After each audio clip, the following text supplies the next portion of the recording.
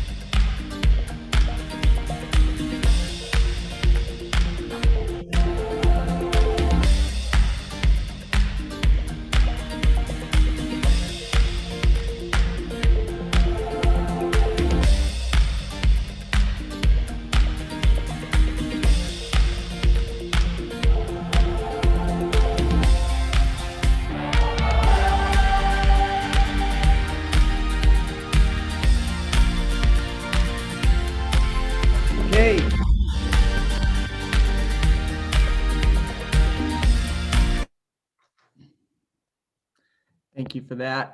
Good evening, everybody. It's nice to see everyone, albeit through a screen, but it's still nice to see everyone. So welcome to, let's see here. I'm going to get on the right page, which is page 1. All right. Page 1 of 413. But it is with great honor to call the regular meeting of the board at, let's see, it is 5:01 p.m. So calling the meeting to order, which will take us to 1.02, which is our Ventura County Community College District Board of Trustee ground rules. And these, of course, are here for information and discussion, but I can ensure that we've all read and reviewed these, and which will take us, if it's okay, to 1.03, which is public comments. And I believe I see one hand waving, but just to keep it formal, Laura or Ms. Brower, I believe B. Herrera is here, but are there any other public comments? Chair Chancellor, there were no written public comments. I think there might be further comments at the next public comments agenda item. These are on, but I think B was speaking at 5 o'clock. So okay, great. So yeah. We'll start with B. Herrera, and then if is there any other members from the public that would like to speak, we'll call for that after that. But B. Herrera, it's all yours. Thank you. Can everyone hear me? Yes? Yes. Yes. Okay, good. Thank you. Thank you. Good evening, Board of Trustees and Chancellor Gillespie. My name is B. Herrera. I'm the Union President for AFT Local 1828. I'm here tonight to let you know that Chancellor Gillespie and AFT have been meeting regularly to start addressing the concerns that AFT has had and continues to have regarding the campus reopening plans for fall of 2021. I'm excited to report that we are meeting frequently now. And as issues surface, AFT presents that information to Dr. Gillespie for follow-up. At this point, we are requesting that the meetings continue to be regular because we want to have a solid campus reopening in the fall be it's going to be at a very reduced face-to-face percentage, but we're looking forward to helping and being a partner in that. Tonight, though, with all the uncertainties we have about the vaccination rollout, the CARES Act funding that you received, the millions of dollars that you have received to address these issues will definitely help us with that. And I know that, it's tentative still with the public health orders and the CDC regulations that are getting updated for the higher ed, but we ask tonight 4 items for the board to please consider addressing. Right now, to make it a fall semester that's going to be safe for all faculty, students, and staff, it's time to inspect all of the buildings for HVAC issues and plumbing issues, and to see if OSHA approved HIPAA EPA filters can be used. The faculty are very concerned about the ventilation system. And also, when are we going to start looking at physical changes being made to the buildings with plexiglass or other barriers that are needed to be able to provide and assist students in a limited capacity, whether it's in a division office or the library or counseling or financial aid. But I'm only representing the faculty here tonight, so all of the faculty areas. The third item is providing the N95 mask, gloves, shields, or goggles. Those are still in shortage. We have one campus right now that has face-to-face teaching, and the faculty do not have what they need. They have to purchase their own in the N95 mask category. So not all campuses are providing what they should be. And it is important that there's millions of dollars in CARES Act. This should not be an issue. We should be able to provide that. So as we plan for fall of 2021, we are asking you to please consider these 4 items. The fourth one that I forgot to mention was our air scrubbers in classrooms and in the common areas. Those air scrubbers are going to help us so much with ventilation issues if the HVAC is not necessarily up to par by the time we start classes in August. Again, I want to thank you for being partners with AFT on this campus reopening, and I hope to provide you monthly updates on the planning that is taking place. The next meeting, which is next week, I will be doing public comments on some of the areas that we are seeing the budget impact our reopening from the faculty perspective. So thank you very much, and I hope you have a great meeting. Thank you for those comments. Just want to make sure if there's anyone else in the public that's here and would like to make public comments, please let me know. I don't see any. Okay, in that case, it's going to take us to item 2.02. Oh, I'm sorry. Closed session. And we do have 2 items on the closed session agenda. The first one being 2.01 conference with legal counsel, anticipated litigation, 1 case. And that is, let's see, Government Code 54956.9. And the second item is 2.02 Public Employee Performance Annual Evaluation, the Chancellor, which is Government Code 54957. So we will normally go upstairs, but we're going to go into a breakout room and engage in closed session and then come back at a tentative time at 6:30. So thank you all.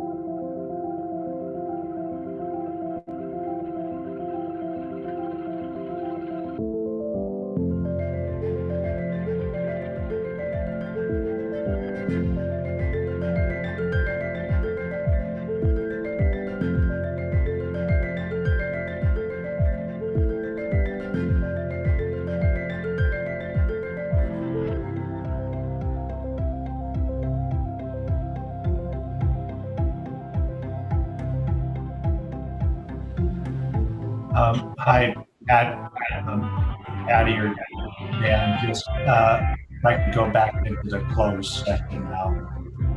Okay, great. We'll help Yep, you right I'll now. add you.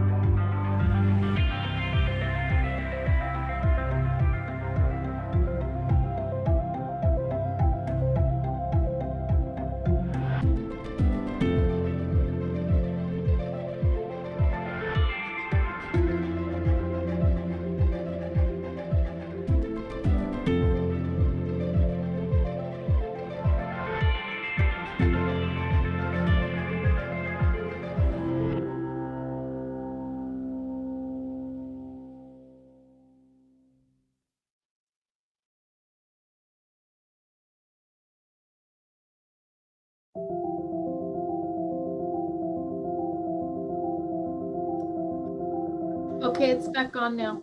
So you can go back.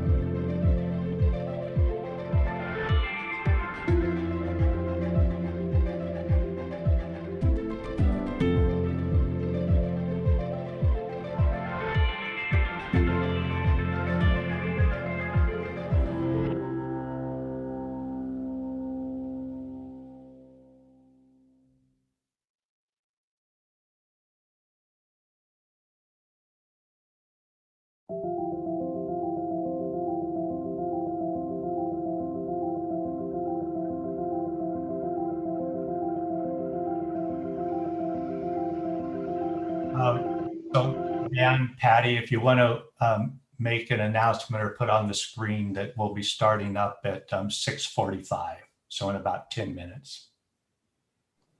Will do. Thank you.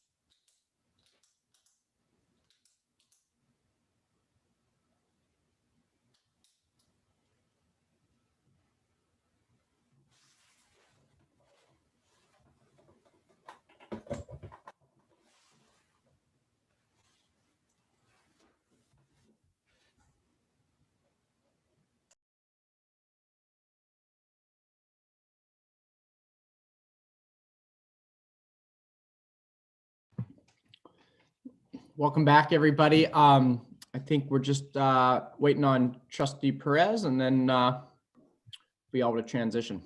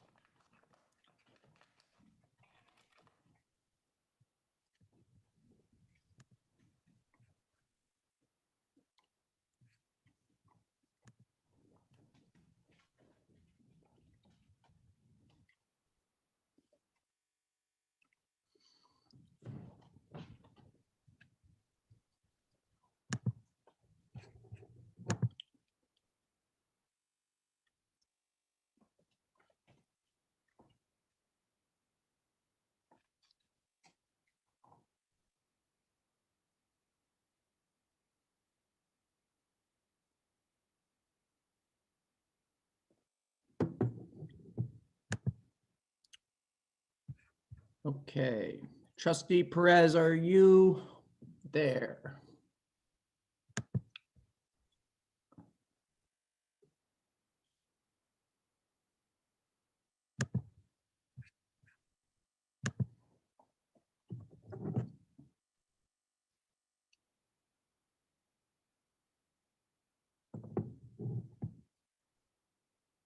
Thanks, Patty.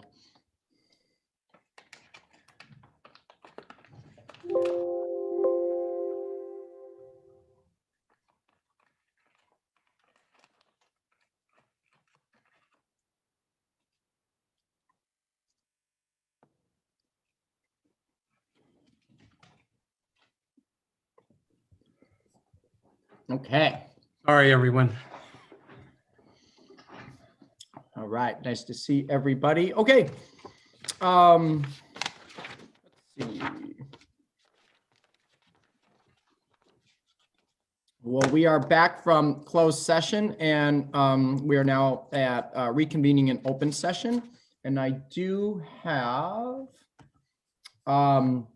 a closed session readout, and it goes as follows. It was moved by Trustee McKay and seconded by Trustee Perez and carried on a 5-0 vote that the board reject the claim in the matter of Ocon versus Ventura County Community College District. That was the only action taken in closed session. Okay. Which takes us to 3.02. Well, first of all, good evening, everybody, and thank you all for being here. And that's Chancellor's recommendation to the agenda. Chancellor Gillespie. Thank you. The items presented to the board have been reviewed by District Consultation Council and are presented to the board for consideration without constituent objection.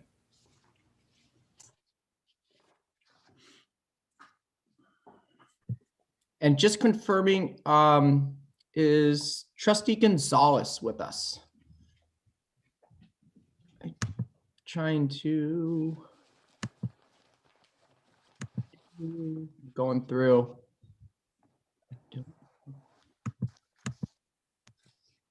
I don't see her, and Ms. Blair, maybe you could reach out and see if she'll be joining us tonight. If that's Yes. okay, great, thank you. Okay.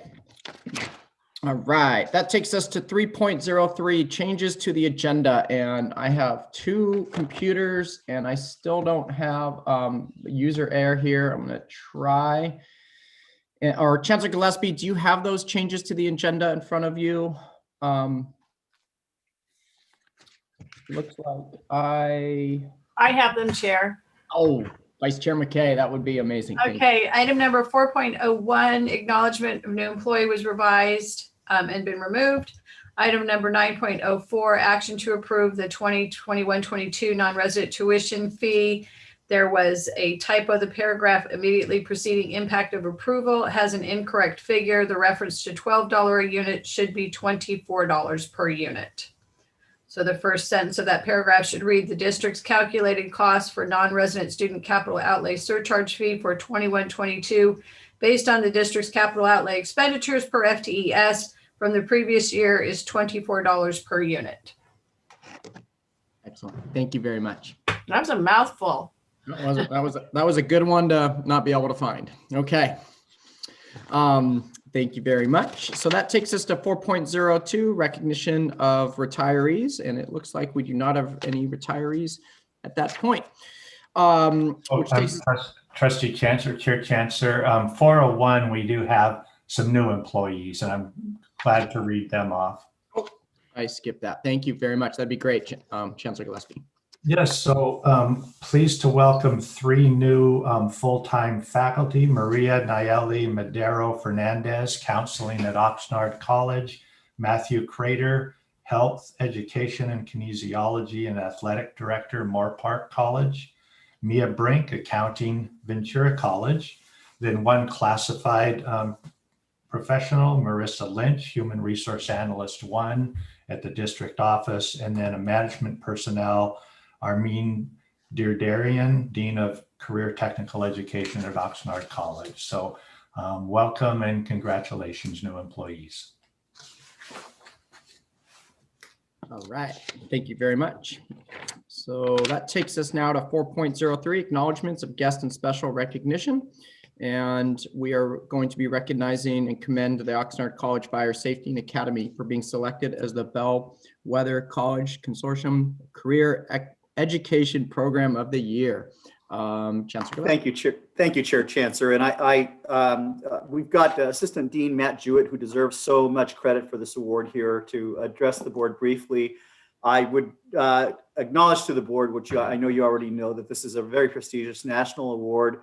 There are approximately 1,300 community colleges across the nation. So to be identified as tops in the field of workforce development is quite an honor. And so I'm going to turn it over to Dean Jewett.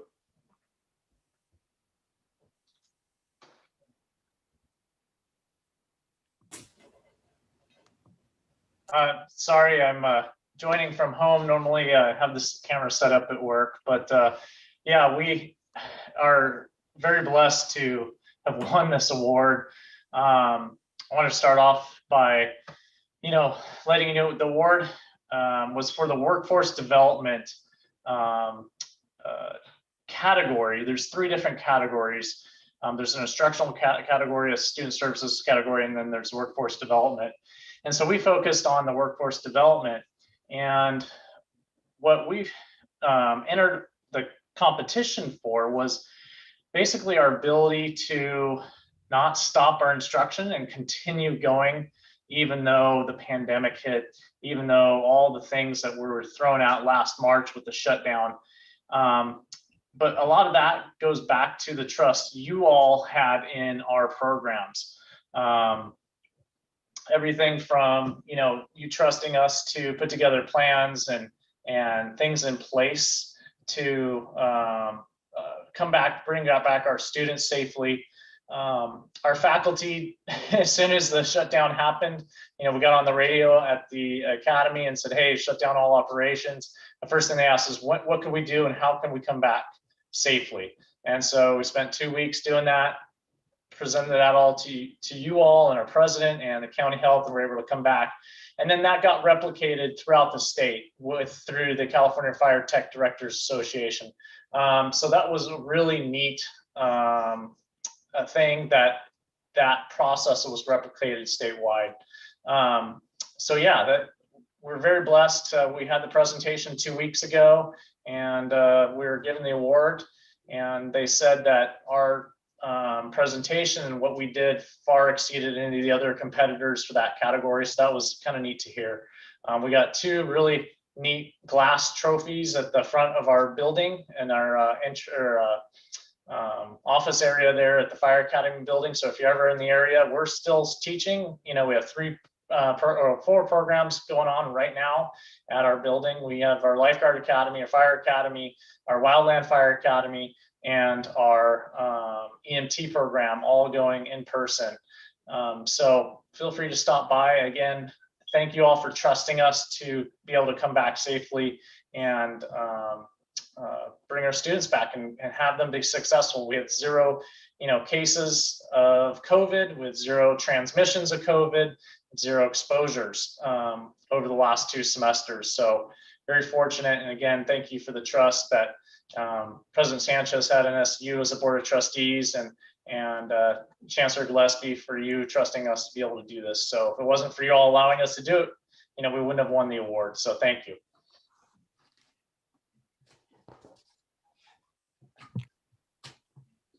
Yeah. So.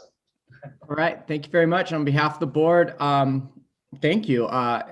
As one, I remember in early March last year, when all of a sudden we got word that we were going to be shutting down, it was a great reminder of how much our community depends and needs on these programs. Because I remember receiving a lot of phone calls from the county level, and first responders and other groups, whether it was nurses, future firefighters, EMTs, these different groups saying, we need your programs somehow to keep providing education. And it's great that we were able to do that and continue to do that. So it's wonderful to hear. Congratulations. Okay. Let's see, that's going to take us to public comments 5.01.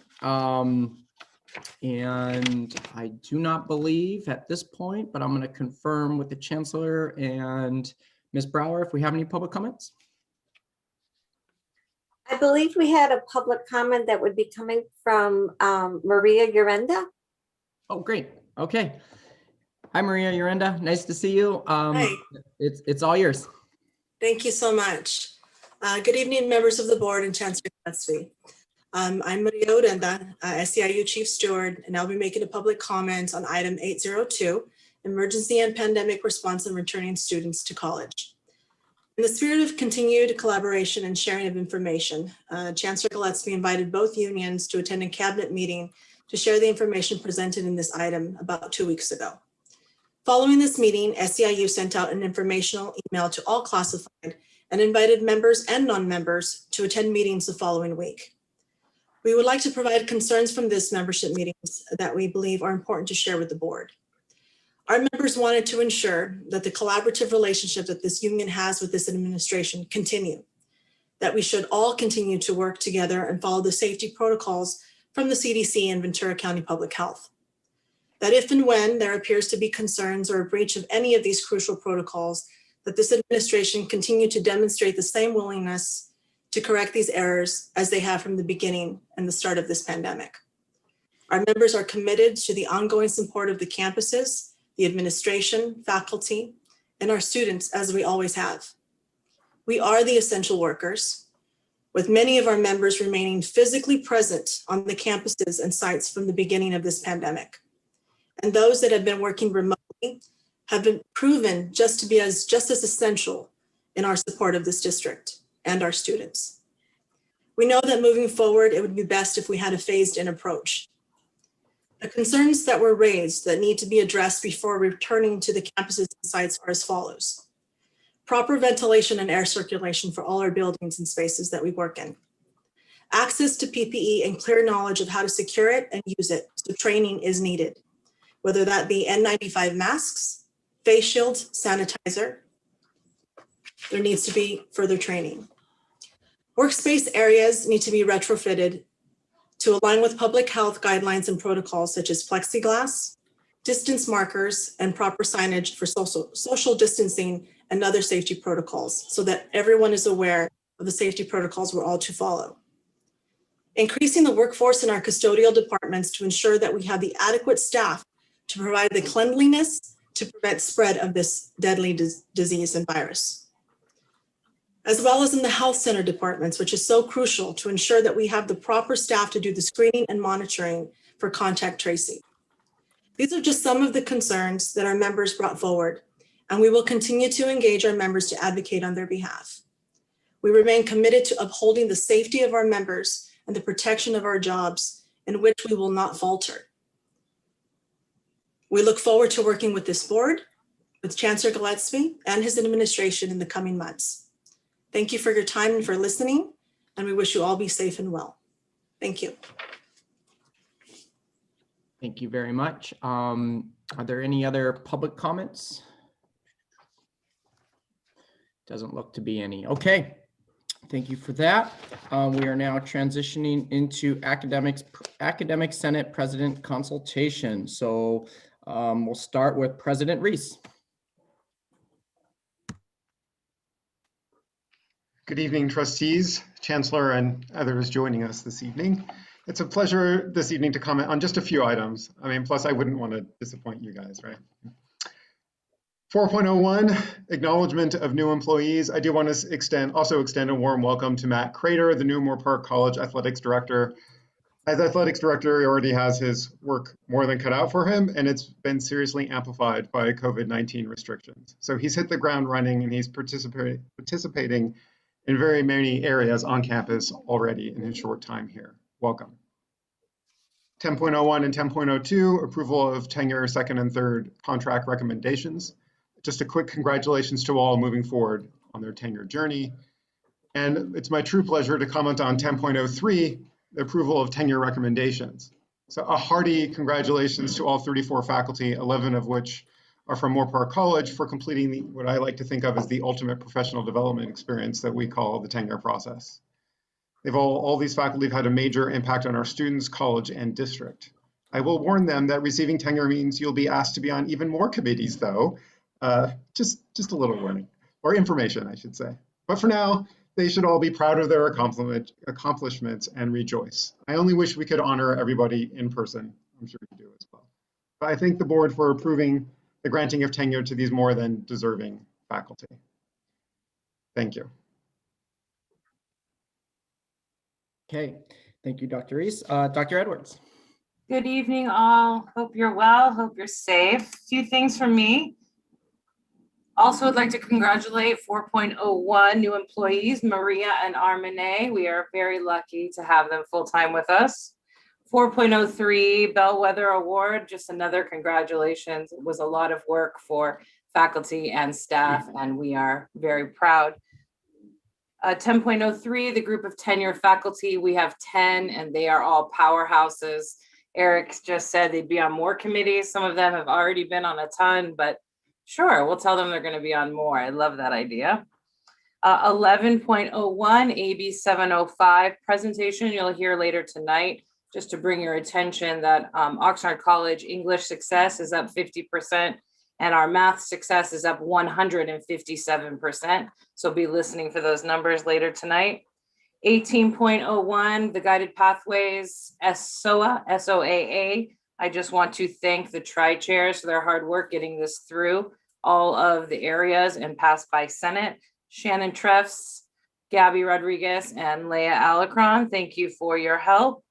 Faculty Spotlight, I've written in 1901, Dr. Scott Wolf. Please pay special attention to that. If I know you've already read it, of course, but when you get there again, take a second look. Dr. Wolf is one of our really fantastic faculty. And I'll end with our midterm accreditation report was accepted. We call it a 10 out of 10, and that's my story, and we're sticking to it. Thank you. Okay, and President Clark. Good evening, Chair Chancellor. Good evening, trustees. I'll echo what Amy and Eric said. I also want to highlight 10.03 and the 13 faculty who are going to be granted tenure hopefully tonight. I'd also like to call attention to the one faculty member whose committee viewed her as worthy of tenure, but unfortunately that didn't go through this time, but hopefully I wish her the best of luck next time. I wanted to back up and comment on 5.01 public comments. I've had some interest from faculty at Ventura College on looking into whether we can bring back the old style of public comments. There was some consternation that they were required ahead of time and weren't able to be delivered live. So that's a request I would make of the board if they can, again, look into potentially getting public comments like the great one Maria gave earlier. That's all I have today. Thank you. Okay, thank you very much. Chair, Chancellor. Yes. Real quick, Dan, I will add that there is the opportunity for any community member, employee to provide verbal public comments like Maria did. I think if they email Laura ahead of time so that we just know how many to expect and who to call on, that's helpful. So obviously that hasn't been communicated out well enough. So wanted to mention it here, and we'll get more information out on that for everybody. Thank you so much, Chancellor Gillespie. Okay, that takes us to Senate consultation, and we'll start with President Resendez. No comment. Okay, President Medina. Thank you. Good evening. I just want to add on, echo Amy's sentiments as far as our guided pathways and the scale of adoption that was submitted. Thank you to our classified, the tri-chair model. Our classified put a lot of work into helping with the development, and ultimately was approved by academic senate. So that was it. Thank you. Thank you. And President, oh boy, here we go. Shaboy. Did I pronounce it right? Is Sebastian, maybe it was so bad I didn't recognize it. Is Sebastian online here? Chair Chancellor, Unfortunately, Sebastian is off this week for personal reasons, but I'm sure he would echo what his peers have said. Okay, great. Okay, all right. That's gonna take us to student reports, and let's see here. Let's see, student, looks like Colin Braza from Ventura College. Yes, good evening, everybody. I was about to say good afternoon. Pretty late now. Hope everyone's doing well during this pandemic.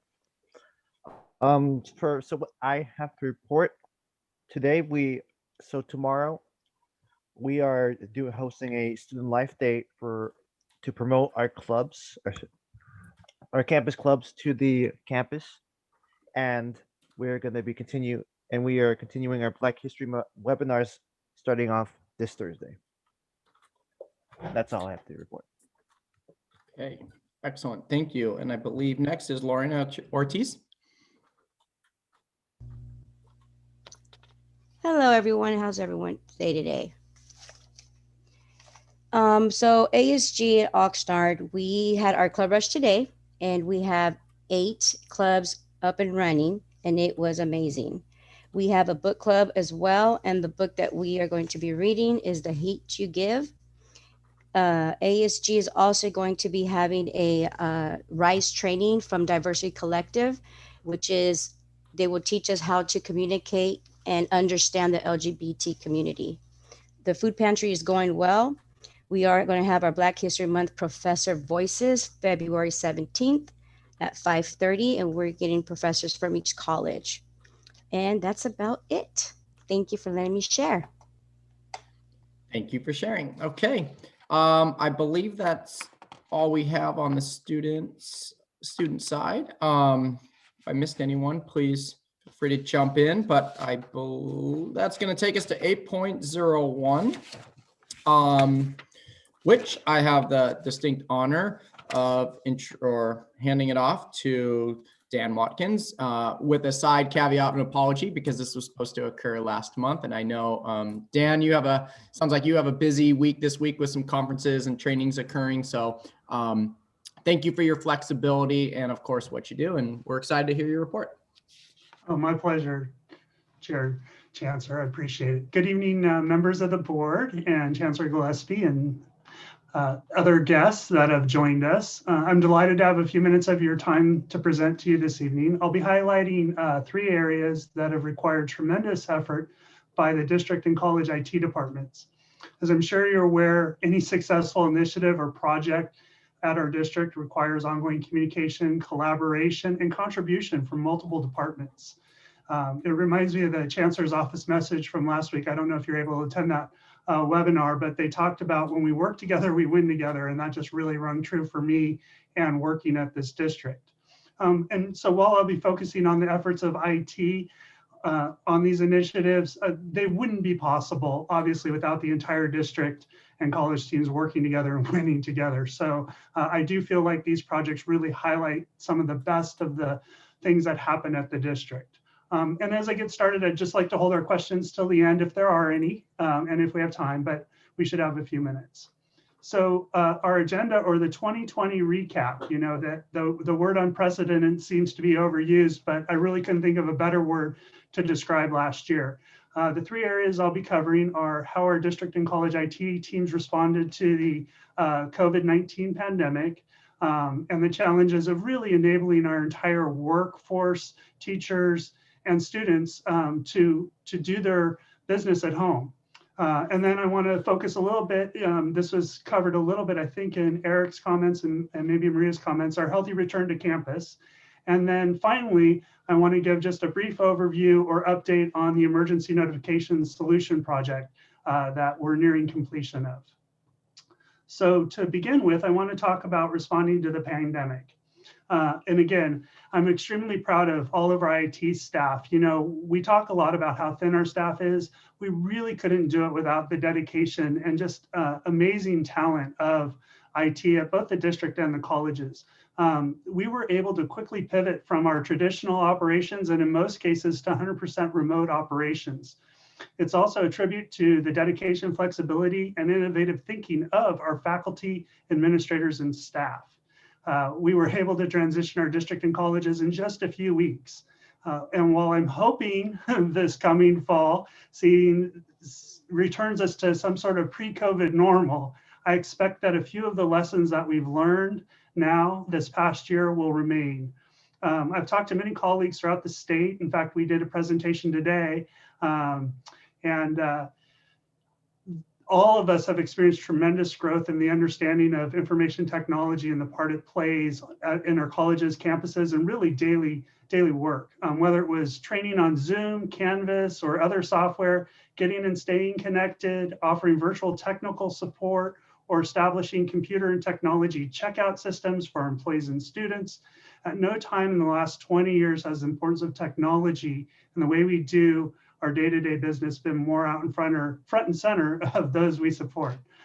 Specifically, some of the key pieces, and you can see from the slide, that made this transition successful include working with our marketing communications team on district-wide messaging, providing equipment, over 1,000 laptops to students and staff, and most recently, hotspots to students. We deployed secure access to applications and files via AWS AppStream, and this is really new and sort of revolutionary for the community college community. And so we were able to share and actually won a CISO award for the work we did there, which is exciting. That's the Chief Information Systems Officers Association, and that's what our conference is this week. So we're presenting there.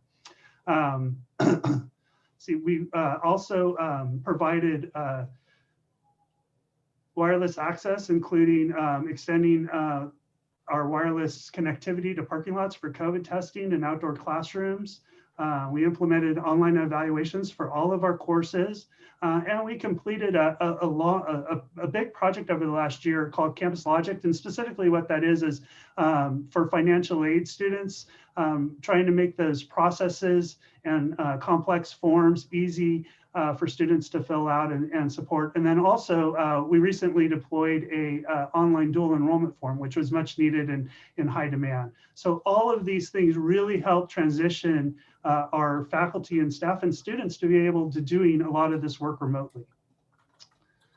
The next area I want to focus on was a big initiative over the last year, and that's the healthy return to campus. We had a team made up of our health center personnel from each college, the athletic trainers, information technology, the OC Fire Academy, which Dean Jewett and President Sanchez highlighted earlier, marketing, and others. We all came together at the start of this pandemic to figure out, leveraging a little bit of what OC did with their fire tech, how do we build something that we can make sure we're keeping our students, faculty, and staff safe when we have in-person requirements and essential workers that we want to, do everything we can to keep healthy. So we had demos. We came together and selected a solution that wasn't as costly as some of the others. We collaborated on how to roll it out. And we developed this three-step screening process where we have a pre-assessment questionnaire, we have on-campus temperature checks, and then we have QR code scanning. There's also we were able to leverage our VCCCD application or mobile app that's available in the Google and Apple stores. And so people had already downloaded and been familiar with it, and we were able to quickly kind of ramp it up. It also has an intuitive back-end Office application, and I can show you if we have a little time, but it gives us case management, contact tracing, privacy, communications, reporting, and really, reaching out to students in the time frame as prescribed by that just went into law, AB 685. And I can talk a little bit more about that later if you'd like. The other thing I'd like to do is really recognize those that are on the front lines who have been in contact with our students at the screening centers. They're heavily involved in the day-to-day operations. Their work continues to be critical in keeping down potential outbreaks on our campuses and in our communities. I know there are some questions about the fall data. This 48 represents the number of cases that were recorded and managed through the application. A majority of those confirmed cases were caught at different points in the screening process or self-reported. Students and employees were quarantined until they were cleared. by negative tests and medical professionals. Many never came to campus, and in the few cases where they were on campus, the student health centers did an admirable job of working with those who are potentially exposed. This work is ongoing and intensive. In fact, I pulled the numbers last night, and just at the start of the spring semester, you can really see kind of the uptick in cases across our community. We already have in this month 102 confirmed cases we've been tracking through our system across all 3 colleges. And I can break down those numbers a little bit more too later if you'd like.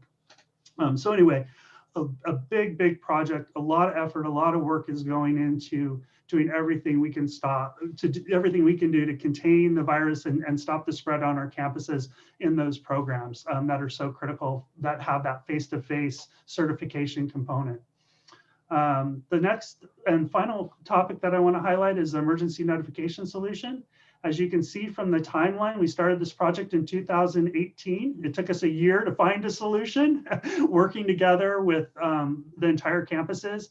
And then the board approved it in 2019, September 2019. And you can actually see down at the bottom of the slide, the board approved 4.1 million over the two years of implementation. And then the next 3 years, we're going to spend about 3.5 million. So we're actually coming in under budget. And then our targeted completion is actually coming in on time, actually a little bit ahead of time. So I'm really proud to report that we're coming in on time and under budget. This solution provides notifications to computer monitors, digital signage, outdoor speakers, text messaging, email, and the mobile app. If an emergency occurs, our goal is to make it impossible for individuals within a certain geographic area to ignore simultaneous audible and visual alerts. If, for example, a student is in the health sciences department at Moore Park College, when a lockdown is initiated, he or she will hear the alert through indoor and outdoor horns, see and hear it via the display in the classroom, and receive an email and a text. Alerts can be initiated by faculty and staff via classroom computer, mobile app, or calling campus police. Excuse me. If an alert, the alerts go directly to campus police and selected emergency administrators to determine the action to be taken. In terms of infrastructure, our team completed all the wiring, device installation, added extra networking cabling to every classroom. So we had an extra network drop for future use. And we've added additional access points as well as part of this project to increase wireless access coverage. This large of a project, again, required so much effort from the campuses, facilities, IT, but I really want to acknowledge Jeff Erskine. He's one of our network engineers, and he's really been the boots on the ground managing the installation of this, along with our partnership with Global CTI and facility and IT directors. So as I said at the beginning of the campus, obviously communication, collaboration, and contribution from our campuses really made these projects successful. And with that, I'm open to answering any questions you might have. Thank you for your time.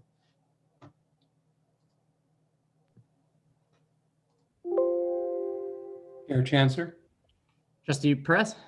Yes, I just want to thank Dan and his crew for all their work. And I did have a couple of questions, but he did answer them in his presentation. So thank you for that, Dan. My pleasure. Trustee McKay. Dan, I just had one question. The solution, the QR code, is that something the students use their phone for so that you can track them where they are on campus? I went by really fast. Oh, sorry. Yeah, I was actually speaking pretty quickly too, because I just wanted to be conscious of the time, and I had so much information to give. And I get a little fast when I get nervous. But so the QR code scanning, and this is really important because I did highlight that we have 78%. So what happens is a student does the pre-screening questionnaire, they go through the temperature check screen, and actually I can kind of show you in our back-end application, the QR code scanning. So you can see this is Ventura. You can see people scanning into the WAM building or the HSC building, right? So what happens is when a lot of time, I think that most of the cases on on our campuses have been because someone was asymptomatic and then they got tested, and then we found out later that they may have exposed some individuals. Well, if someone used the QR code with their phone and checked into that location, we know that person was at that location at the same time as that person, and they may have a potential exposure. So our student health offices reach out to those people that may have been potentially exposed and ask them to get tested and quarantined until we get a negative test result. So we're sure that everyone that was maybe in that class is safe and can return. So does that answer your question? Yeah, that's great. No, but it's voluntary, I take it. But I mean, who wouldn't want to know, right?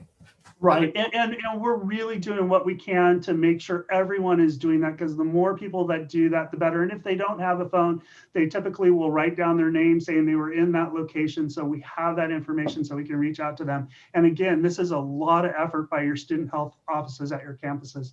They are working tirelessly to keep everyone as safe as possible. It's phenomenal the amount of work they're doing. So now you just said something that made me think. You said students don't have phones. Would that be a benefit in when we look at technology that students really need to have? Is that something that would be critical or just nice to have or should have? It's great if students have phones, obviously some type of mobile device to do the QR code scanning, to do these things. We do have ways in which we're able to accommodate those that don't. But yeah, having a mobile device for students, if they don't have one, would be great. The majority of them do. In some of the surveys our institutional effectiveness teams have done, you know, it's a very small percentage that don't, but we just want to make sure that we capture everyone no matter, you know, no matter how they're checking in. We're also tracking, you know, visitors and contractors and, you know, people who are on campus sporadically, like our emergency notification solution team, the global CTI, their engineers, they all filled out the visitor forms, checked into the locations every day, you know, did their temperature screening. So we're really, you know, they're not necessarily logged into our My VCCCD mobile app, right? So we just, I mean, it certainly would be great if every student had a mobile device or everyone who visited a campus had a mobile device, but some of them don't. We just wanted to make sure we had a way to track them as well. Thank you. Chair. Trustee Doris. Thank you for the presentation, Dan. And don't let time be one that kind of rushes you. This is important. So we have the time that we need to take because this is important. So it sounds like we might need maybe someone based at how large our colleges are, maybe even someone whose sole purpose as we come back just do contact tracing specifically at each college, because it's a lot of work to just assign it maybe to someone else in the health department or who already has other responsibilities to also kind of do the follow-up. So as I'm listening to you speak, maybe that's something later as a board we can start looking into, maybe someone who can do the contact tracing. The other piece, it sounds like also it might be students, it's just kind of just the PR and just promoting them using their phone, because you're right, I think the majority of them do have a phone. It's just knowing, okay, let me use my phone to go ahead and just use my camera feature, answer questions, and then go ahead and move on. And I know that some of the districts are doing that, and it just takes a lot of time, just kind of educating the community that this is what we're doing now. So as I'm listening to you speak, it sounds like there's going to be need for a lot of just education and just communication with our students as they're coming back, and our staff, the importance of just scanning with the QR code and then answering the questions, and then almost having someone specifically during this time be available to do all the work with the contact tracing. Does that sound about right to you since you've been doing this work? It does. The temperature check-in stations do a lot of that communication. Every student, staff, faculty member, visitor has to go through a check-in station. We do a lot of that education there. We're like, they have to get their temperature checked, right? So at that point in time, we're like, make sure you QR code. So they are doing a lot of that work. This system, this back-end system, gives our student health offices tools to do that contact tracing. They're not chasing a lot of the data down. The data is there. You can see in this kind of contact trace solution, I can't show you this because it's actually got private health information data that I don't want to display online in a board presentation. But under that cases button, and I can give you a demo at some point with some test data, But under that cases, they can track the entire case. If somebody self-reports or they're symptomatic or they've been exposed, they can flag that student. They can connect with the other students that came in contact with them. So it does give them a tool to make that a lot easier. Now, obviously, if someone was in that class and maybe didn't have a mobile device, they have to do an extra step, but they do have tools. I mean, this is part of the reason why together we selected this solution. Okay, thank you. Yep. Chair Chancellor, couple of questions for Dan. But first, let me also applaud you on an incredible body of work. You know, I've read several articles about when you consider the amount of traffic, that the actual number of confirmed cases on school campuses is relatively low. These numbers would appear to bear that out. You know, and I was wondering though, of the 48, do you actually have an exact number of how many actually would be tied to an on-campus presence? I don't have that number right now, but I know that we can get it. I know it's a fraction of the percent. And again, you know, there were a couple other cases we heard about, but maybe didn't get into the system because this just, I mean, this whole process, this product is still really in its infancy because, you know, nobody had built this ahead of time preparing for a pandemic, right? So that type of tracking isn't in the app, and we weren't tracking that. I would imagine, and I've actually talked to the student health offices quite a bit. I talk with them probably daily or at least weekly. And I asked them to ask their presidents to actually do a spotlight where they can talk about that. They've been managing some of this with spreadsheets and some of that, so they could probably answer that question, Trustee Mantooth. Okay, and my second question had to do with the emergency notification solution, and I may have missed it in your presentation. Has the system actually had a live test? Yes, in fact, I have a quick video. Just a second, and I will show it. We have had live tests, and actually Ventura was the first college to go live with it, and they've actually sent out some emergency notifications about shutdowns, and I believe there was a chemical issue at one point. So their campus has actually used it to help keep their campus safe, which is so great to see. And now that it's district-wide, I imagine the other colleges will use it for emergencies. We can do things at a campus level, and we can do things at a district-wide level for some greater emergency, right? So just give me just a quick second so you can actually see it. It's only a few seconds. And let me do this. It's okay to hope we don't need that, right? District-wide. Right. So here's an example of it. Can you see the video? Yes. Esta es una prueba del sistema de notificación de emergencia. Esta es solo una prueba. Attention please. This is a test of the emergency notification system. This is only a test. So to answer your question, it has been tested at every campus. We've tested the outdoor speakers, the indoor speakers, adjusted the volume just to make sure everything was working. We're planning on doing ongoing testing. So, you know, it's always ready. It's always working. I've built out a budget to make sure we can really maintain the system. And to your earlier point about the health trends, you can actually see the number of cleared cases. This is Ventura College. We actually have all the colleges up here. So if I go to change schools, we can look at all the colleges, but you can see that we have we've been tracking cases, and we have, as of yesterday, we had 3,934 clear cases, 10 exposed, 8 symptomatic, 0 self-reported, and 6 confirmed. Now this changes daily, right? Over the days, it goes up and down, and you can actually remove these filters to kind of see what's happened with the exposed, confirmed, self-reported, symptomatic. So these are tools that we have to really help us manage it. But to your earlier point, it is a very small percentage of the number of students that are coming to campus. Very good. Thank you very much, Dan. You're welcome. Okay, if there's no further questions, thanks, Dan. And I think my only comment is technology, at least always seems like a funny thing when it works. You know, everyone just kind of is oh yeah, it works. And then when it doesn't, everyone freaks out. And it's just nice to know that that's not happening, you know, and the systems are working and students are learning and teachers are teaching and employees are working. So thank you for doing what you do in your leadership.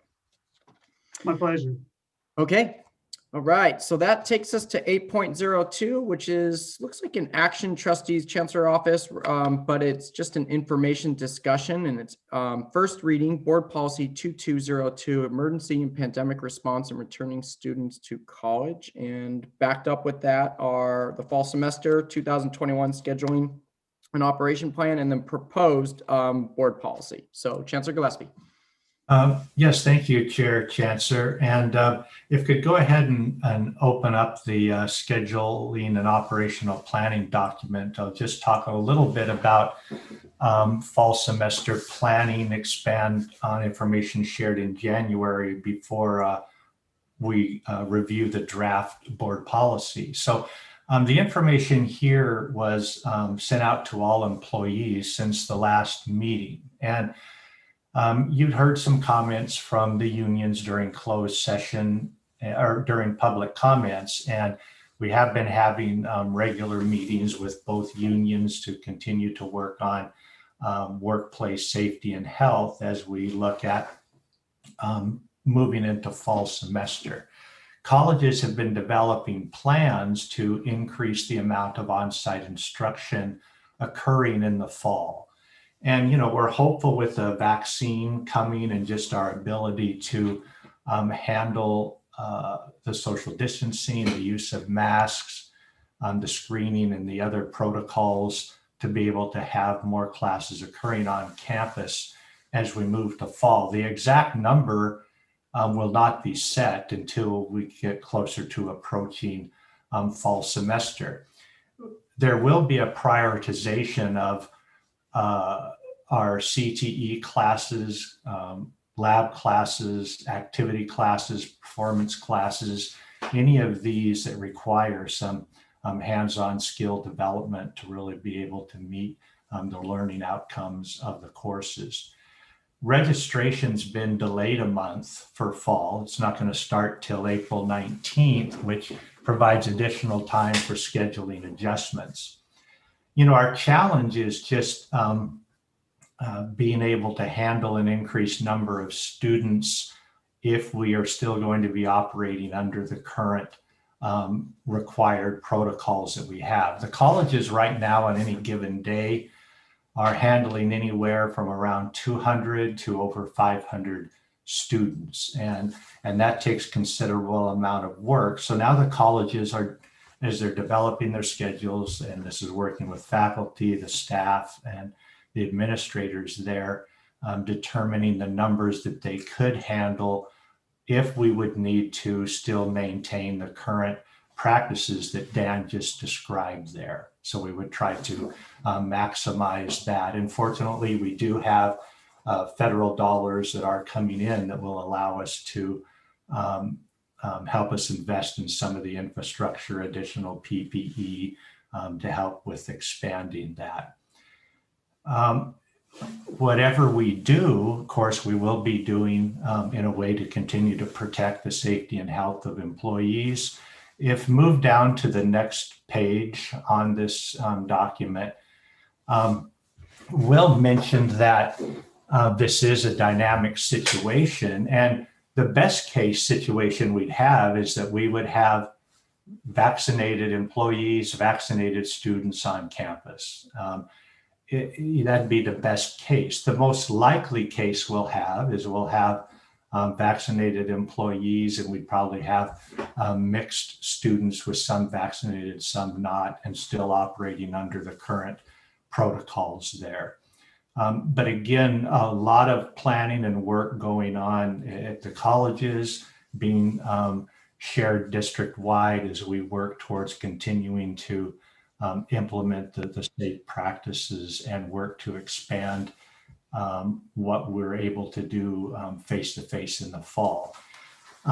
Getting more face-to-face classes going is going to be critical towards helping us turn around the enrollment decline. You know, we've had about a 7% decrease in headcount. And a number of those students, when they're surveyed, have indicated they've left because they don't want to be participating in the online instruction. They either haven't been successful or they're struggling to work in that online environment, and they're waiting for face-to-face to come back. So if we're able to even double the current 10%, triple that, to 30%, whatever amount we can increase, that's going to be the biggest thing that'll bring some of those students that have disengaged back with us. And also just even the students that are being successful in our online environment are looking forward to getting to connect face-to-face with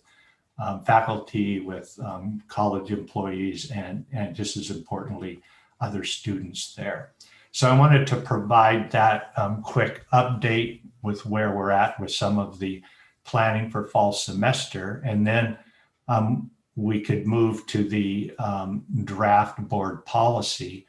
The board was interested in having a policy that deals with emergency and pandemic response. So this is a draft board policy that really describes the actions, the steps that the colleges and district do whenever there's an emergency situation. A lot of these we're required to have emergency response plans, emergency response teams. Those plans get followed, individuals are activated, and we're also following state, local, emergency, government, and health agency guidelines and orders. Those are what are directing our activities. Those are reflected here. Throughout the different emergencies we've had over the years, the pandemic included, priority is for us always to communicate what's occurring. And, in the case of the pandemic, especially, we had to make the shift to disrupt services, but we were able to transition quickly to continue providing instruction and support in the remote environment. And then the last paragraph there talks about the importance of returning to normal operations as safely as possible, minimize disruptions there. So I would just turn this back over to the chair for any questions and for board discussion on the policy. Chair. Trustee Torres. And I don't, maybe the chancellor is able to answer, and I'm not sure if you may have an answer. What happens if someone doesn't feel comfortable getting the vaccine because they're concerned? Is that something, are they still able to come on campus? Are they able to still, is the state requiring that all employees have the vaccine? I'm just wondering if somebody were to say, I don't feel comfortable, how is it? So we don't know that yet. There are discussions at the state level, both the governor's office and the legislature, about perhaps requiring that all education workers, higher education employees are required to have the vaccine. Should that be the case, we would have to have accommodations for employees who can't have the vaccine. They could indicate why, and they could still come to work with masks and the other precautions that would be in place there to protect them. So don't know for sure on the requirement.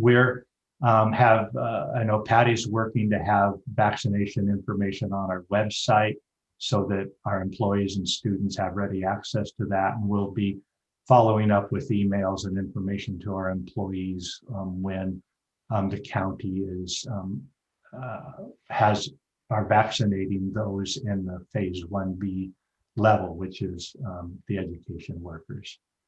Okay, I was asking because as I was reading the way our board policy is written, I wanted to just get some clear. So when we say expected, so if you look at the very last paragraph, and it's the last sentence, close to the last sentence, where it says the trustees recognize that all employees are expected to take steps in returning to normal operations, including obtaining vaccines in the case of a pandemic and following return to on-site work protocols that may be in place.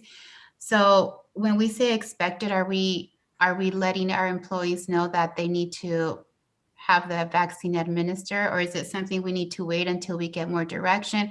Do we use the word highly encouraged, that this is something that's highly encouraged, but so I'm trying to think of the wording and to be aligned with where we are with the state in case there's individuals that might be hesitant. I've heard of just different people in the community that there's some hesitancy to wanting to have the vaccine. So I just wanted to make sure we kind of address that as well. In terms of knowing the language for our policy based on what the state is requiring. Yeah, so right now the state isn't requiring it. There are instances where employers could likely require a vaccine. However, there's hesitancy among individual community colleges to take that action, and be one community college that's required while others aren't, just because that'd be problematic. So we don't know yet about the action that would occur at the state level. And the board can adjust this to even take anything out about vaccines at this point. I mean, it doesn't even have to be there. That's something just because of the pandemic. And again, it fits under the protocols anyway. So. Chair. Excuse me. I guess this refers to the vaccine and it's specific to the pandemic back to work, but this is a board policy for all emergencies.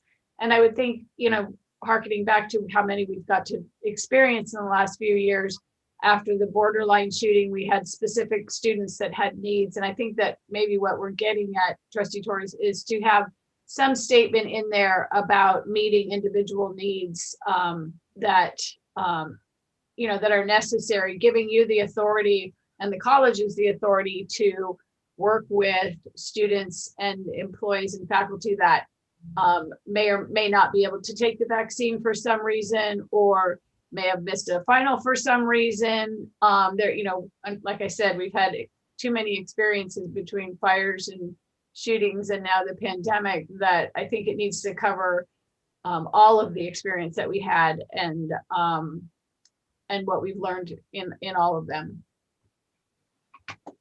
Chair. Trustee Brett. Thank you. So initially I had a question for clarification, and that's on page 44 in the chart, I guess.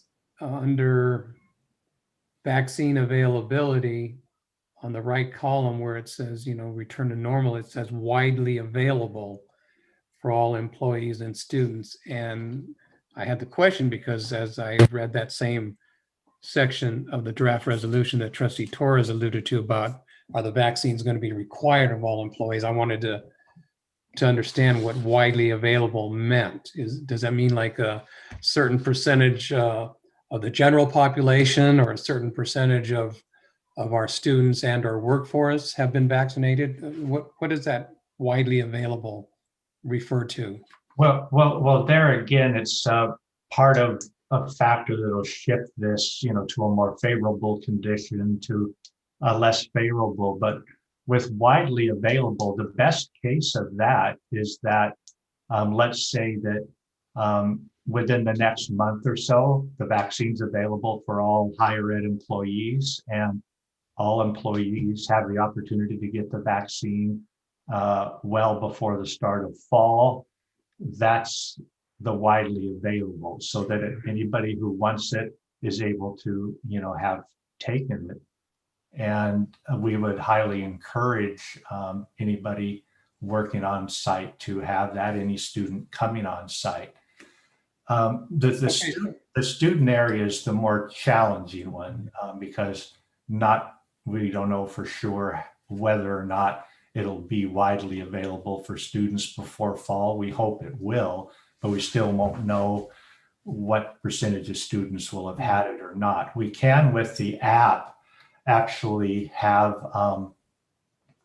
employees and students download the fact that they've had vaccine so that we will know whether or not people coming to campus have been vaccinated or not.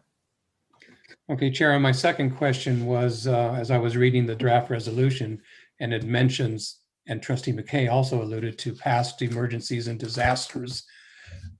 So I had the question, well, how have we operated or responded to those disasters? Don't we have some other existing policies or procedures? And since a lot of our responses to the pandemic are dictated by other agencies, do we even need this policy? That's a question I'm throwing out for discussion, or at least one aspect of as we're reviewing this. So maybe Chancellor, you can ask, in the past disasters, what governed our actions? Yeah, so what we use are the emergency operations plans that we're required to have. And we work closely with any, law enforcement, fire, any of the emergency organizations, as well as the county and health agency. So we're following any local guidelines or orders, as well as state and federal. So really, those are going to be dictating to a large degree how we're responding and what we're doing. And that's what I kind of articulated in that first paragraph there. So yeah, these things are going to happen because they have to. Yeah. I guess I would then, Chair, I'm sorry, Chair. Please. That makes sense what Trustee Perez just said, because we have gone through this before, and really with this policy, what we need to give you the authority to do what you need to be done. I mean, our colleges in the fire, one was used as a relief center and an evacuation center. One was closed down completely due to fire. One was closed down due to air quality. We had animals that all had to be evacuated. And I don't think we have to remind of all the things we went through, but there's just so much that has to happen. I would think that just giving the authority to do the things that need to be done is what you need. And you have that delegated authority. I think it just will be very difficult to get too in the weeds in this policy to try and hit everything. The one thing that I think will be an important decision, and I don't think we're prepared to make it, is over the vaccines. There are going to be some colleges and some employers that require vaccines for their employees to come back to work. And there's going to be others that take different positions, that if you have a medical reason and you can't take it, but it's going to be all across the map. And that would, to me, be the one thing that a decision we are going to have to make.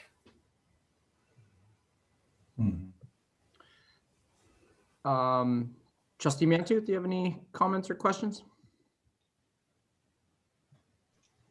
Nothing that hasn't been brought up before, although in the absence of a broad statement of intent with regard to any type of emergency that may occur, I think it's helpful to have the statement like this that clearly directs the authority to our chancellor to be responding to all of the logistics. Thank you. One area, I agree with all the comments mentioned. One area that I think is really important is, when we eventually look at fall and we move closer to a pre-COVID return, which I think, Mr. Watkins' report actually demonstrates things are going to be different, but the reality is the return is going to make some people unhappy, right? Like there will be some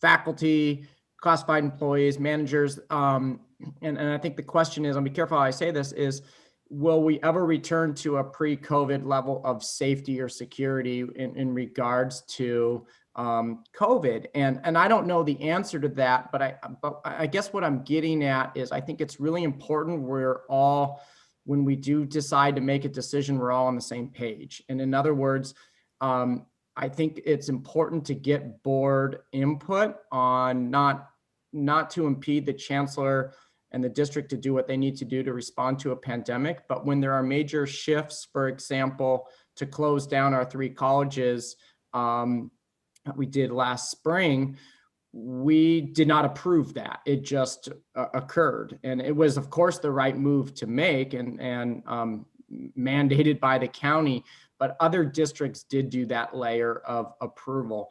And I think eventually when we get when we land on a number of, what our schedules, and I don't want to get into the idea of approving schedules, but once we get to a point of, look, in the fall, it's going to look like this.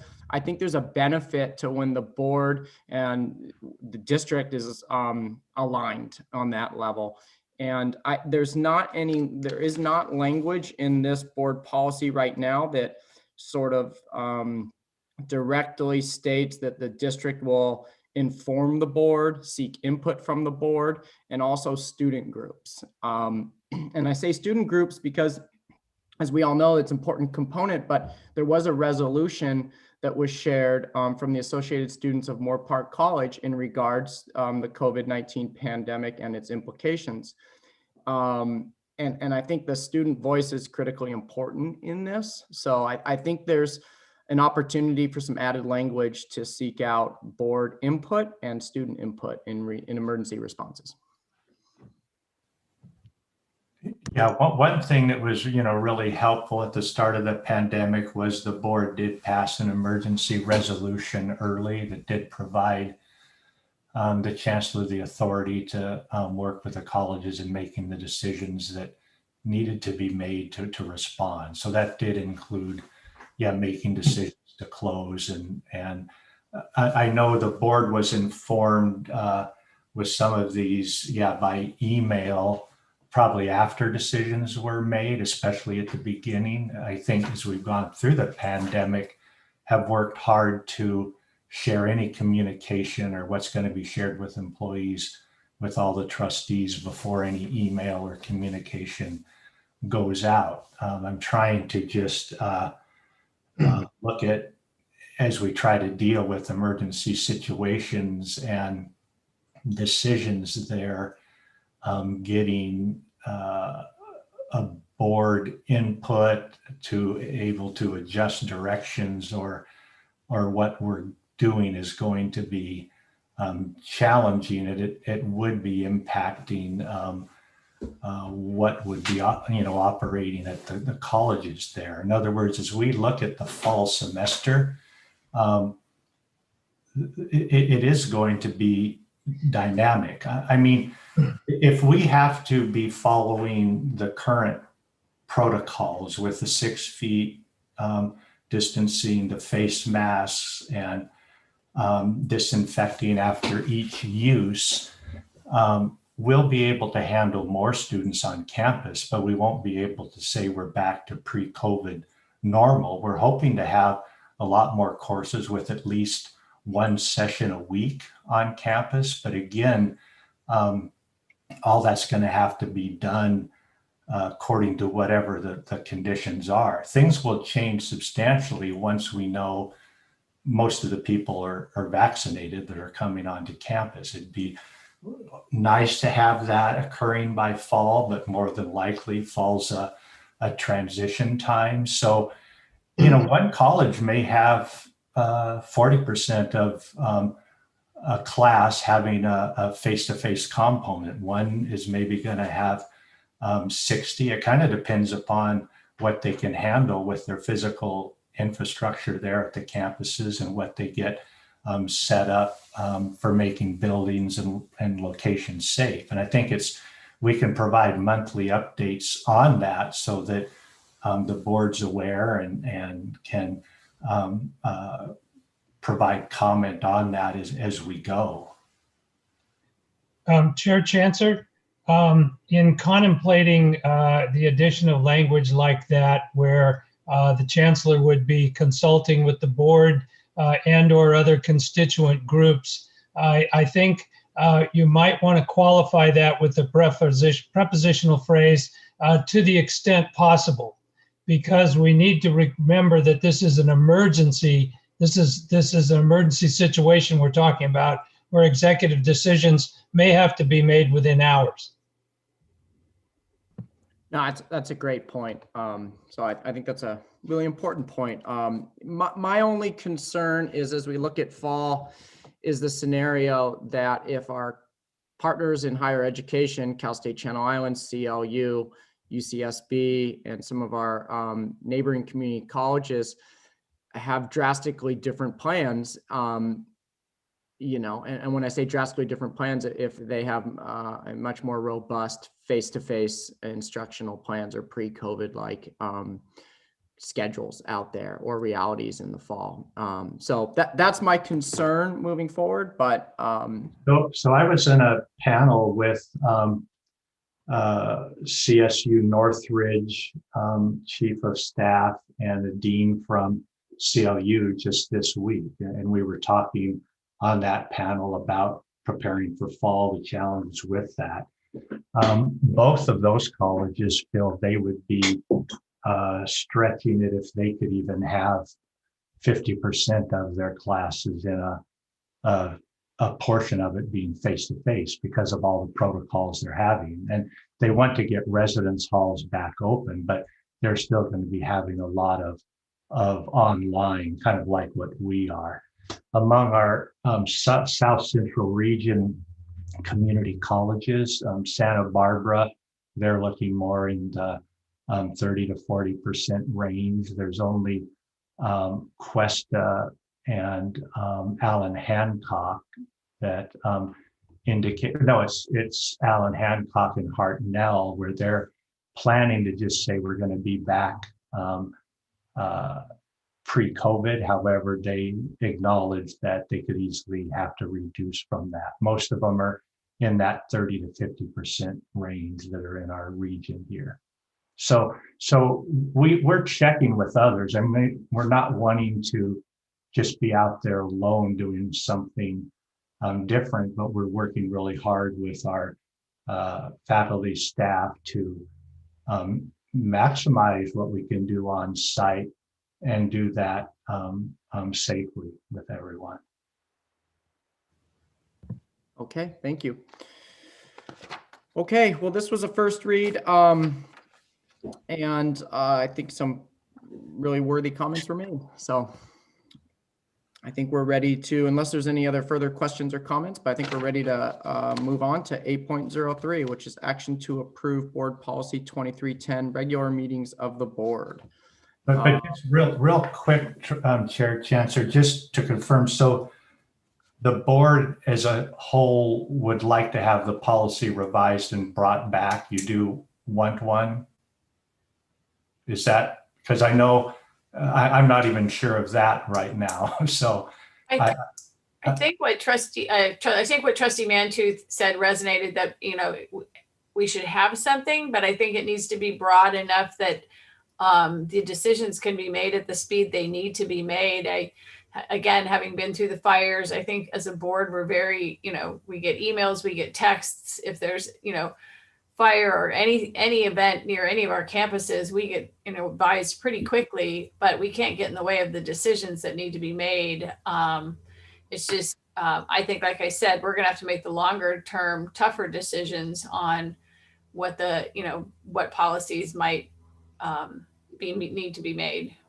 Well, what we can do is kind of look at the wording that was there with that emergency resolution and see what's there that we could pull out, and then kind of keep it at a level like that. But again, it will be the policy that, you know, the board wants to approve. So, Chair, I'm still not 100% convinced we even need a new policy. Maybe within the existing emergency plans that you operate under, Greg, I'm sure there's a communication program in there. You know, you have to communicate with other agencies, et cetera, and we have to communicate with our own district and college family. Maybe just add some operative language where something like Trustee Mantooth mentioned, to the extent possible, you will inform the board of the actions you're taking. Mhm. something like that. I mean, you know, that's all. Mhm.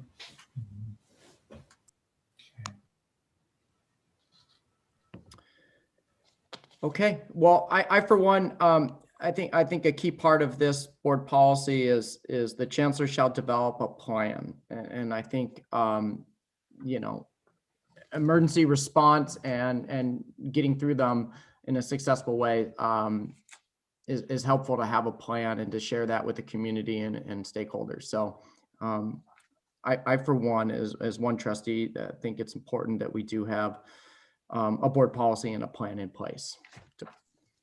Chair, I think just really quickly, just to capture what you were saying, I think really it's just maintaining the board being informed. And although the chancellor makes those decisions because it's within hours, but it's also letting the board know beforehand, because I think what I saw was the board knew after the fact.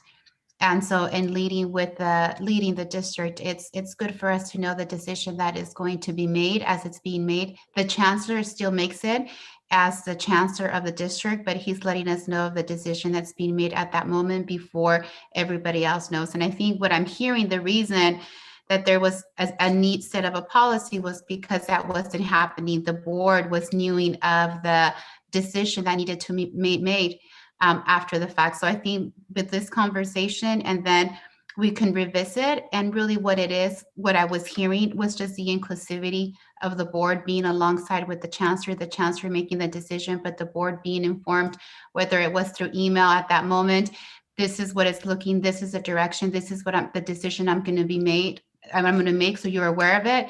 And then the chancellor makes it and we were aware.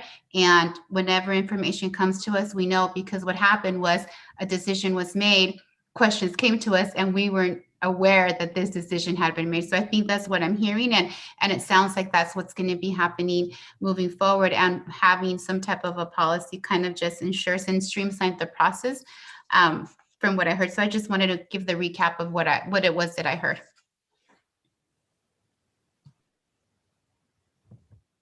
I appreciate that. I think that'll be helpful. Chancellor, I just want to talk out of the other side of my mouth just for a moment, referencing something that Trustee Perez said. Probably it would be helpful to take a look at any existing policies that refer to this to make sure that there aren't any conflicts or redundancy. Makes sense. Chair, what I was going to suggest is maybe we don't have a policy committee anymore, but perhaps this is really important. Perhaps maybe leaning on Trustee Mantu's vast experience in his past life, and maybe Trustee Perez from the other side, look at existing policy and come back with some ideas instead of us having to do this in full session over and over again. Yeah, and you can assign whoever you want. That was just me tossing out some thoughts. No, I'm in full support of that on this particular policy. I just want to make sure that we, moving forward, all trustees hear the same information at the same time, because we kind of moved into that format. But for this case, I think there's so much current policy and possibly this new policy. I think that would be behoove of us to utilize and be strategic in our time. So yeah, that makes sense. I think it's smart. Okay. 8.03, action to approve board policy 2310, regular meetings of the board. Chancellor Gillespie. Yes, thank you. And we'll go ahead and turn this over to Director Blair, as she made the revisions here, and she can quickly summarize what she incorporated in from the last meeting. So, Patty?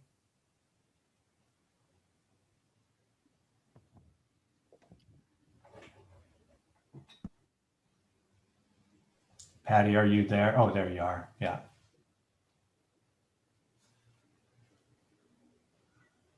Good evening, everyone. You will see the attachment, and the attachment has a number of things that outline the regular meetings of the board. And there was a request that we consider time considerations of the board and perhaps considering an end time of 10 p.m. And this policy brings forth the language that would allow the board chair to evaluate the time. And with one recommended change right now, that instead of evaluating the time for 9:30, perhaps the board could look at the time of 9:45 and then look at the remaining agenda items and evaluate at that time whether or not urgent items would come forward, and then adjourning the meeting to perhaps another time or a study session to allow the other items to come forward. And I think that was the major thing for this. And then considering the urgency of the items and like that, the board would have the opportunity by a vote of the board to move items forward if that was the case. And that was the main point of this, considering everyone's time and late night meetings in the past. Okay. I'll open it up for discussion. Trustee Chancellor? Trustee McKay? I mean, Chair Chancellor, I'm losing my mind here.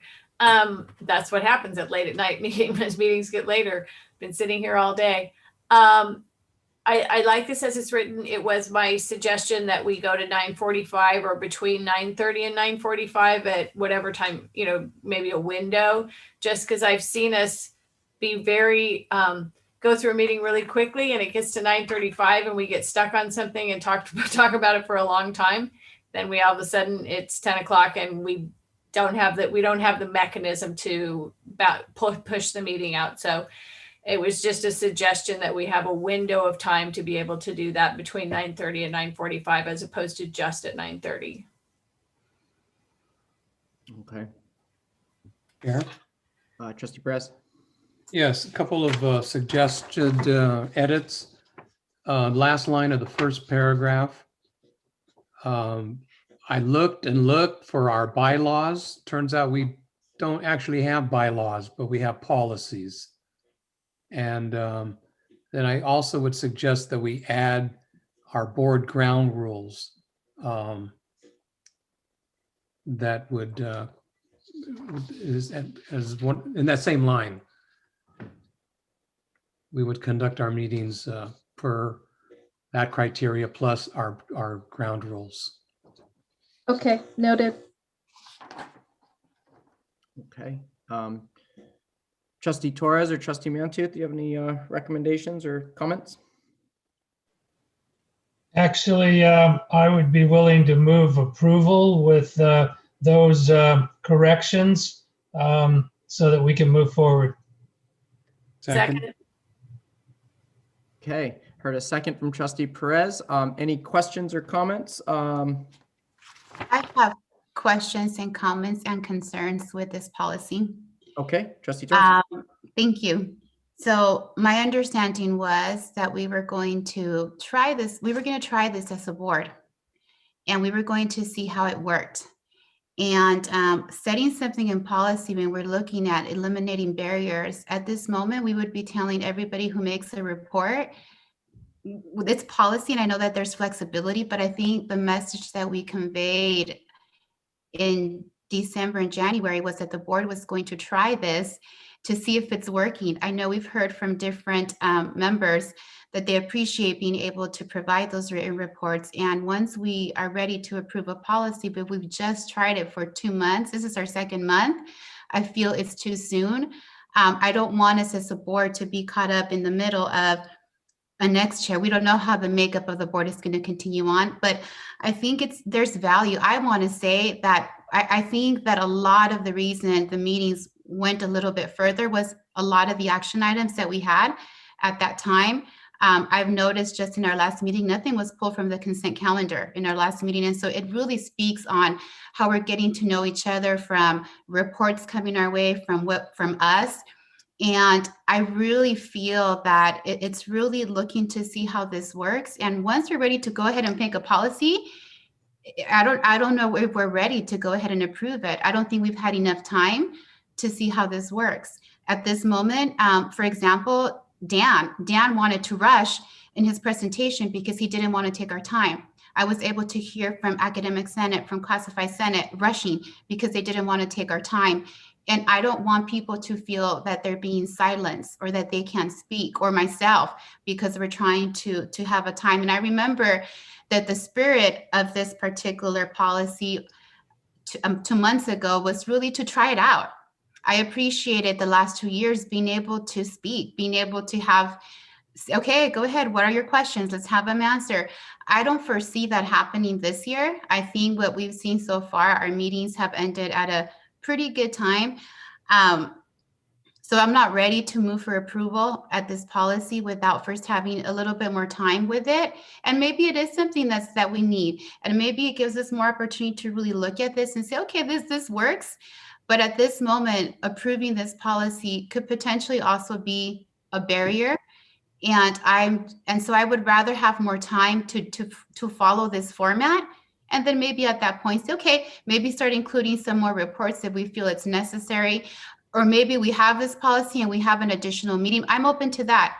So I can approve this policy if we also are looking into having a second board meeting, because there's value in everything that we have. And part of the reason our meetings went so long was because there's so much information to share within a month. I know that in some of the districts, they have 2 board meetings a month. And because they have 2 board meetings a month, you could end at 10. You can end even earlier, because some of the business is being addressed within the month, within those 2 meetings. You can have all of the different presentations. Everybody still gets to present. So actually, I'm proposing to having 2 meetings a month. As it is, we are no longer meeting. We used to meet as a board meeting, that's 1 meeting, and we used to have an administrative services committee and a policy committee. So as board members, we were already meeting twice a month. We already had staff meeting with us twice a month. It was a board meeting and it was some type of a standing committee.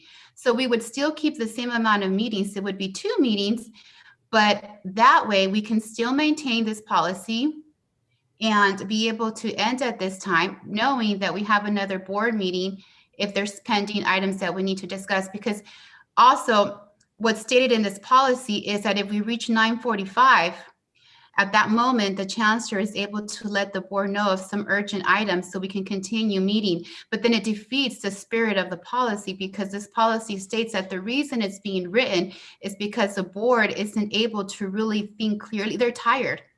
So even at 9:45, when at that moment we're going to revisit if there's urgent items that we still need to discuss because they require an action, it defeats the purpose. So at that moment, having another meeting already scheduled, there is no rush. So what I'm really hearing here, so it's equitable and we maintain a policy that ends at 10 and everybody gets the chance to speak, is having, and I'm proposing 2 board meetings, and we can try it. Just as we're trying this, we can also try it in the spirit of equity, in the spirit of allowing people's voice to be heard.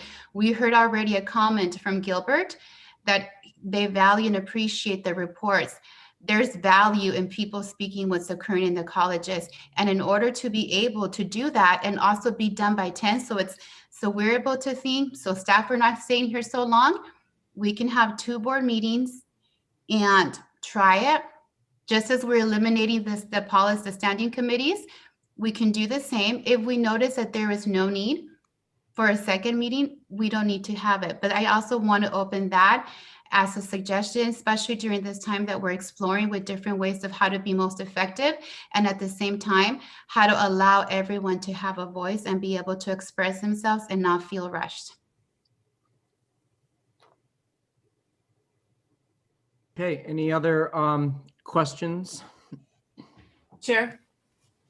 Yes, Chair McKay. I mean, Vice Chair McKay. Whoever we are. We followed, it was Conejo's Unified's policy that we looked at to kind of craft this. And they do have 2 meetings a month. And the way they do it, and maybe so everybody in the room will, or at home will feel a little better, is the first meeting of the month, they get all their reports. And the second meeting of the month, they do a lot more of the approval of business and that kind of thing. They call one kind of an information meeting and one a business meeting. And so the academic senate presidents, if they want to come to the second meeting, they can, but we take their report at the first meeting and say, we can set it up however we want, but it doesn't add to staff having a second night that they get to spend with us. We could have it set up that we have all the reports at one of the meetings, and the second meeting is more of a business meeting that we, churn through our stuff. So that's the way it's set up in the Conejo, so that it isn't an added burden, particularly for students. The students only come to the first meeting of the month, not the second one, that kind of thing. So if we're going to do it, I think we need to, again, take it outside of the meeting and really hash through it and talk with staff and see what that means. But because that's a real departure from what we're here to go to 2 meetings. It doesn't mean it's not worth considering. It's just, we need to think it through. Point. Any other comments? Trustee Mantooth? Oh, I saw you unmuted. Yeah, only there is a motion on the floor and a second. Okay. So you can call for a vote, or individuals could withdraw their second or their motion. Okay. The only other comment I would make is that you can pass a policy, and if it's not working and it was a noble effort, you can modify that policy. This is also a policy that is embraced by the Ventura County Board of Education and other school districts across the state, and have found ways to make this work. Okay. I completely support this policy, but I in all honesty, going through it last month, it did have a sense of, at least I felt a sense of rushing to sort of meet this policy on a loose level. I think if we're going to open up a conversation about having multiple meetings a month, I think Trustee Torres brings a really good point that, we don't have committees, or we're trying that out. And the goal of that was, I think, really important, that all trustees hear information at the same time, and we're able to ask questions and sort of have the reports that Trustee McKay just referenced in the Conejo in their format. So, I completely support the policy, and I say it, but I think it's good for really selfish reasons. I just operate better before 10 p.m. After 10 p.m., things get a little difficult for me to make sound decisions at times. But when Trustee Torres mentions that we've only really experienced this one meeting, and then the idea of having multiple meetings, I think it makes sense to sort of, for me anyways, to kind of put the brakes on this, to kind of come back and look at our board meeting calendar for this year, and have a conversation that if after maybe this meeting and our February 16th, I believe, meeting, to see if, look, are we moving forward going to need 2 meetings? And if we are, can we then implement a policy that we complete or finish at 10 p.m. as well? Because what I wouldn't want is we approve this policy tonight, and then there's not an agreement to have the opportunity for additional meetings to fit everything in. And then we do truly live in this sort of rushing or to meet this policy culture. So I support the policy, but I think at a stronger sense, I support putting the pause on it until we can have a conversation and get it on the agenda, that if we want to look at multiple meetings, maybe for certain months of the year where we know we have bigger agendas. So that's where I stand. So back to Trustee Mantooth's comment that we do have a first and a second. I don't know if the maker of the first or second is, and I'm really at a stretch here of parliamentary rules. So is that the correct format to ask if either of those makers of the motion are willing to pull it? Or are we still plowing forward with the first and the second and going with a vote? Maybe I'll lean on Vice Chair McKay on the protocol here. I wasn't the maker of the motion or the second. It's really the maker of the motion and the second that we have to take the vote if they don't undo them. Understood. Okay. I believe the maker would rescind his motion and the second would concur. My apologies. I just realized my video was off. So, I thought you were doing jumping jacks or something. you know, okay. Let me just add a comment here. It seemed to me, I seconded the motion because it seemed to me that there was strong consensus of the board to go in this direction. But one other reason that I recall that we went in this direction to have a prescribed early end time is in fairness to the viewing public or the public that may want to participate on an agenda item that, might fall later into the evening.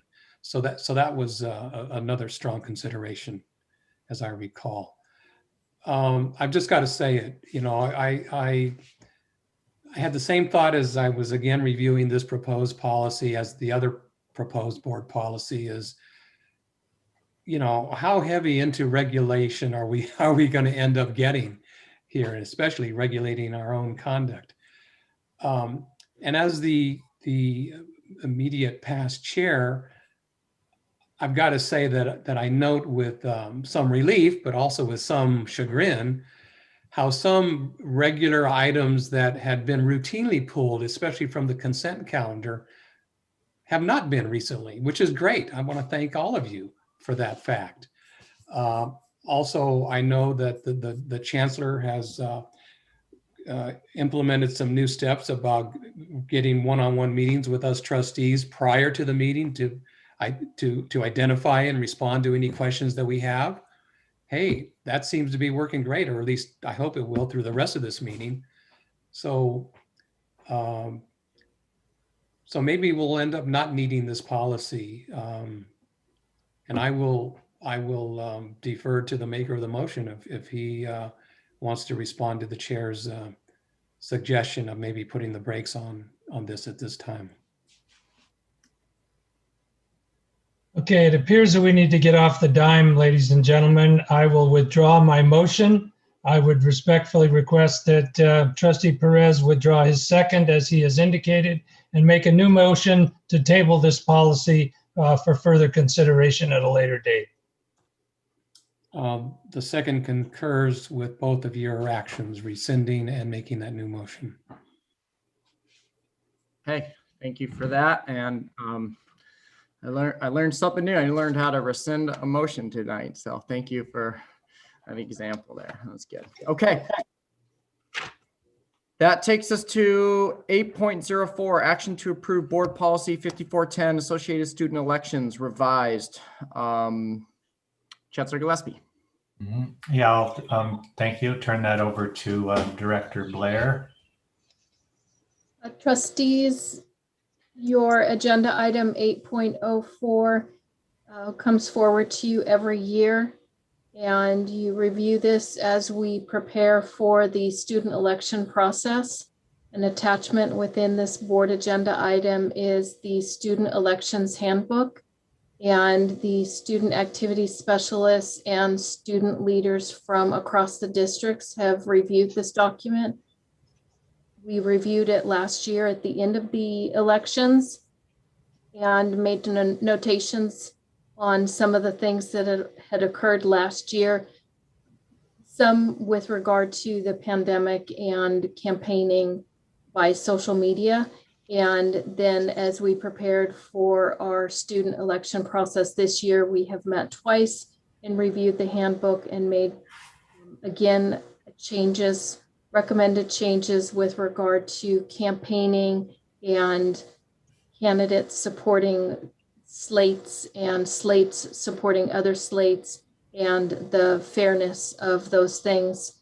So this is coming forward to you for approval, and I'm happy to answer any of your questions. Thank you for the background on that. Is there a first and a second? And we can open up for questions. I'll move approval. I'll second. Okay, we have a first and a second. Are there any questions? Okay, in that case, just to confirm, Trustee Gonzalez is not here, correct? Before I do roll She is call. not here and I have not heard from her. Okay, great. So in that case, Trustee Perez. Yes. Okay, Trustee Mantooth. Aye. Trustee Torres. Okay, Vice Chair McKay. Yes. Okay, I'm also yes. Thank you. Motion carries 5-0. Thank you. And let's see, that takes us to 8.05, Board Policy 7270, Student Workers, and AP Policy 7270, Student Worker Recruitment and Hiring, presented for information. Chancellor Gillespie. Yes, so the BP is here at the request of the board. There's no recommended changes from administration or the district at this time, but there was interest in the board looking at the compensation there of student workers. So it's presented for discussion. Okay. Do any trustees have any questions before I ask mine? Okay, seeing none. Chancellor Gillespie, I'm curious, from the jump from 2020 to where we currently are to 2021, well, actually all these compensation increasements, they were sort of mandated by state minimum wages, correct? Yeah, I'll have Dave and or Laura comment on that. Yeah. Okay.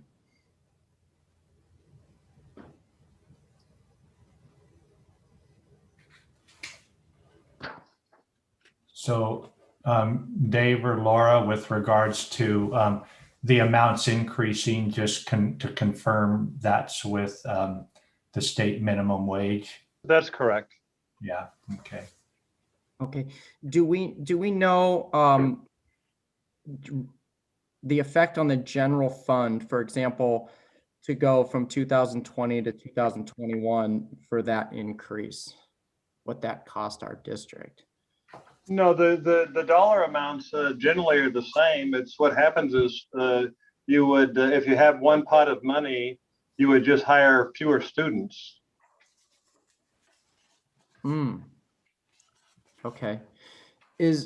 Do we have the option as the district, for example, so from 2020 to 2021, rather than, because I would imagine the workload stays the same, specifically if there's pre-COVID, or maybe there's more now with COVID, I don't know, but do we have the option, rather than decrease the amount of students in employment that you just shared with us, using more of our resources from the general fund or from categorical funds to meet that increase? So for the current budget, the 2021 year budget, the student, the amount of money available for students is $4.5 million. So 3.5 million or 3.4 million of that is restricted.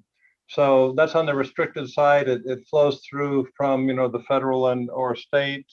So that's pretty, I suppose if you're going to pay students or if you're going to pay anybody, you can make those choices, but that's not generally, the way that it works. I would answer your question, I think, about workload. Every year is different. Every semester is different. The needs are always different. They're continually evolving.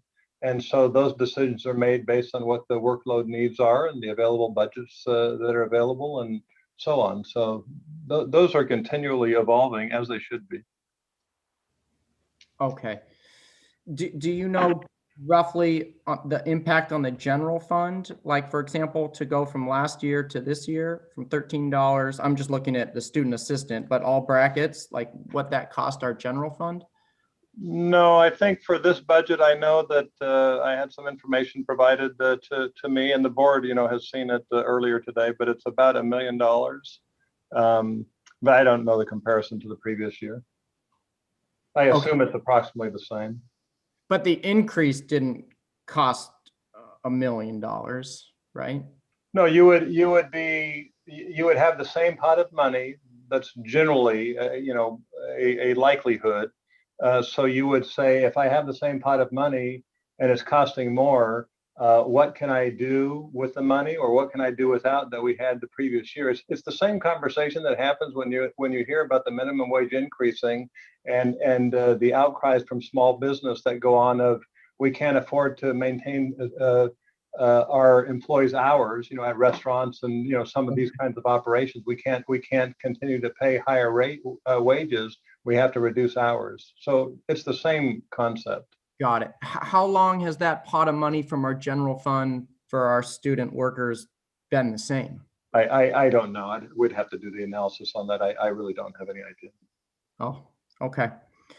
I mean, I ask these questions because, I've heard from a number of students and, just in general, there's sort of an outcry or an advocacy for a $15 minimum wage, which it looks like in 2022, that's going to occur, which is great, but it's hard to determine if it's even an option, for right now, for our student workers without put a negative impact on those programs that they work. So what I don't want to advocate for is to say, okay, wages go up, but then we're going to have less students. So I guess what I'm trying to figure out is it even feasible, or is there a way to have the general fund with resources that we have basically allow our students to have a living wage or a $15 minimum wage, or a $15 community college, Ventura County Community College district wage set in stone now, and what that would cost? So we're following the state minimum wage. To answer your question, however,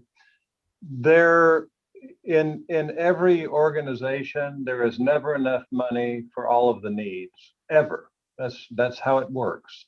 And so you're talking about student workers, and you're talking about maybe providing them more funds or a higher wage, but there's all sort of competing forces, other groups of employees, other needs to provide services to students that also are clamoring for more funds. So that's what the issue is, and those are the priority decisions that have to be made. It's a matter of priorities. Okay. But I think it's fair to also mention all three of our colleges and their budgets they have carryover funds. So they're not spending the money that is allocated to all three of our colleges currently. So for your statement that there's never enough money, but I hear you loud and clear. And I think with public education institutions, I agree to that. But on the other hand, our three colleges are carrying over funds. But I think at the board level, can we make it a priority to increase our compensation for our student workers? But it's hard to do that when we don't know what it would cost on the general fund on that side. So I guess moving forward for our next meeting, and I'll see if there's consensus from our board, I would like to know what it would cost for 2021 to make those. And I realize for student specialists too, it's 29, I'm doing some math here, 29 cents, but to what it would cost to bring compensation for our student workers to $15 an hour. And I know this, yeah, go ahead. I could as well. So, I think Dave's articulated that if you look at the information that was emailed to the trustees today, in the current budget, we are spending $4.6 million on student workers, and we have $3.4 that's coming from federal and state aid, and that likely isn't going to change a lot. There's about $1 million from our unrestricted general fund, and then we have some others there. The colleges, when they develop their budgets, are determining how much they can put towards student salaries outside of the state and federal financial aid. So Could we go up to $15 an hour? Yes, we could. What will the cost be? Well, it won't be any more if the colleges don't change their budget amounts outside of the federal and state aid according to what their other competing interests with using the money are. If they decide to budget more for student workers, then that amount will go up. So that'll come from the colleges and their budgeting and what they'd like to do. And again, they have a certain load they can afford and also certain jobs they need.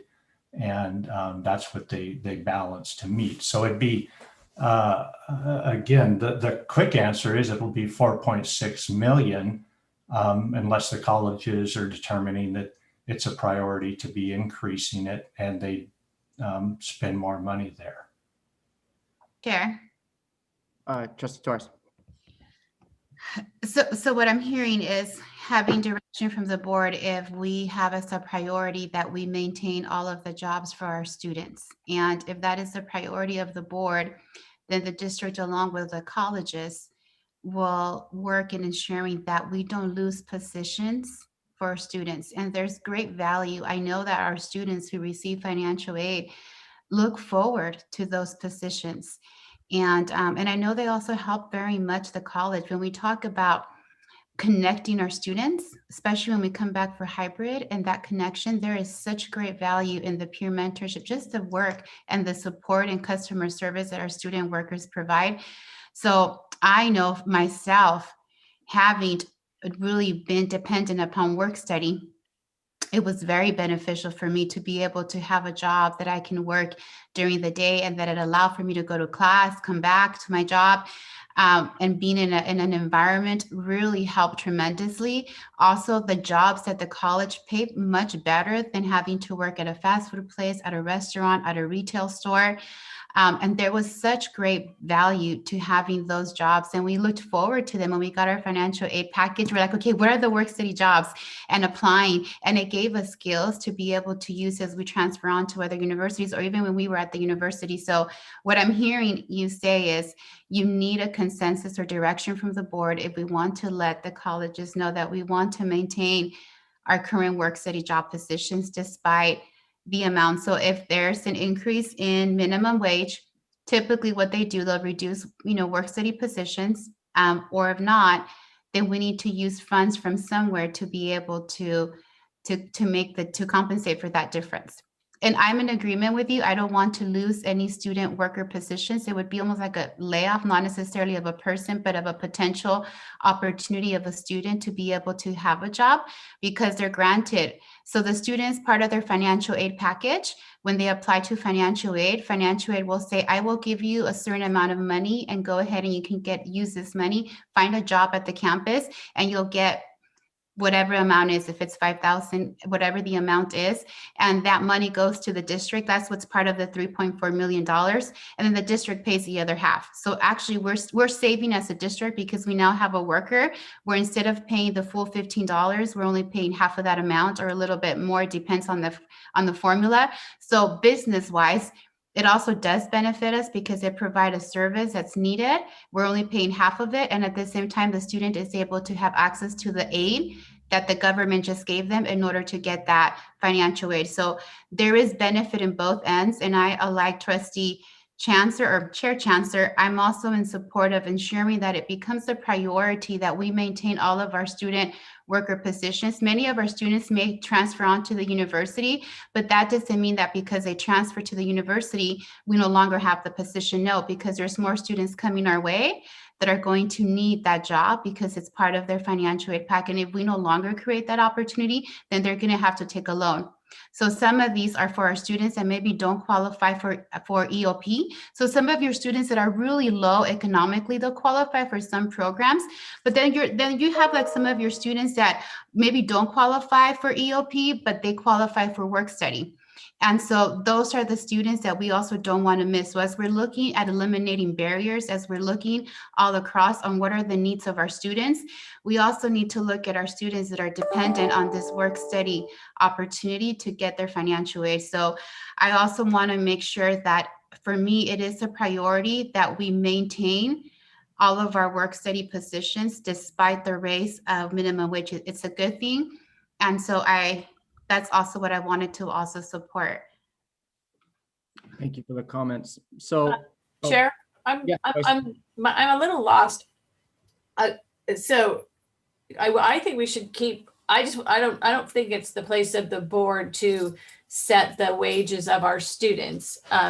Because if we set the minimum wage as $15 an hour now, what are we going to set it at? What's our trigger point to set it at something else? I just think it's a dangerous road to go down. The state has a minimum wage. That's what they do. We have a classified SEIU that deals with our classified workers' wages. I just think it's not the place for the board to be setting student workers. I think student workers, I believe everything that Trustee Torres said, that it's a priority. It's good for them. It should remain a priority of the board that those positions are available, but setting their wages, I think, is a gigantic mistake and overstep. okay, I hear those comments, but I think we do that already, because I remember at least once as the state minimum wage went up, we had to approve that. So I think. Oh, I think we should keep step with the state minimum wage. I'm just saying, I don't think we should go beyond that. Okay, and I guess I don't know if as a board we can, even myself, but it's hard to make that decision without the data of what it would cost our general fund, for example, for this year, to say, because it sounds like in the past, I mean, I'd be curious, do other community colleges pay more than minimum wage to their student workers? Have we in the past paid more than minimum wage to our workers? And most importantly, what does it cost and what impact does it have on our general fund? So that was one of the questions I asked, was specifically on the general fund side, what would an increase be? Rather than just say, well, we can increase it, but we'll eliminate positions, because I think the difference between our faculty and the Me Too with managers, and of course our classified SEIU employees, is they have collective bargaining. Our student workers, of course, don't. So who do they have to advocate for if there are funds? And I'm not saying there are, but if there are funds to increase, category student specialist 2 to bring it up to $15, and student specialist and student assistants to $15 an hour, do we have, and if it's not our place to, eventually we'd have to approve that. If it's not our place to advocate for that, who then does? So, but I hear you loud and clear, Trustee McKay, for sure. But I guess what I would like to know is, do we have consensus to get some data back on what it would cost our general fund to bring it up to $15, just to find out what it would cost our district? So Here, I have a question before the board weighs in on consensus. Trustee Press. And I apologize, because when you asked earlier if we had any questions, I do have a question that I'll address after this discussion is finished.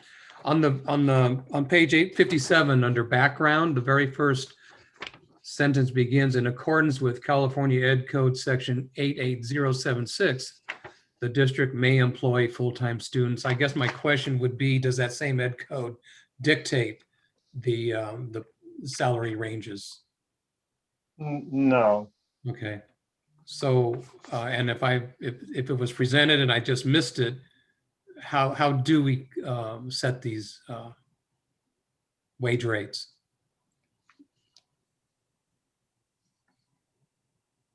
That's really a question for human resources. Yeah, when this happened in 2018 or 2019, 2018 when it came before, with HR, when they did the work there, I believe they were setting it at the state minimum wage, and then this came in front of the board because there was this graduated change in the state minimum wage. So that's what's reflected here. And part of the issue, of course, I'm sorry, Chancellor, I interrupted. That's okay. That pretty well wrapped it up. I'd say before I was, in as chancellor, and this table here, I couldn't say historically what the wage has been set at, and whether it's minimum wage or above that, I don't know. No, but when you advance, I mean, some of the variables, when you advance the minimum wage and all of the others advance also, and then you have to ask yourself the question, and I think it came up in a response to the trustees, what about SEIU wages and how do they relate to this? And then when these things change, does something else change? There's unintended consequences sometimes. I think, you know, I think this was just brought up as a BP to review, is my understanding. There was not a request for some kind of analysis, but I think in terms of analysis, if I may, we can do an analysis that says, here's the hours that we pay for students, and if the rate was going to be increased 25 cents and the students were going to stay in exactly the same hours and exactly the same status, the increase in cost would be this much. And then also the other side of that is, if there aren't any additional funds and you want to, you know, limit the revenue or the expense amount, then you would just decrease the hours, right? I mean, there's a lot of different ways of looking at it, but we can do an analysis. I wasn't asked to do an analysis, you know, for this particular item. I think I might have an idea. So rather than come up with a scenario maybe that some of us agree with or don't, 2022 in front of us, we know it's going to increase to a minimum of $15, and then student specialist 1, $15.38, and then $15.76. So why don't we just do analysis of what that would cost our general fund and district, keeping student employment levels what they are now, because that's going to happen anyways. So, and where are we? We're in February. So in 10 months, this is going to occur. So I think it's a fair question because this information isn't in our adopted budget. So if somebody wanted to find this information out, it's impossible to find. So I think it's important information, and maybe that increase in the light of the data, and once that comes out and it's maybe it's a realistic number to accelerate that. Maybe it's not, and maybe this board isn't the appropriate body to address that question. I don't know, but it seems like it is, and since it's going to occur anyways, I think that's important information to move on. So I guess what I'll ask to my colleagues on the board is, are you comfortable with seeking out the cost to the district for this? What is it? The mandated increase to 2022, but to find out what that would cost, what's that going to cost the district? So just to clarify, even if they're getting they get paid out of a federal work program, for example, and they get paid $14 an hour, we're going to make the floor $15 an hour. And so then the $14.35 would become $15.35 and the $14.71 would become $15.71. And if they're paid by a federal program, we're going to pick up the difference. And that's what you're asking for, the dollar amount for the difference of the raise, even for those that we don't cover. I think that's even jumping ahead. I'm curious to know what it's going to cost our district on the expenditure side for 2022, which we have in front of us. Okay. That's it.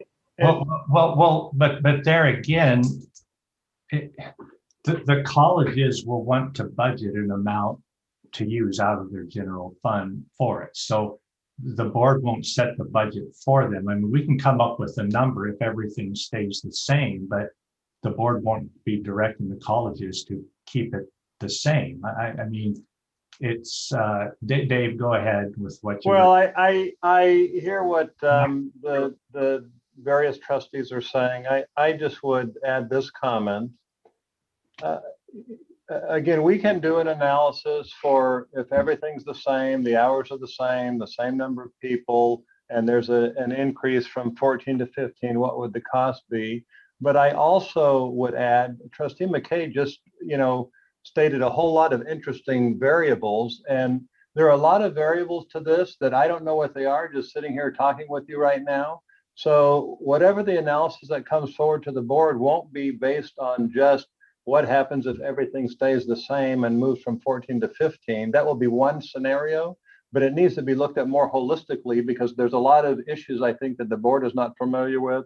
I'm not familiar with even as we're talking about it, other than these two topics of reduce hours and keep the pot of money the same, or just spend more money and keep the hours the same. There's more to this entire story and the analysis that has to be done. And I just want to set expectations to the board that we would bring forward a more holistic analysis, for your consideration and just to inform you.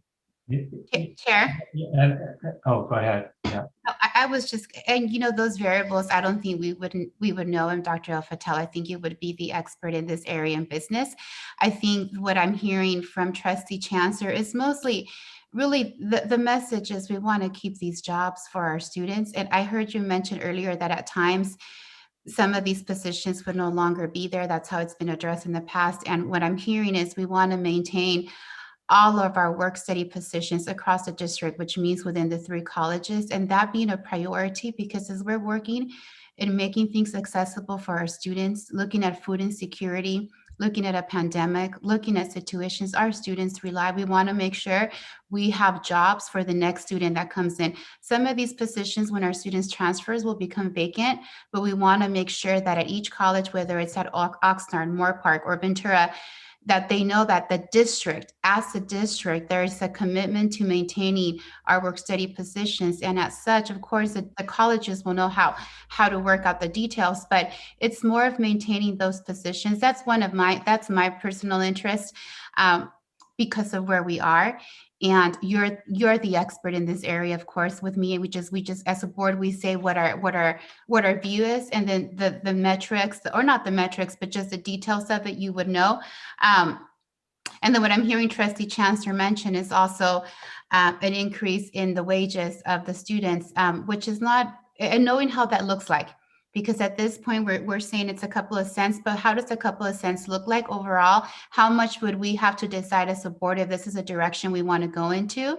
How much would it cost us? And is this something where, do we have the funds and are we ready to make that position or make that decision? But we're not able to make it because we don't have that information. So you as our leader in terms of business would know how to best analyze and how to best get that information, because as a board, we can just give you some of our perspective, and then you can provide that. But what I'm hearing is just one, looking into making sure we save those positions, and 2, if we were to have this increase, which we would need to do this increase anyways for next year because 2022 already has a 15, what would that look like? And then at that point as a board, we can decide if this is something we're going to do or if this isn't something we're going to be able to do at this moment. But we have that information, and that's kind of what I'm hearing. Is, did I capture it correctly, Trustee or Chair Chancellor? Yeah, no, that's it. I think we just need some more information. And I think that Chair, real quick. So again, from the district perspective, there's no proposed changes to this. So, if the consensus or majority of the board wants us to do an analysis for the board to consider additional changes to the salary, we can do that, and I'll work with Dave on when that could come together. It's nothing that I'd recommend at this point in time. I mean, we're actually looking at, with the state projections, we'll have quite a bit of one-time money coming in, but then we're looking at 3 years of reductions in our operating dollars. So, we can come up with an estimate as to what things will cost, but ultimately it'll be the college's budgeting an amount and asking for more money if they need more money for student workers. But I would just need, if we follow our rules of conduct there, a consensus of the board to have staff spend time on this.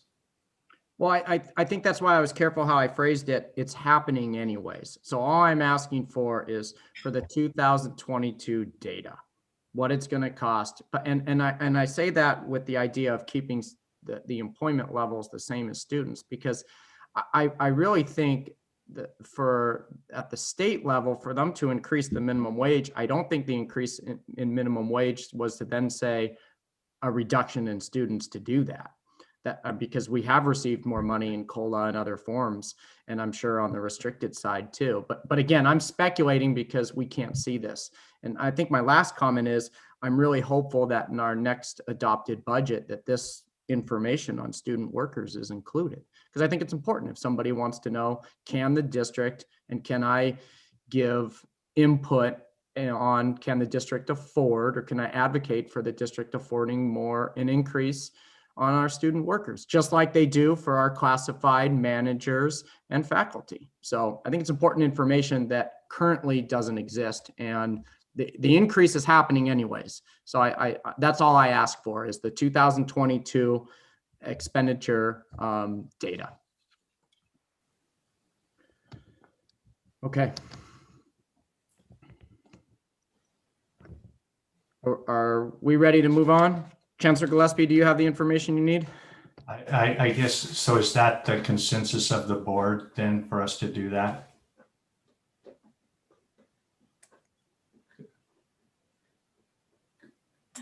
Like I said, I'm still really unclear knowing that if you raise something here and we're looking at budget cuts, we don't know what our budget's going to be. I think if Trustee Chancellor wants to know that simple equation and he's willing to live with an estimate of that, that's great. I just, like I said, I'm not in a position for the board to be setting wages when it may come down to laying off classified workers. I mean, difficult decisions may have to be made in the next couple of years. And to say that, yes, we want to maintain all of our student worker jobs, and that might be at the expense of a classified job, I'm just not prepared to do that sitting here tonight. But I don't think we need to make that decision. I think what Chair Chancellor, you could go ahead. No, please go ahead. I think what it is just information. Actually, we're having this discussion because we don't have a policy committee. So typically, this is a policy that's coming for review. So there's no action item. It's coming for discussion. So as a board, we're looking at it. We're looking at the first read. We're having the conversation. This probably would have been if Chair Chancellor was in that committee with another board member, it would have happened there. I think it's just information, not to actually take an action item. I think it's just to know how would it look like, because it's a priority. And if it comes down, I hope not, that decisions come where people are looking into, there's going to be where we might need to not have certain positions, whether they're students classified or faculty. We have this information. I think that's all what it is. Of how would that look like? How much does it cost? And at that point, we have information to make a better decision if it is that this is the area that we're going to be cutting. So if there's positions that a student transfer, we can say, okay, at this moment, we're having these budget reductions, so we can't actually have this position anymore. So it just gives us more information to make decision as a board as it's coming. And because we're doing this review as a board of the policy, I think it's why the conversation has extended a little bit longer.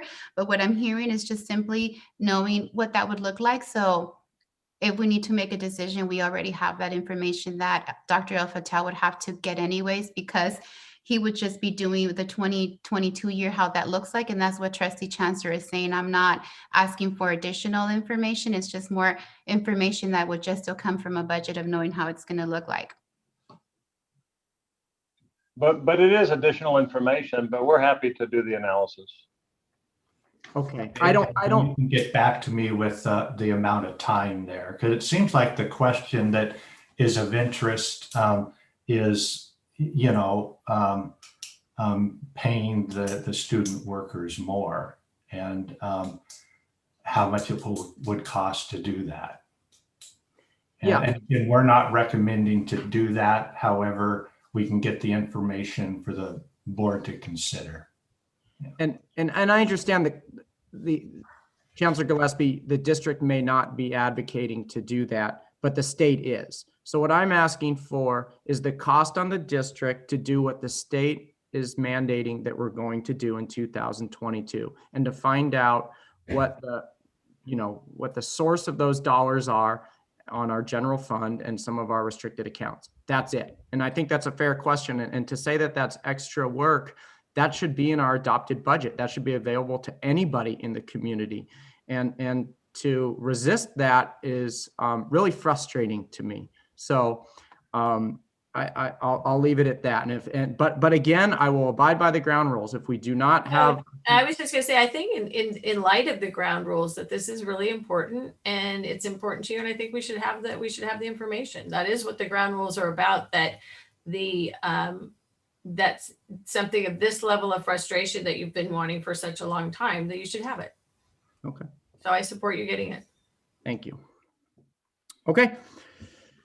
I think we're ready to move on. Chair.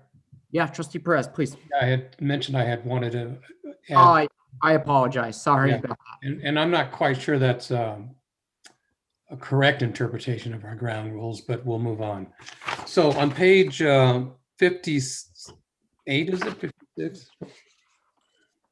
58. Under eligibility, the second paragraph, it mentions that the last preference will be given, and it says students who or have been dependent children in foster care, which I think is great, because they could certainly probably in a situation where they could benefit from the income derived from employment on campus. My question was, and this information can come back later, Chair Gillespie, is I was interested in, could the wording be added if we ended up revising the policy, and or emancipated youth? Because it seems to me emancipated youth, piggybacking on some of the benefits of certain workers receiving employment student work that Trustee Torres mentioned, emancipated youth are a cohort that would be in more need than some other students. I mean, I know that's kind of it may sound crass, but everything's relative, but I think emancipated youth trying to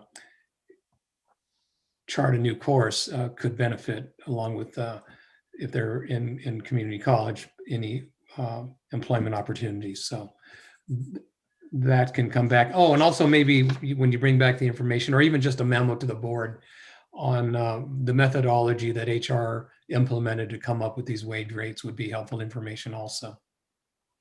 Thank you. Thank you for that comments.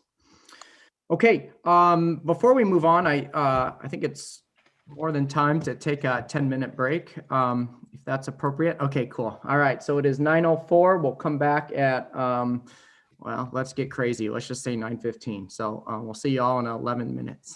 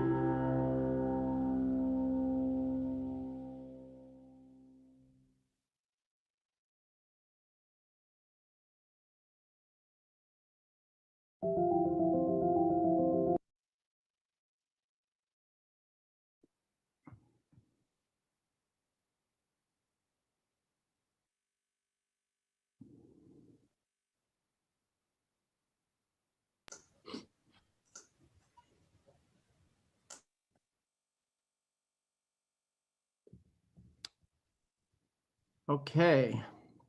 Let's see. 1, 2. All right, we're all here. Cool. Okay, everybody. Welcome back from our break. That takes us to 8.06. Action to ratify the nomination of a member of the Ventura County Community College District Board of Trustees to serve on the California Community College District Trustees Board. Chair, Yes. I nominate Bernardo Perez as our nominee to the Triple CT board. Okay.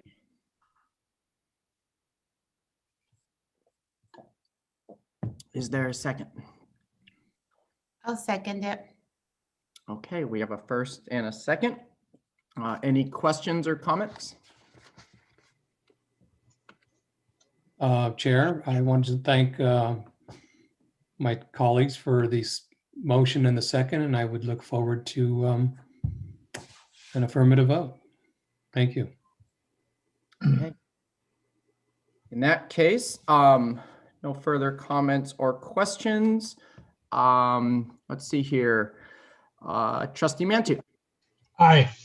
Okay. Trustee Perez. Aye. All right. Trustee Torres. Yes. Vice Chair McKay. Yes. And I'm aye as well. Thank you. Okay, thank you. Good luck. Let's see here. 8.07, action to approve board member absence. We do have trustee Gonzalez absent. Ms. Blair, do we need to, I don't think this is the first time we've had to, my tenure, done this, so I don't really understand. Can you help us out here? Yes, I recommend you not taking any action until I speak with her and understand the nature of her absence. I love that idea. So Yeah, can we can do it next month in arrears. Great. Great, thank you. Thanks for the clarification. Okay, 9.01, action to approve acceptance of the audited reports of the bond construction fund for the fiscal year ending June 30th, 2020, Measure S, financial audit, performance audit. Chancellor Gillespie. Thank you. I'll turn it over to Vice Chancellor Al Fattal for these items. Chair Chancellor, members of the board, this particular item is, I am very pleased to say, our final Measure S audit. Don't kid us. Don't kid us, Dave. No. This is the final, and it's unmodified, which means it's the best opinion possible. I think I've said enough there. Taylor Ulrich, our auditor from Clifton Larson Allen, is with us if the board has any questions that they would like to ask. But I'm pleased to bring it forward as our final audit. Long time coming, I would add. I move approval of the audit. So happy to see it. Second. We have a first and a second. Okay, Trustee Perez. Aye. Okay, Trustee Mantu. Aye. Trustee Torres. I support it, but I don't know if it's open for discussion or. It absolutely is. I'm so sorry. I should have asked for that. So I apologize. Trustee Torres, please, questions. It's not for Mr. Ulrich. It's not regarding the report, but because it has to do with Measure S, I just wanted to ask the district for clarification. Is this the same measure we're talking about with in terms of the community in Santa Paula speaking about their educational center? Would this be the measure that they've been referencing to? Yes. It is. Okay. When we provide these, I know that the community was very much involved and they've requested to be involved. When reports like this come out, do we share this with them? For example, I know that there's work that's happening with the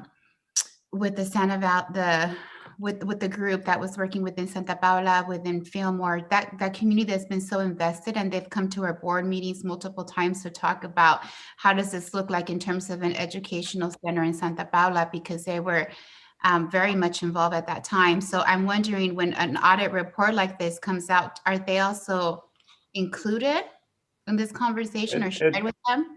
Yeah, it's a public record. It's posted at our board agendas. So people who are interested in what is happening at the district and who look at the board agendas regularly, and I'm sure some of those folks do. And the audit reports are available in our business office for anybody who's interested in seeing that. We did not send one directly to anybody. This is the process that it goes through. So it's a publicly posted agenda item for anybody who is watching college district business. It's available to them. Chair Chancellor. Trustee Torres, I just might, as the Canal Valley didn't get their center either, and we actually have the empty land to drive by all the time to remind us of it. And so no, I mean, there wasn't very much left, that's why we were very happy to have this audit done and just get this thing cleared off the books, because as long as it's there, people think there is money there to do something like a center, and there's not. So I understand what you're saying, but sending an audit document probably isn't the right thing. Saying that we've expended all the money and spent it well, or as well as the committee decided to do it, that's about all we could do and might be appropriate.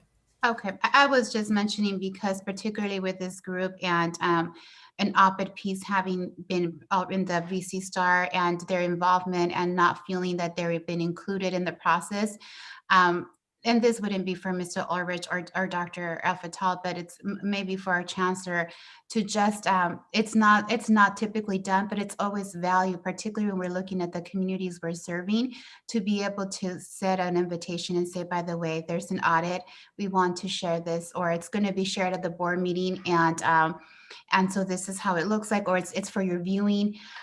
It's really nice to always just extend that invitation and say it's going to be discussed. You can see it on our website. So I just wanted to make sure I hope at some point there's a connection made with the group regarding this particular report, because I know they've been very committed to this work. They were, from my understanding, this in 2000, they were instrumental in working alongside it and making sure this bond was passed. And sometimes when we're talking about working with our communities, being culturally sensitive and understanding, there's a sense of just letting them know, this is how this looks. And I know that the communication has just resurfaced, so this would be important. But in terms of the report and in terms of my vote, it's something that, yes, I approve the report itself, the audit. There's no questions that I have, and it's just more that I wanted to make sure I made these comments since it's regarding Measure S. And I know that it's an area that there's value in our community and working together, particularly if we're going to be looking in the future for another bond. I know the community has been very committed and working really hard. And so I just want to make sure they have a space, and I was hoping they would have been reached out to, especially most recently for the conversations that just started. Thank you. Okay. Thank you for those comments. Gosh, I completely blanked on where I was in the. You're in the middle of a vote. I think you have two yeses so far, I think. Tori said yes, she supported it. So I think you're down to just the two of us. Oh, great. Okay. Vice Chair McKay. Yes. And I am also a yes. So thank you for the votes and, of course, for the comments. Okay. In that case, get my page here. I believe we're at 9.02, action to approve acceptance of the annual audited reports for fiscal year ending June 30th, 2020 for Moore Park, Oxnard, and Ventura College Foundations. Chancellor Gillespie.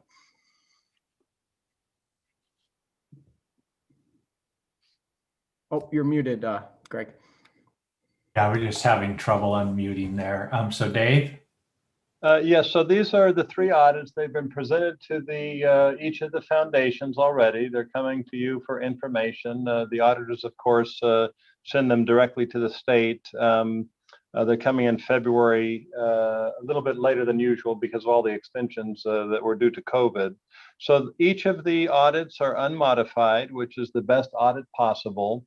Oxnard is the only one that had a material weakness, and it was the same one or highly similar to what had happened last year, maybe the year before.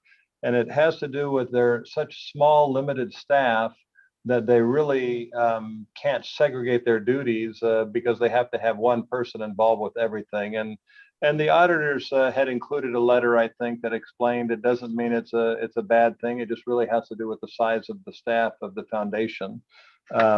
So they're here for your information. I don't have the auditors here. They typically do not come forward for the foundation audits. And again, the foundation board has met with the auditors and they've gone through their process. They're just coming forward to this board because they're organizations that are associated with the college district. Chair, I move approval of the audits for the foundation. And again, with thanks to the foundation, I know they've had a tough year. Second. Okay, we have a first and a second. Trustee Perez. Aye. Trustee Mantu. Aye, but I have a curiosity question, Chair Chancellor. I did it again. Yeah, sorry. Questions? The incorporation dates for the Oxnard and Ventura campus foundations were 1983, but I was curious about Moore Park College. I talked about this with the Chancellor earlier, but we didn't have that information. And wondering if perhaps they got a little later start than the other two, which is a reflection of the amounts of money in each one's, assets and liabilities.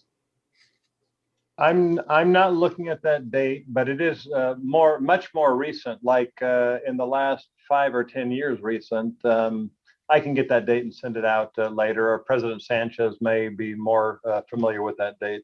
Well, I don't have the date, but more appropriate to Trustee Mantooth's question is the absence on Moore Park College as part of a swap meet equivalent to Ventura College and Oxnard College, which generates a lot of revenue for those colleges. Moore Park College tried something equivalent. It didn't go over well with the neighbors or the traffic flow. Thank you. That satisfies my my query. And yes, I think I voted yes. Okay, great. Vice Chair McKay. Yes. And I'm also a yes. Okay. All right. Mr. That Cancer, you didn't get my yes. I skip you. I'm just You skipped falling me, apart. Mr. I'm Cancer. totally falling apart. Trustee Torres, I'm sorry. Yes. All right. Thank you very much. Um, Okay. I'll tell you, Trustee Perez and Trustee McKay sure made this look easy. That's all I have to say. Anyways, flipping. Okay, 9.03, action to approve ratification of supplemental higher education emergency relief funds, student aid funds for the fiscal year 2020-21. Chancellor Gillespie. Yep, turn this back to Dave. So overall, this Coronavirus Response and Relief Supplemental Appropriations Act provided the college district with $28.7 million, rounding it. 6.4 million of that is for the student portion, and 22.3 million is for the institutional portion. So this is the student portion that is coming forward. We want to get that to you quickly, and it's 2.5 million for Moore Park, and you can see 1.5 million for Oxnard and 2.3 million for Ventura. We want to get that money available for students as quickly as possible. On the institutional portion, we're still going through some plans. We'll be bringing that forward to a future board meeting. And again, the total amount is 28.7, but for this particular item at 6.4, we would like to budget it and get it dispersed. Okay. Chair, I move approval of this disbursement of the funds. And I'll second it to allow discussion. All right, thank you for that heads up. And discussion or questions. Trustee Mantooth. Just curious about the priority for the giving of the aid, whether or not the intention or the practice is to target students of poverty and other at-risk groups. And are there protocols in place for that the board may have already discussed prior to my joining you? No, thanks for that question. And I'll kind of turn that over to the college presidents, because I know they did have criteria with the first set of CARES Act dollars that went out. And they're right now in discussions with what will be those criteria for dispersing this second round. But if, Kim, Luis, Julius, you can just share what the criteria were for students to access, I think, those grants of around 500 or so the first time. And Chair, if I may ask a question that they can respond to possibly, it's on the first page, 143, about the third paragraph under background. It speaks about the grants, prioritize grants to students with exceptional need. And then it goes on to itemize certain uses, and they are food, housing, healthcare, or childcare. And I just have this sense that I think $500 amounts were handed out in the past. There will be funding coming down the line also, at least that was discussed under the National Legislative Summit. I guess my question is $500 enough? And what if the need is a student may have is housing or childcare, and the dollar amount of assistance needed would be greater than a $500. So is that kind of a question going to be addressed at the colleges? Thank you. Okay, thank you. And not to overcomplicate, because I think my question, I'm going to just, it sounds like we're going to hand it over to the presidents here, is just, are part-time students allowed to receive these funds as well? Because everything I read that we have an increase in our part-time students now because of the pandemic. So are they going to be included in the recipients of some of these funds? So sounds like you guys have a lot of questions. And one thing real quick, I'll just make the board aware of that this is something that the presidents have as part of their presentation under budget priorities for next week. So they'll be talking about their areas for using these new federal dollars and in general categories, and they could answer all these questions at that time. However, if you'd like responses now to help with passing this item, we're glad to have the presidents address those. I'm just happy to briefly note, Chancellor, that our criteria for the past round of CARES was generally $1,000 for full-time students and $500 for part-time students. The amount, of course, is and we're still talking about what the next round is going to look like, and maybe we'll have some more specificity next week. But the boundaries, of course, are determined in part by how many students we anticipate to provide support to. So that clearly has something to do with it. Kim, I see your hand. Yeah. Thank you. And thank you for the questions, Chancellor. These original grants had more parameters around them. So they weren't as free, or they don't have as many, they have more strings attached, the old ones, compared to the new ones that are coming out. So that allows us more flexibility, which is exciting for us. On these original grants, all of the students had to apply for a FAFSA. And so I know a great majority of our students do, but not all of them. And we did prioritize our students that were eligible for Pell Grants and federal aid as a priority. And we did the same thing, all of the 3 colleges for full-time students gave $1,000, and for part-time students, they were offered $500 if they met those criteria. And then we also set up emergency grants too, because if you'll remember initially, DACA students we weren't allowed to spend these funds on them. So we used other funds like the general fund, like the reserve money that the board granted us to set up some emergency funds for our DACA students. But now, luckily, they're not excluded. Okay, and Julius? Just exactly the same thing that both President Sanchez and President Hoffman's mentioned. We are, again, $500 to part-time students, $1,000 to full-time students, FAFSA qualification. And we've tried our best to sort of spread the funding over the course of the year so that students are able to benefit from it over when summer's fall and spring. And we look towards doing the same thing this time around. Chair? Trustee Torres. Just an observation, as we're talking, based on our past conversation about looking at hearing information and then being able to vote on an action item. So I know that the presidents are going to be able to provide us more extensive information to the question. That was a really good question that Trustee Mantooth asked. Would it be most appropriate, not that I don't think any of us are going to actually vote no, but would it be most appropriate to vote on this next week once the presidents are able to just say, this is our priorities, this is what we're going to be working on, and then just vote on it then? Because at this moment, they're still working on it. And so I think from what I heard in our previous conversation regarding being able to respond to an emergency is the board being informed beforehand. And I think right now the presidents are still with this money coming in. They're getting ready for a presentation more detailed next week. And so it almost makes sense to listen how this money is going to be spent, and great. And we would just approve it. And it's just more so it's aligned with our conversation, not because there's any questions or because there's a possibility of voting no. But just an observation, just a recommendation based on just the conversations we've had earlier in this meeting.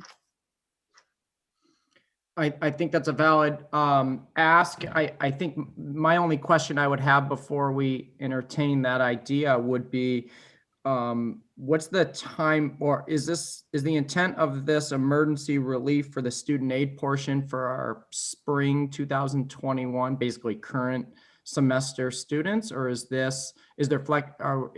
college's plan to use it for spring and fall, or to go retro into last semester? I guess maybe that's in there, but I couldn't find it.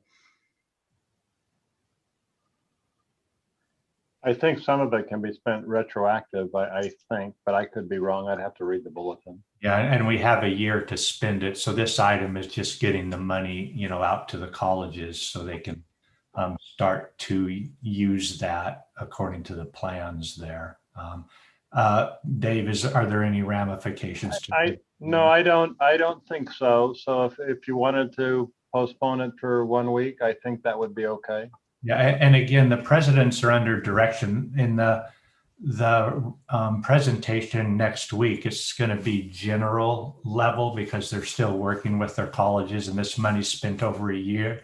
At the March meeting is when they'll have a more detailed look with breakdown as to how much they see being spent on both the student and infrastructure side by category areas. So they'll be it'll be general next week, but they'll be more detailed than you have now. But I think what I hear Trustee Torres asking for, and I think my question highlights that as well, is, I mean, at bare minimum is a timeline. Like, are we going retro? When are we expecting to complete the allocation of these funds, and what students are going to be targeted? So I understand the preferences for this item to be general, but it sounds like there's a consensus from the board, or a near consensus. Maybe we need some comments here. The board is asking for some more detailed information in regards to the recipients of these funds. I know I concur with Trustee Torres that would be helpful for me. And of course, I want to approve this, but that information is I think, really helpful. Vice Chair McKay. And I was the maker of the motion, and I don't think we're going to have a lot more detail in a week. And I don't want to force detail if the best decisions are really going to be made over a month or over 2 months, when we have a little bit more idea of what the need is and what other funding that is going to become available. Then we've backed our presidents into a corner for specificity when flexibility was really what they needed. And so I'd like to stick with my motion to let them trust our presidents to allocate this money and report back to us how it was spent. And then again, as we get, hopefully there's more aid coming, and then they can, solve more problems. This won't be enough to solve all of them. And Chair, as I read the report, and actually the beginning of that same paragraph that I referenced earlier, the third paragraph, this is almost a pro forma act that we're performing tonight, receiving these funds and allocating them to the colleges, and allowing just the process to move forward. And the information is being developed, and we'll get a little bit of more insight. I'm understanding, maybe not detailed plans, but a little more insight onto the use of these funds that the colleges are contemplating. Chair. Trustee Torres. I don't think we're going to get something detailed, but Trustee Mantus brought up specifics about what are protocols. How do the protocols look like? That's already having a general idea of, are we looking at our students, our poverty? Are we looking at all these details? And so you might not have the details, but you have the protocols and the precedents. They weren't ready to share that tonight. And so the only reason I made this observation is because of our previous conversation about our board knowing, oh, this is how it looks like. Yes, and we approved it because it's something that also lets our community know. It's also for us that we know the information and we're approving it. Because we're meeting next week, it's the only reason I said maybe this can, and that's why I asked, would it be okay? And Dr. El Fattal, knowing He said it's fine. If we were talking about next month, I wouldn't have even recommended it because they need to have this money. But I think there's a lot of value in hearing what those protocols look like, and then us as a board being able to say absolutely. And it's not distrust. Absolutely, it's not a distrust in our presidents. It's more of, oh, this is going to be aligned with the conversation that we just had as a board. Simply as, okay, these are your protocols. This is what you're going to be looking at. We just heard that the criteria was different for the first money that came. We now know that it's a little bit different. How does that look like? So when we made a decision last year, we were all operating under this is new. Now this pandemic is starting to become our new normal. And so now it's been a year. And so now there's been more research. They've been able to do much more work. So that's just where I was saying. I know the motion has been made, but no, I just want to say these are different funds. This is a ratification. The giver of these funds said these are for students, and this is the amount that will go to each of these colleges. We're just ratifying that. It's not like our reserves where we designated the funds and perhaps gotten information on it back. This is literally the government said, here's the part of the 28 million that goes to students, and we're just ratifying that. So it's a different flavor of funding. Sure, Chancellor, may I add one comment that might be helpful? Of course.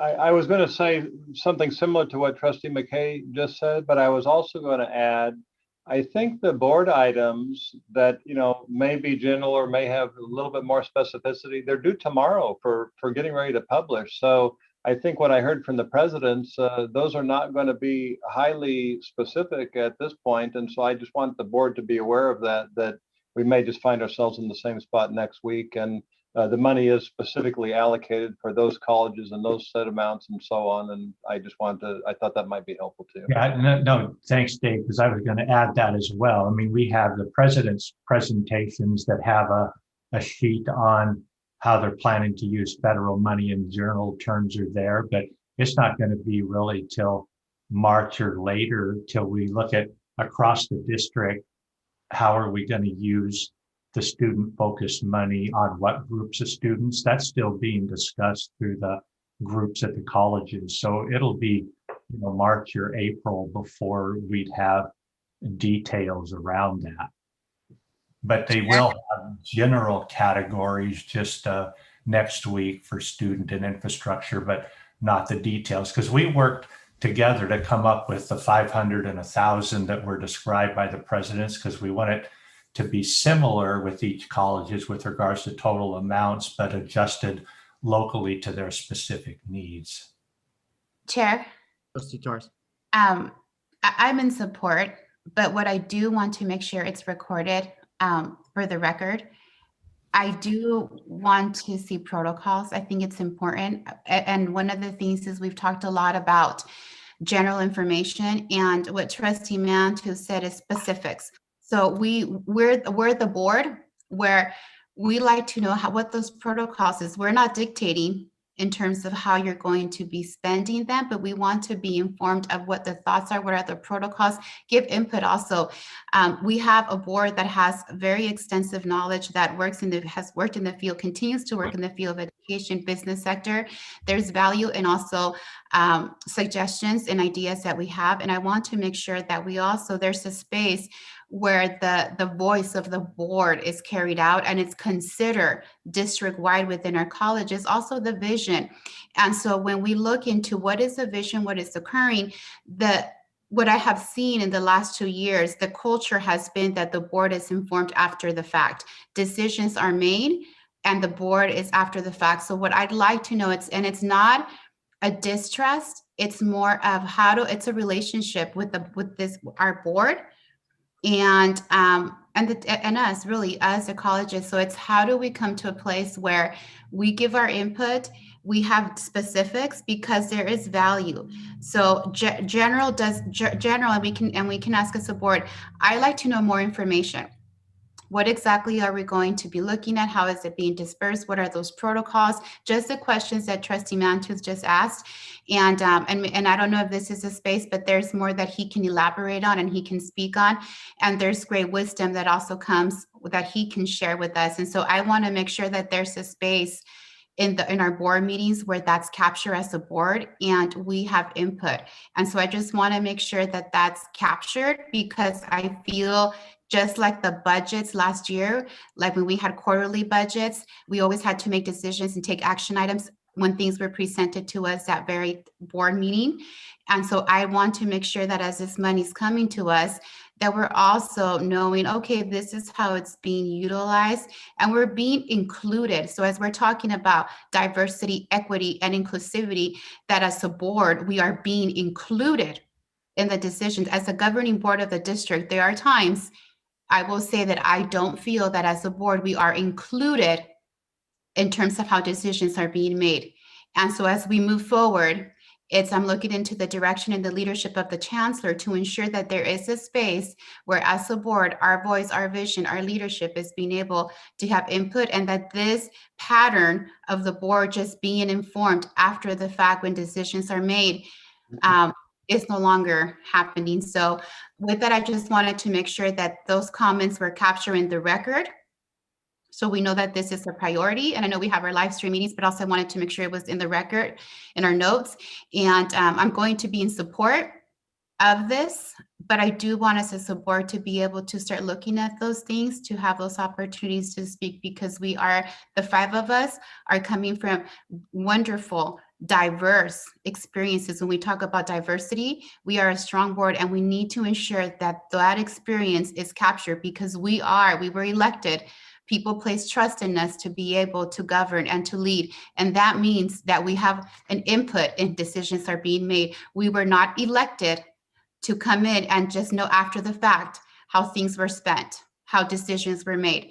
It's to be working together alongside with our colleges and being part of the decision-making process. And so I just wanted to move forward as we work with inclusivity, that the board is included, and I'm looking at the chancellor to ensure that there is that space in additional items that may come for our board meetings or things that we need to vote on.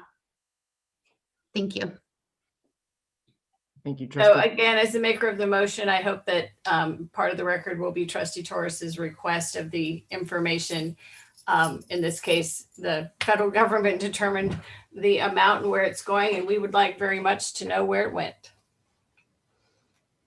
and the priorities of how it was allocated. Yeah, and I'm not going to even attempt to try and explain it any different than Trustee Torres and now Trustee McKay reiterated. But I think it highlights it's $6.4 million, and I think it's a fair ask to just kind of, know where the $6.4 million is going to land.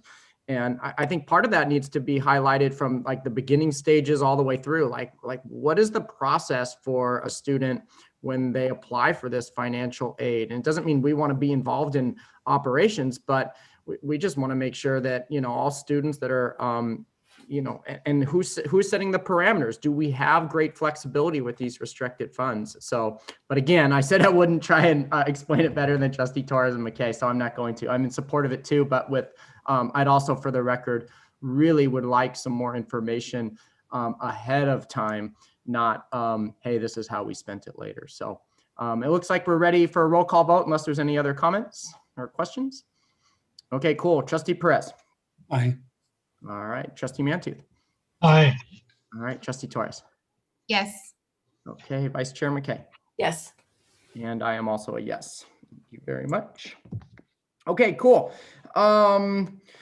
So, oh boy, we have a few more action items and we are edging up to 10 o'clock, and we have an idea of a policy kind of floating around, and we have a big AB 705 report. So if I can just make the suggestion to finish the action items, and then we can kind of talk about what we want to do for the remainder of the night. I hope that's okay, because it looks like we have some business admin.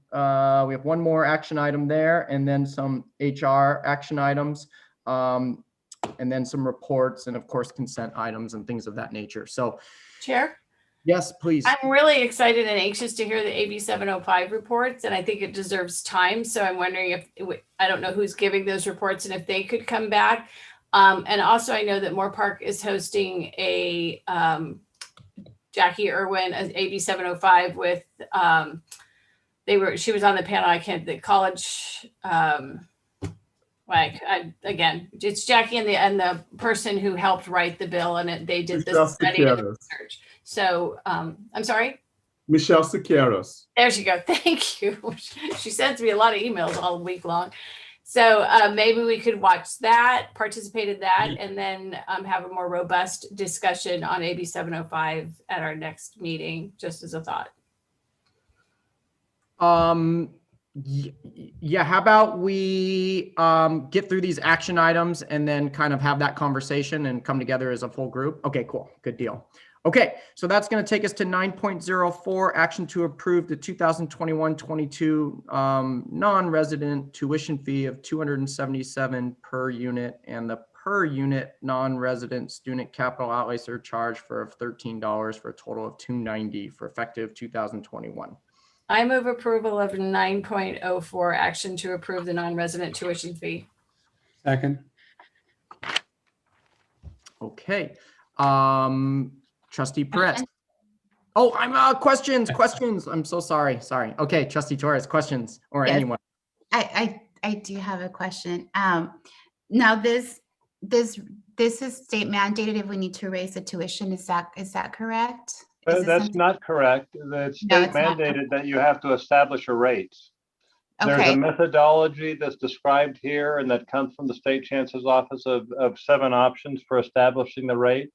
And so we go through that process. And we also do with our brothers and sisters colleges across the state, but especially in our region, this is always a difficult thing to do all at the last minute because of the timing on it. So we're all calling each other to say, what's your rate going to be? What's your rate going to be? Because we want to make sure that we're all competitive and we're not, charging a lot more than Santa Barbara, for instance, or Santa Monica and so on. So, but no, it's just the board is required to establish a rate. Okay, and we need to do it. This is something we must do. I'm trying to think, especially during this situation, I don't want to raise any fees on students. That's why I was asking during this particular year. And I don't know how much, I'm trying to see how we can help them. So I'm wondering if we do need, if it's something we need to do, like it's a must, if there's ways that we can help those students just pay the difference for this particular year, just because of the pandemic. And at this moment, we're I don't know, I just don't feel like I'm in a position to want to raise. As a reminder, these are for non-resident students. So it's not our local students, it's people who are coming from out of state or out of country and not paying taxes as our local taxpayer base does, et cetera. And it's a $1 increase. Utilizing the methodology that is the average cost for the district, and then also the money that we have spent on capital outlay for our facilities, we're allowed to charge because again, local taxpayers are paying those dollars, and these out-of-state residents or out-of-country residents would not be paying for that. So I think in this particular year, a $1 increase for that particular population is very nominal. But again, that's the recommendation coming forward to the board, and I hope that helps provide you information, and I'd be happy to answer any other questions you might have. Dave, do you know if we have many students that are non-residents, or do you happen to know? I don't have that number off the top of my head. I believe it is a total of about maybe $1.5 million to $2 million a year from non-resident tuition for total for all 3 campuses. Okay. Trustee Torres, if it helps, we are going with the lowest amount, calculation, as opposed to when we were trying to raise money during the recession, we went with the highest amount because we still had students that really wanted to go to EDM and some of our, programs that were really attractive, dental hygiene and the Bellwether Award Fire Academy. And so those would still attract the students. And so that was a completely different motivation. We wanted more money, and I totally admire and agree with your motivation for this, which is why I think we're going with the lowest possible calculation. Okay. Okay. So once again, I spaced out. We have a motion. We have a motion and a second. Did anyone vote yet? No. No. Okay, cool. In that case, Trustee Perez. Aye. Okay, Trustee Mantooth. Aye. Trustee Torres. Yes. Okay, Vice Chair McKay. Yes. And I am also a yes. Okay, great. Okay, that takes us to HR 10.01, 10.02, and 10.03. Is it appropriate to combine those?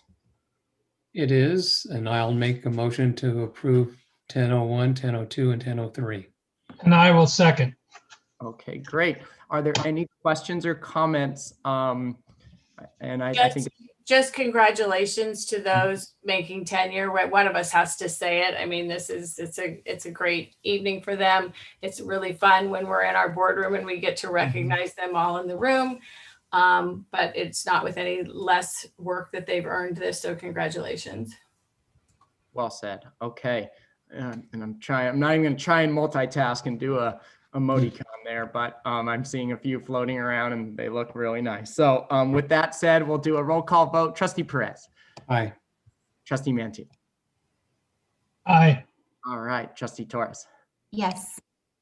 Vice Chair McKay. Yes. And I'm also a yes. That takes us to 10.04. And do we have a first or second on that item?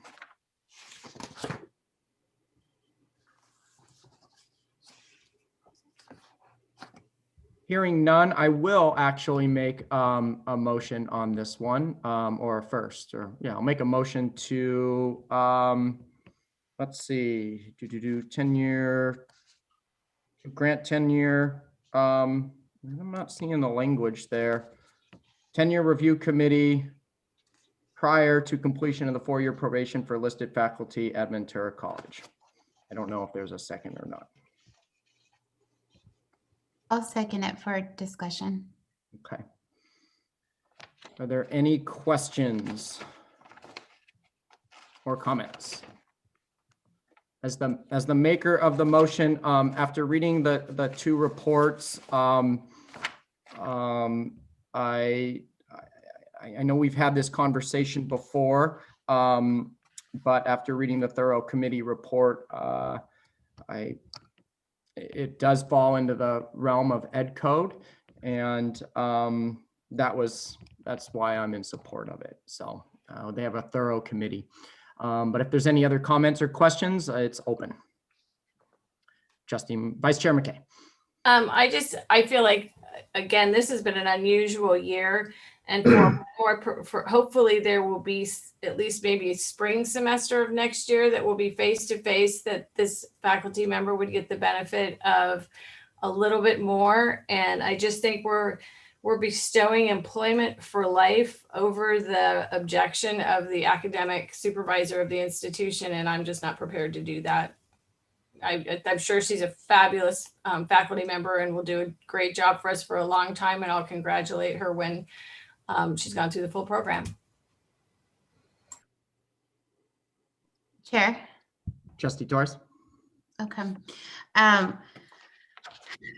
I just wanted to mention that I'm in support of it, but one of the things that I did observe was in terms of the response. So when things come to the board, I was looking for more information. I know that the president did write a letter and it's included in our packet, but I'm looking for more, and just something to consider in the future, more of a reason why this person should not be tenure, besides just because they need to go through another year. Just be more specifics if there's specific concerns. I think there's value when we have a tenure committee. There's a tenure committee who's been with this person for the last 3 years. I think the committee really takes time to really determine if this person's ready and I know agriculture is a very specialized field. And so if the tenure committee, and I'm not sure how the vote happened within the tenure committee, but if they felt strongly that this is their recommendation, and if the president's going to have a different perspective, I would like to see reasons, and I'm not sure if maybe it just wasn't included in this letter, but reasons as to a concern why a person should not be granted the tenure. Sometimes just simply because this is the way it is isn't enough. Sometimes it's more specifics if there's some concerns. So I just wanted to say that in the future, if this comes to us, it would be very helpful to hear from the president, or not here, but just if it's stated somewhere, if there's other areas of concerns. What I was able to observe here was just that the person could benefit from additional mentoring and go through another year. And I was thinking maybe there would be, I was looking, I said, okay, what are the concerns? What are the areas? Why is this person not going to reach tenure? Where is it? And I didn't see that. Since this person still is going to be able to go for another year, and I don't know what the mentoring and the support looks like, but I am looking forward to this person becoming tenure next year. And then this also brings me to want to understand more in terms of our hiring and our diversity. When we have those questions in terms of what are we looking, I think we've talked about retaining our faculty. Again, this is very specialized agriculture. And if we have a faculty member who has his tenure committee who is saying, I think they're worthy of being able to be tenure, it says something. It's their colleagues, it's who's been walking with this person. And again, based on the information that was presented to me, it wasn't compelling enough to make me see that this person should not be granted tenure. So again, these are areas that I would like to know more of as we're moving forward, because it's important. But I'm going to go ahead and just go with the recommendation that's provided here by the chancellor, and in terms of moving forward with the action item. But I do hope that we as a board, we look more into this tenure and how this works. And there's questions that I have, but those are my comments. Okay. Any other comments or questions? Okay, so I'm a little unclear. We have a first and a second. So you've made a motion to take a vote. approve to grant tenure after the third year of appointment. So if you vote yes, you'll be granting tenure after the third year of appointment. Oh. No, she'll continue into the fourth year. Got it. Okay, great. Okay, so did I interpret it wrong? So yes is they will be granted tenure? Yes. Correct. And a no would be that they would not be granted tenure. Okay. Okay. And I would just add, you're also voting to take the recommendation of the tenure committee. So, okay, in that case, we're ready for a roll call vote. Trustee Perez. No. Okay. Trustee Mantooth. Nay. Okay. Trustee Torres. I know I said something else, but right now I think as I heard you speak out loud and just based on my comments, I'm going to uphold the decision of the tenure committee. So my vote is going to be a yes. Okay. Vice Chair McKay. No. Okay. I'm also a yes. So the motion fails 3-2. Hope I said that right. Okay. All right. So we have a 10.05. And I didn't realize that there are some faculty very, very, very patiently waiting to be included in report on AB 705. So I wasn't made aware of that. I was interpreted this was just a district presentation from district staff here. So I feel terrible about that, but that part's done. So is it appropriate, and I'll lean on the chancellor, of course, and the faculty that are here that are contributing to the presentation, because I do think it's worthy to also hear the for those trustees that can make it next week at Moore Park College with Jackie Irwin's office. But can we break up the AB 705 portion and hear from the faculty that have been very patiently waiting to present and then kind of pause the presentation and come back at our next meeting and complete the presentation with the rest of the admin side of it. Again, I'm shooting from the hip here, but I don't want. My understanding is it's kind of a team approach here. So it kind of starts off with, I think, Vice Chancellor Buckley giving an intro, then it goes to the college teams with English and math faculty. And I'm not sure if I think the VPs of instruction, but it's all blended together. Chair, so are we perhaps, we'll table 10.05. It's a first reading, and I know we have a lot of issues with it and it'll take a long time. So I'm totally in favor of tabling that.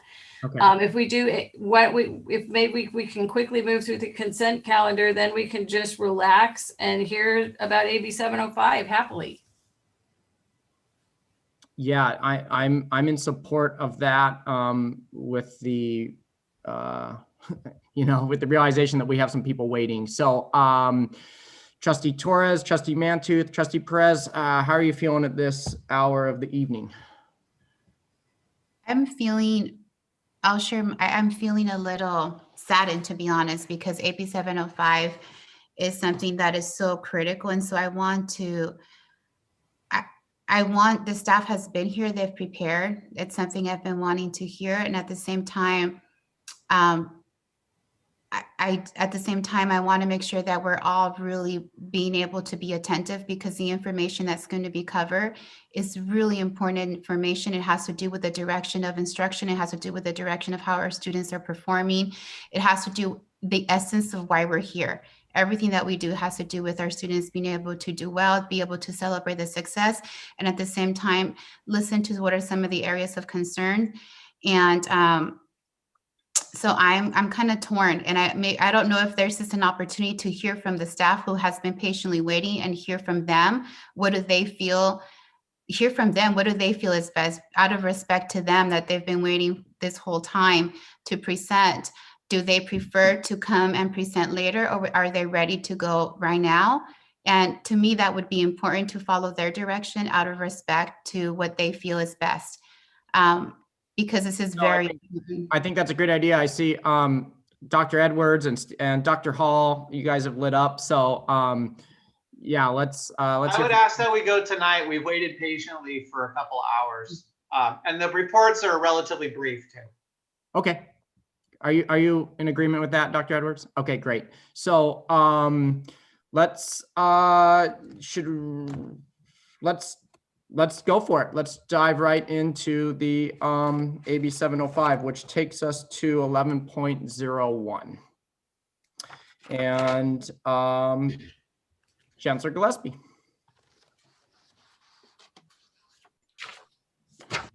Thank you. So I'll go ahead and turn it over to Vice Chancellor Buckley and the colleges for the presentation. Thank you. The bulk of our report tonight is going to be presented by our college math and English faculty. There is a document which was in your packet providing an update on the district's mandated implementation. It's not meant as a comprehensive report, but as a first glance at how we're doing. It covers 5 areas, and you'll be able to see those at your leisure. It also includes a link to a database which will allow you to explore success and attempt data in a broken down fashion that you can do on your own there. As I said, the bulk of this presentation is by the faculty. I have a few things I wanted to say, but we'll just push on and let my colleagues address what they see as the most important data, and the fact that we are, as Dr. Edwards noted early, we're succeeding at meeting the intent of the legislation. And that's what their purpose is to show you tonight. So I I had that we would start with Moore Park College. And Dr. Reese, if you want us to get going there first, you're up.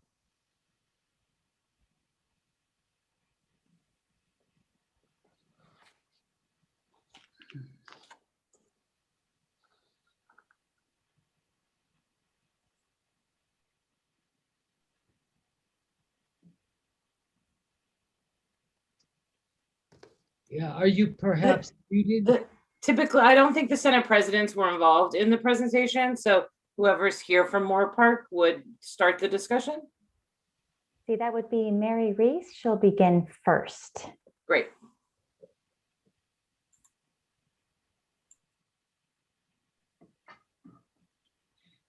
Yeah, I don't see Mary Reese on.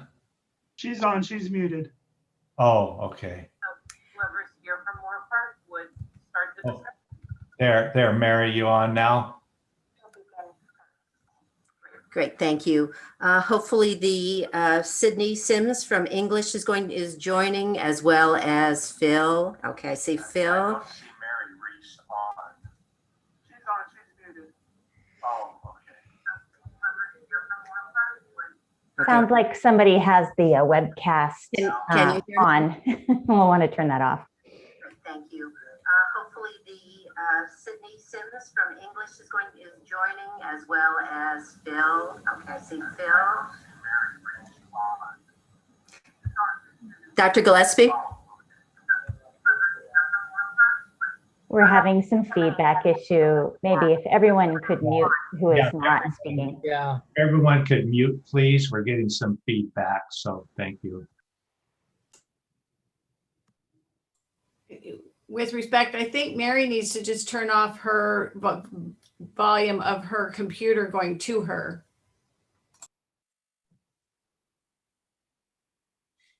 Well, I think Mary might be on the YouTube because it's delayed. That's sort of Right, my. that's why I think she needs to turn off her volume of her computer and then just speak, and so she doesn't drive herself crazy and hear the echo. Yeah, but if she's using the YouTube, We good? It'll be like 30 seconds behind us. Well, okay. You're good now. Okay, very good. Thank you. I apologize on that. Thank you for allowing us to speak this evening on AB 705. As we were, as trustee, as the trustees were saying, this is a very important issue. It's really about access and providing opportunities for our students. The law has made it really clear that we're intended to remove barriers for our students. On the next slide, we're talking about the main intent of this bill is to increase, to allow students to take transfer level courses. The history of it is that there was a barrier for students, and that students would be taking developmental courses. They would take them over and over again and be discouraged and not succeed as getting through to the transfer level. There was many studies were done, and it showed that if the students went directly into the transfer level with appropriate support, that many of them could succeed. What we've done is allowed our students to take the transfer level courses, and more students are enrolled in transfer level courses at Moore Park in the English and math. You can see comparing the data from 2017 to 2019, there's a significant increase in the number of students that are transferring in English and math in their first year. On the second slide, Phil, do you want to go over what the math is doing? Well, I'm sorry, before we go on to that, one more thing I wanted to make. Not only have the numbers increased for the students enrolling in transfer English and math, but while the ethnicity gaps do still exist, all of the different ethnicities are benefiting from increased completion. And in fact, at Moore Park, we're seeing success rates increasing for all of the different groups. Thank you. And Phil, on math, the next question. Would you be able to enlarge that screen a little bit? Okay, hopefully, well, it disappeared there. Hope you'll bear with me. I've been up since 6 a.m. this morning, trying to stay awake here. Okay, so to go over what we've done so far is we have eliminated our Math 9 and our Math 8, which is our pre-algebra, and the Math 8 was the pathways to statistics. We are no longer offering those, and there are some basic math courses that we haven't offered in a long time. We've actually reduced the number of our Math 1, the elementary algebra, and we've reduced the intermediate algebra, the Math 3 course offerings, from about previous offerings used to be about 10 to 14 of the elementary algebra and anywhere from 36 to 44 of the intermediate algebra we used to offer. Now we're looking at offering about maybe 3 to 4 sections of the Math 1 and about 17 to 18 of the Math 3. We do still believe that we can't eradicate it just yet completely, because there are some student populations that we still believe do need to have the course available. And there are also some other issues with some other programs at the college that we still need to iron out. So we're not ready to completely eliminate those yet. So in the spirit of trying to push more students into the first level transfer, and also in the spirit of guided pathways, we have created 2 new additional courses at the first level transfer that we're rolling out this year. The college algebra for liberal arts, to go alongside our college algebra for the STEM program, intending to create the 2 tracks for the STEM majors, and then another track for the business majors. And then a new course that we're very excited about rolling out is the new Math 12, the mathematical reasoning course, which is going to be the catch-all for students who have majors other than the STEM or the business or the statistics track. And in support of AB 705, we've created several different support type components. We have a support co-requisite to go with our college algebra, and a support component to go with our statistics course, as well as offering bridge sessions at the beginning of each semester to help. So in terms of what's been working here, is we're seeing success rates for students enrolling in the support components being about 7 to 10% higher than those who enroll in our college algebra class standalone.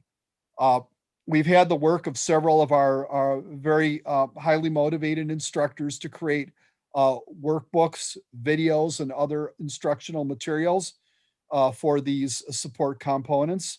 We are including course embedded tutors in the classroom, the bridge workshops that I've mentioned, and we are hoping to rely very heavily on our Math and Science Center. As you can see in the picture, that is just pre-COVID. We have expanded greatly, both in student demand, the need for the physical space, the need for the additional staffing in terms of the student tutors, and also in terms of the faculty to support that.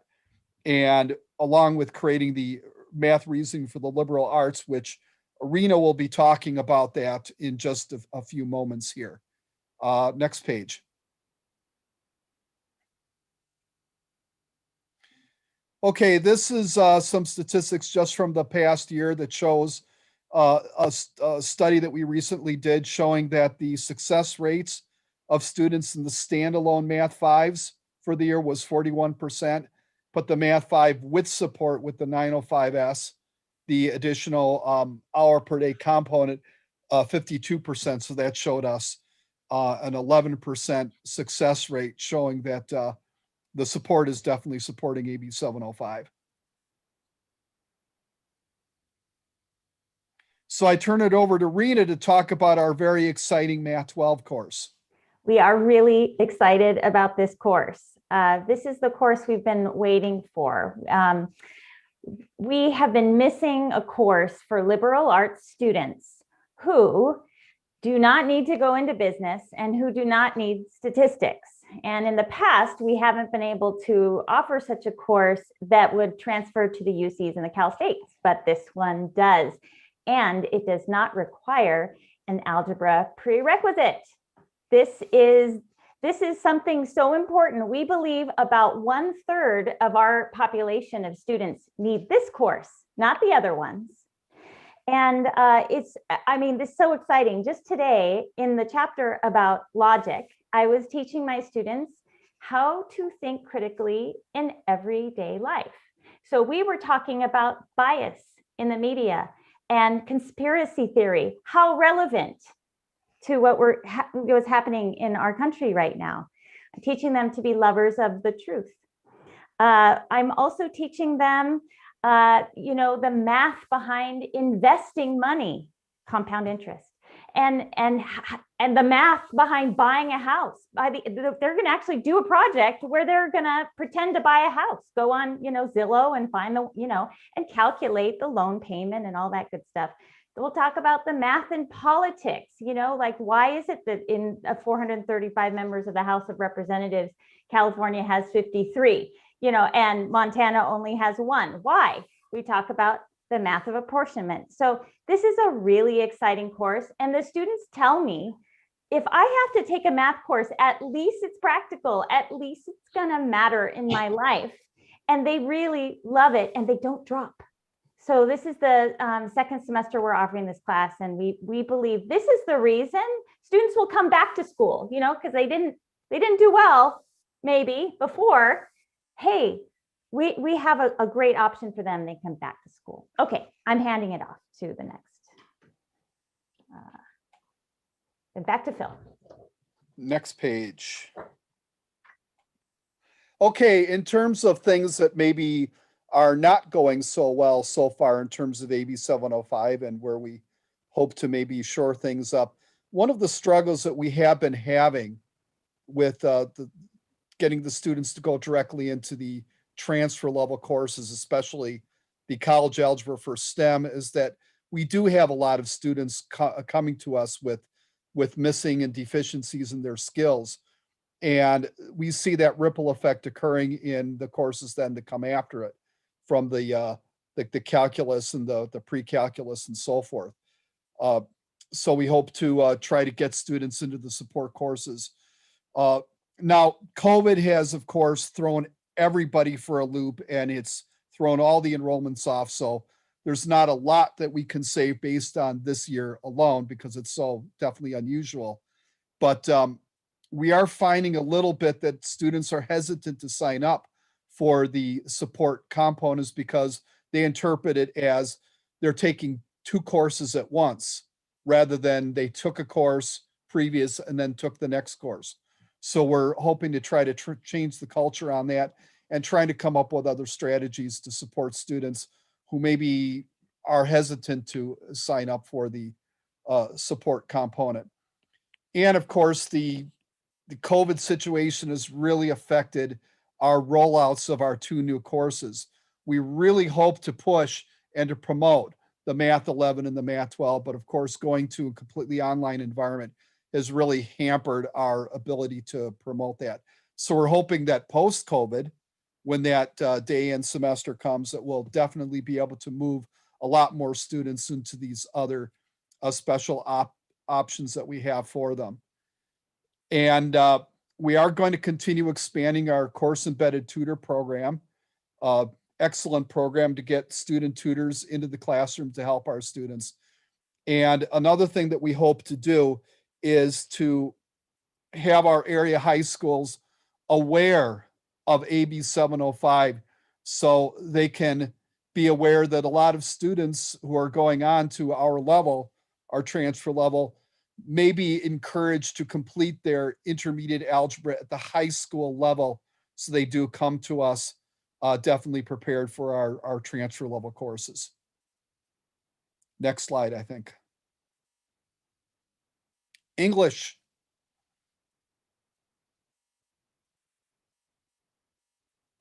Have we lost Sydney? No, I was just muted, of course. Okay. I was praising you for teaching your students to be lovers of truth. So English and math are on the same page. English at Moore Park has been in compliance with AB 705 for 23 years. We never placed students. We've had a self-placement process since 1998, sorry, whereby students could choose which course to take, whether they wanted to start one level below or straight into transfer level. If you saw that first slide, you'll see that there was a big difference in math, but not such a big difference in English because we were already #1 in the state in getting students into and through transfer level English. So what did we do when AB 705 came? We cut the developmental classes about in half, so there just are fewer sections of those. We established when we were still on ground, something we called after hours tutoring was after each section of 1A, in which 1A students in any class could come to the Writing Center and work through a curriculum with specially trained tutors. We've instituted summer bridges, so students could go from high school into a transfer level course and feel secure. Also ESL students can go from ESL into an ESL friendly 1A class. We offered a lot of professional development for our faculty, especially on the non-cognitive aspects of teaching, because many of the students who come in with the lower GPA, the problem is not with their ability to do the work. It's often with their sense of confidence. And so the tutors and the teachers are trained in positive habits of mind and growth mindset and the kinds of affective support that students need as well. And like math, we have also instituted a support course, a 1-hour non-credit support course attached to just a few sections so far of our 1A classes. The teachers of those classes spent the previous semester and last semester meeting 2 hours a month, because that is what the California Acceleration Project sets as best practices, so that those people are talking to each other about what works, what needs to be done, how can we assess this. And we're also retooling our self-placement process to funnel those students with lower GPAs to make sure that they are directed into those classes, which they can choose to take or not, because the idea is to give students agency in what they take. And we're also at the same time revising our ESL self-placement process too, so that students who come in can decide whether they want non-credit ESL or credit ESL or to go straight into English 1A. So that's the story with English. Thanks.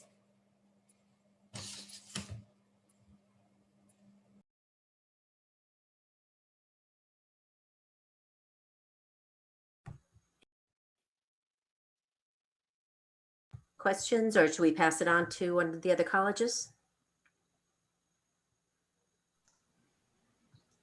Yeah, I think we'd go ahead and move it on to Oxnard and then Ventura after that. Okay, great. Thank you. Yeah, implementing AB 705 was a major paradigm shift. The leadership that was shown by our faculty, Professor Elisa Carruth, Dr. Steve Hall, working carefully with their deans and their colleagues over the course of a couple of years in redesigning everything, getting away from placement tests, going to informed self-placement, major curriculum overhauls, and implementing support services. You'll see in the data that they're going to present some staggering increases in the numbers of students who are getting through these gateway courses, freshman composition and transfer level math. So without further ado, I'm going to pass the baton to Professor Elisa Carruth. We can go to the next slide, please. Hello and good evening. I'll do my best to explain the numbers to you. I have a caveat that I have dyscalculia, so I see numbers backwards, and it's especially horrifying with small boxes. So Art, I might need your help with some of these numbers, so thank you very much. We're doing very well. So next slide, please. Art, this is yours. If you don't mind talking about those numbers, that would be super. Yeah, not at all. You can see from pre-AB 705, Oxnard College was able to get through first year students, 528 is the raw number with a 75% success rate. Fast forward to fall of 2019, we see now we have over 757 students passing freshman composition in their first year, 794 for the academic year. So it's a 50% increase in the numbers of students who are able to complete freshman composition since the implementation of AB 705. So to add on to that, I'd like to thank you for the opportunity to share tonight, and I'd like to talk a bit about our history in preparation with AB 705. In fall of 2018, 1 year before the law mandated implementation, we were ready to go. We had our curriculum ready, and we had done any number of preparation interventions so that we would be able to serve and accommodate our students to the best of our abilities. We wanted to implement a year prior so that we could prepare for actual implementation in fall of 2019 and work towards best practices for our students in their English classes as we worked with changing class structures and pedagogies. Beginning in academic year 2017, English worked collaboratively to implement AB 705 mandates for fall 2018. We went to conferences together, both state and local and national.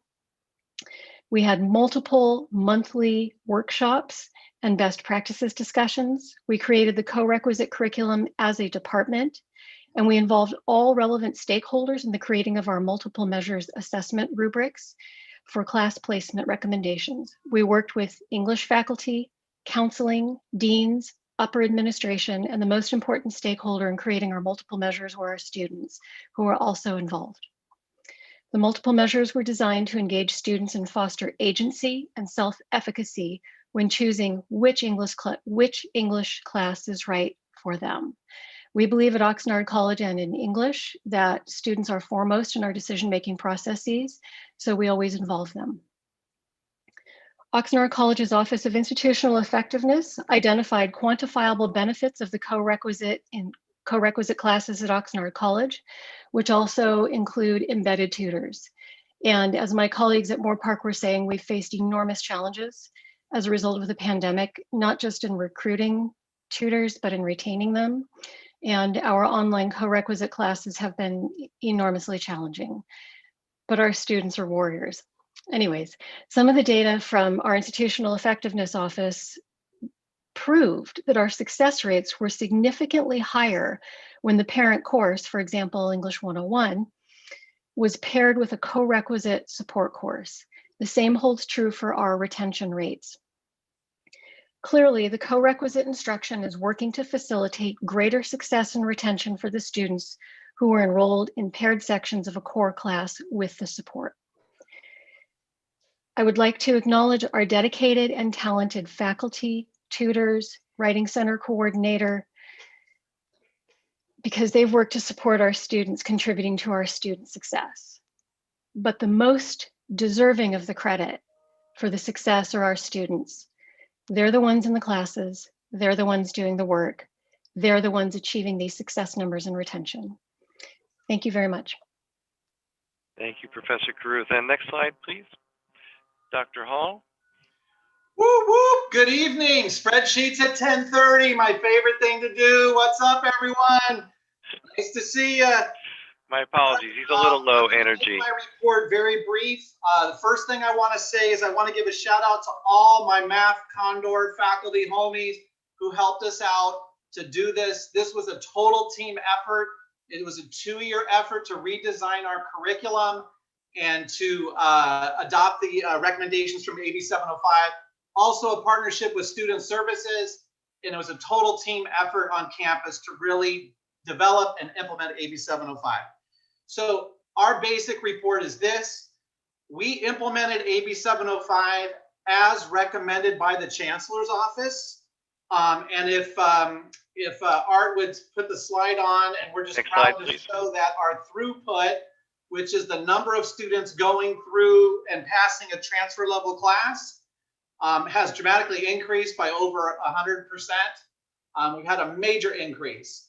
And a lot of that also, part of it is also our counselors encouraging our students to take math and English in the first year.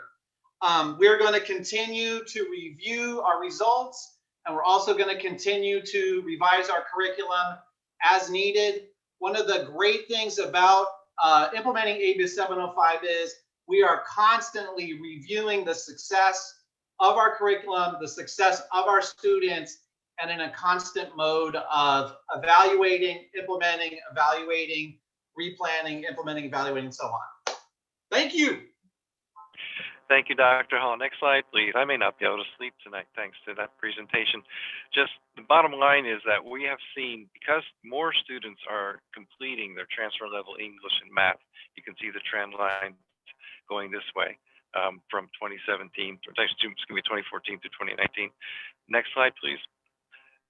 As a result of more students completing those requirements, more students are earning awards, certificates of achievement, more students are transferring, more students are earning associate's degrees. So all in all, obviously there's a lot of work left to do, but we feel like we're in a very good place thanks to the hard work of our faculty and of our students. So at this point, we will pass the baton on to Ventura College. Thank you.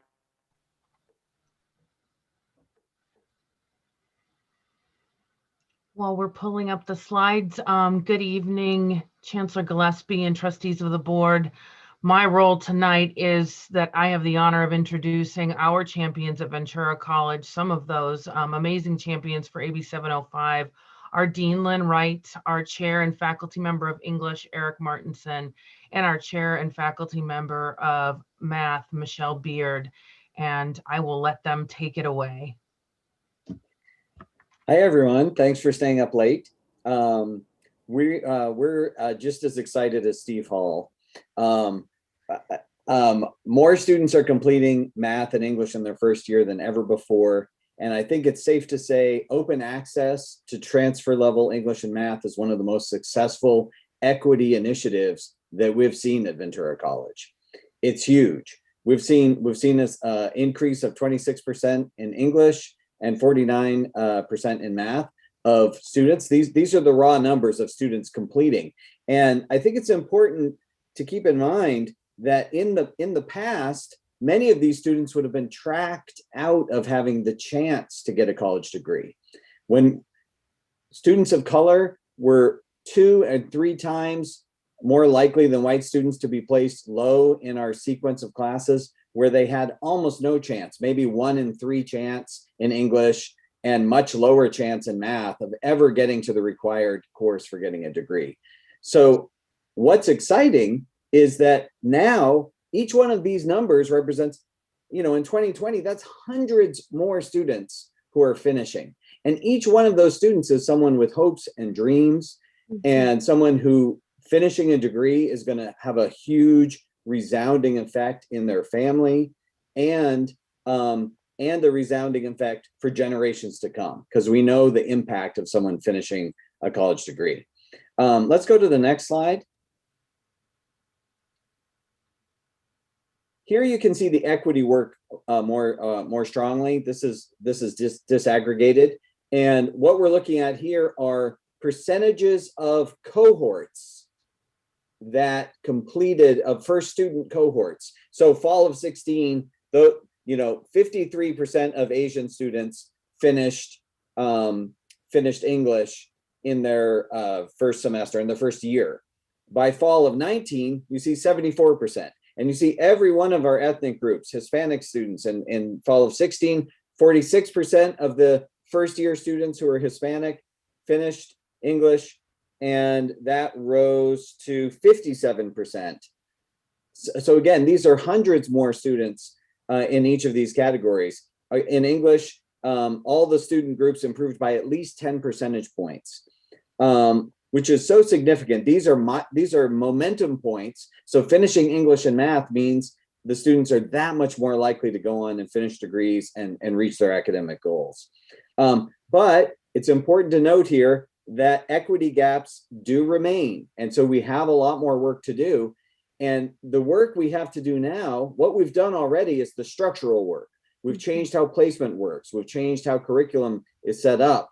But what we need to do now is have ongoing equity-based professional development for faculty, because we've opened the door to students. What we need to do now is make sure that when they come into our classrooms, that we're student ready, that we're ready for them, and we're ready for all our students to treat them all equitably. And that's where I think we'll start to see those gaps change. We can go to the next slide and I'll pass it off to my colleague, Michelle Beard.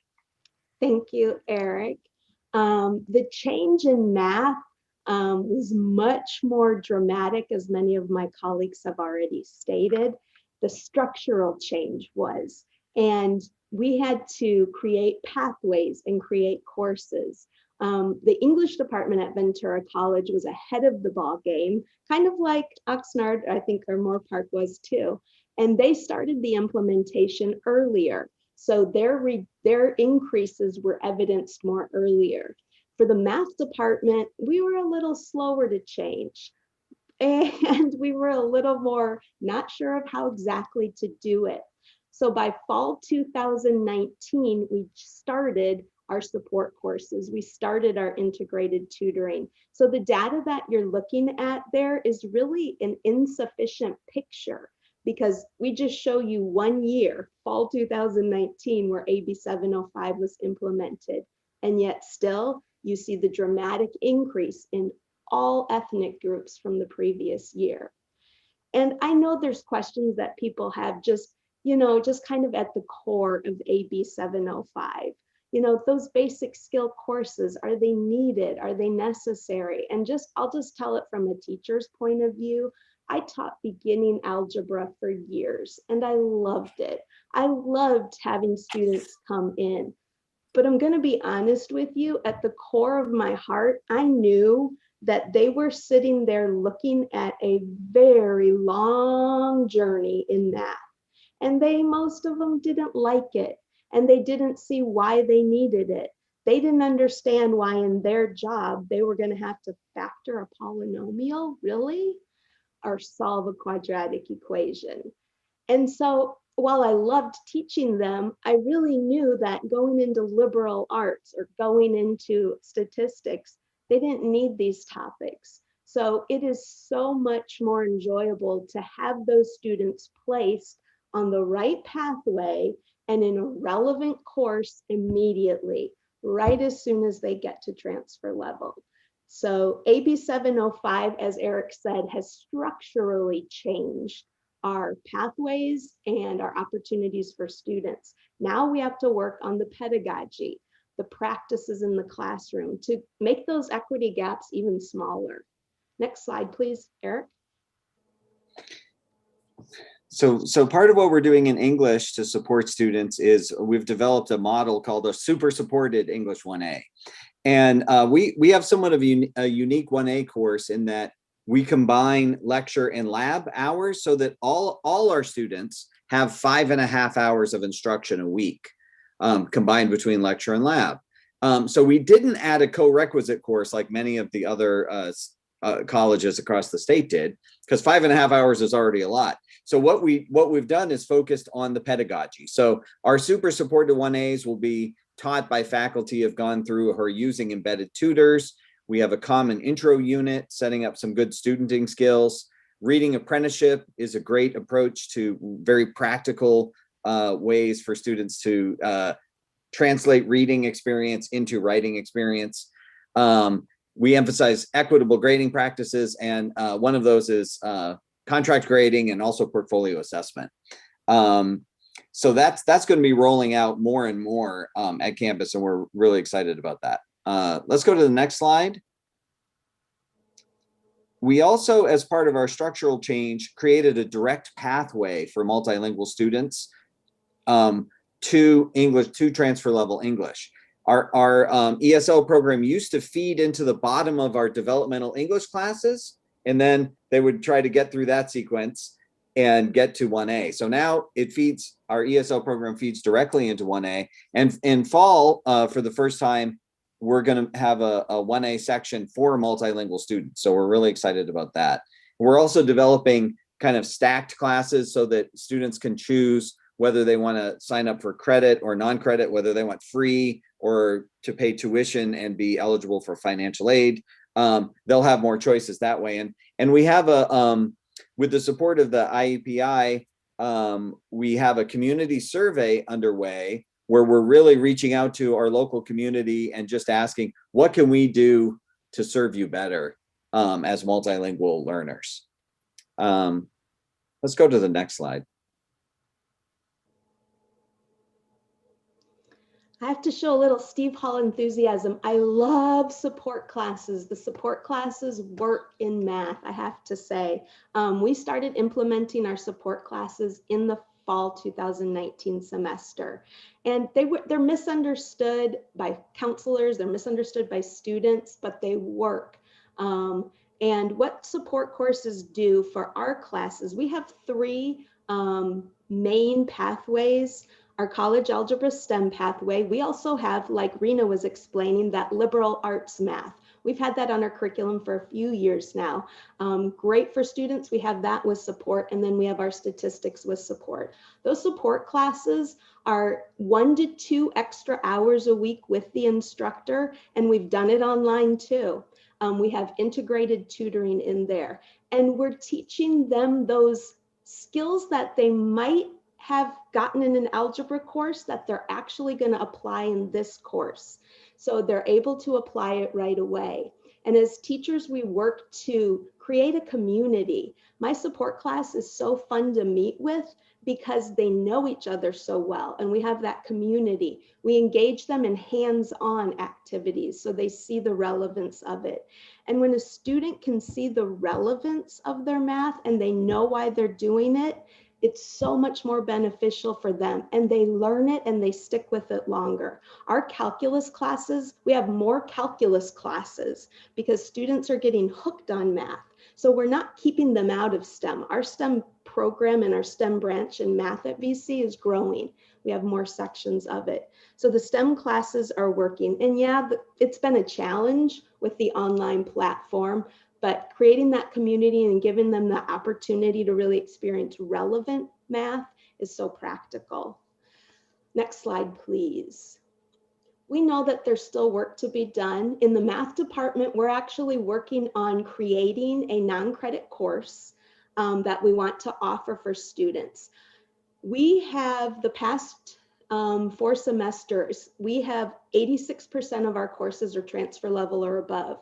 We have only about 8 sections of basic skills. And as others have mentioned, we need those, but I don't know that we need them forever. And so we're looking at creating a non-credit course that can meet the needs of students, but not put them through a whole long sequence of endless math that they have to kind of endure through. So we're hoping to get this course into the books for fall 2022.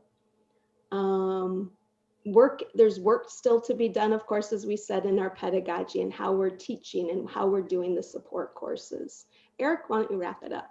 Yeah, you know, the equity gaps still need to be addressed, and this is something across the state that's being acknowledged, that we're asking you as board members to support professional learning for instructional faculty that's equity based. We really need this, and we really need funding and support behind this. And also we need better, more timely data. The state has asked us to track students and give make choices that give them the best chance to complete these English and math courses in their first year. So we need to be able to see how, students at certain high school GPA bands are doing. And we need it quickly. We need to see that throughput data, and we need it disaggregated by race and ethnicity and by all the other categories we need, foster youth, etc. So hopefully we can get that support so that we have a dashboard that includes all this data. That would be very, very helpful. All right, thanks for staying up late. That's all we had. Thank you very much. Just to conclude, again, this was just meant as a snapshot of where we are, a more comprehensive report of our efforts, and it will rely on us gathering the pertinent data. And right now that's relatively in its infancy. A more comprehensive report with broader conclusions, it's going to take a few more semesters of us gathering data. But this is a great picture of where we are and the efforts we've made. And I think you can tell from these faculty. They're quite proud of what they have been doing in their classroom and what they've been doing for the students, and we all are. So Dr. Gillespie, that's our report. And if we have any questions from the board members, we'd be happy to entertain them.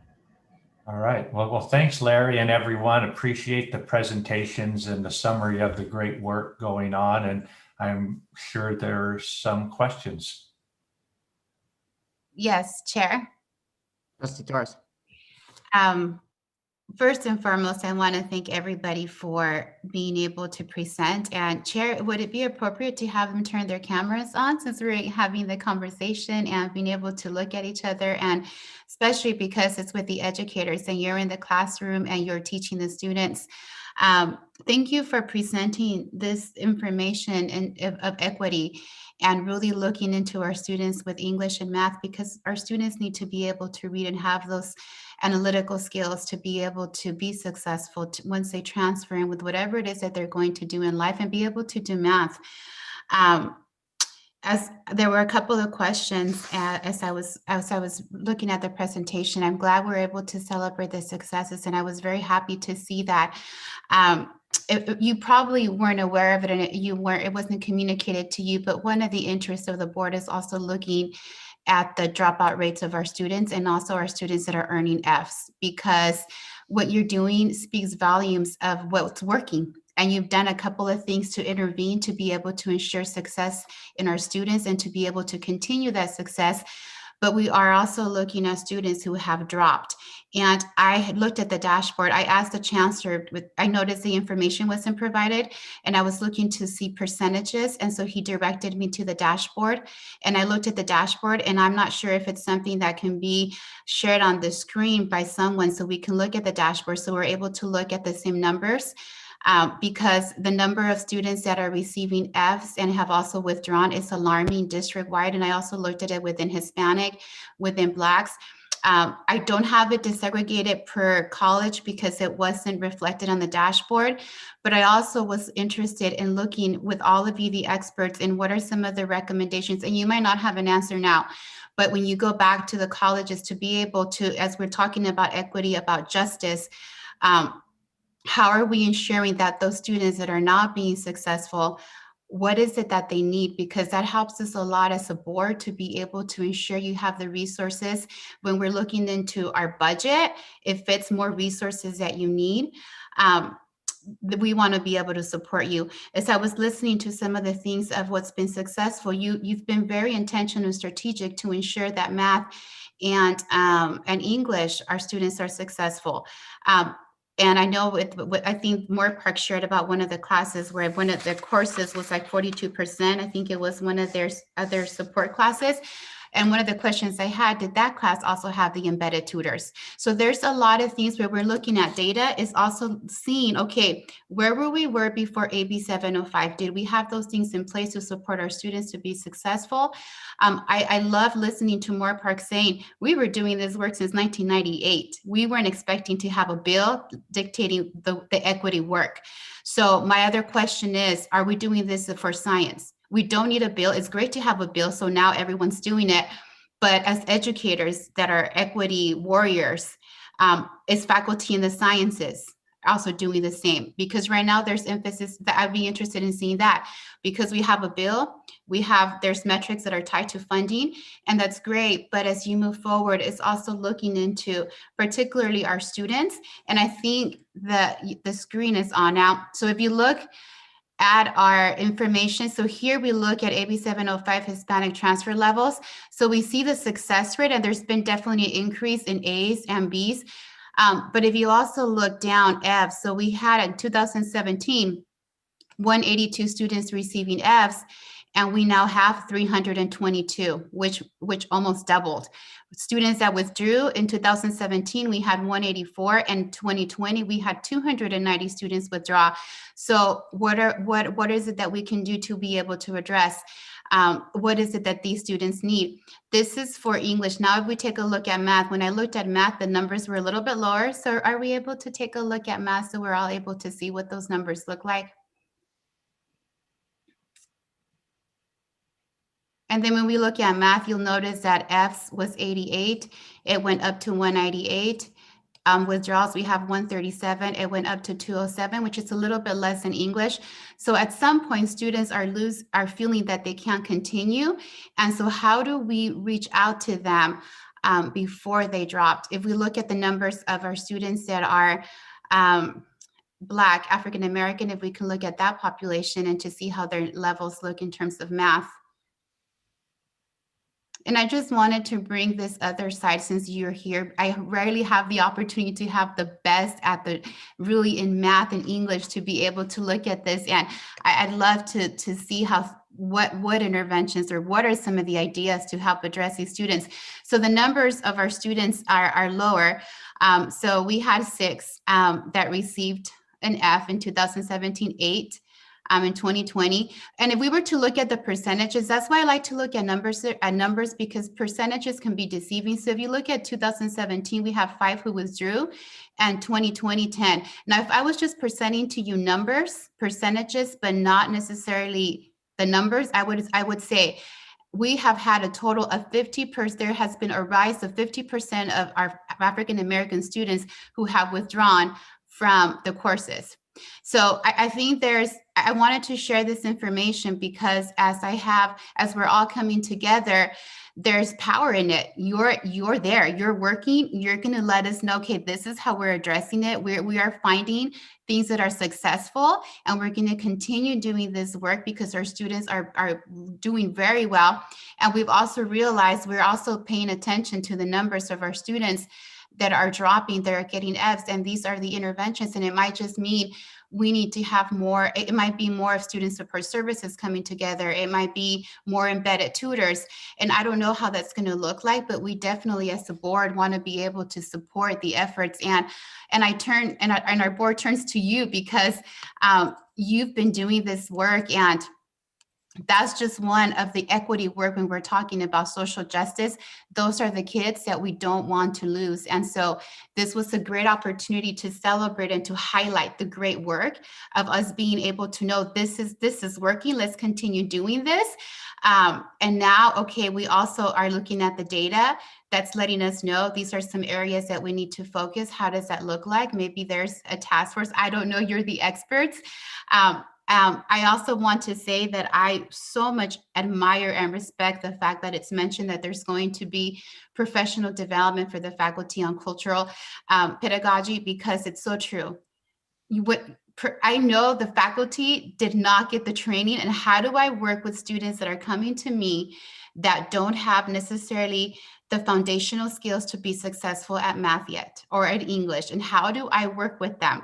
How do I choose maybe the textbooks? What am I going to choose to make it relevant to their experience, to make this a little bit more friendlier to them? And so when I hear this, it brings like so much joy to me to just really see all of your efforts and how much work has gone into really helping our students, and to see the success rate.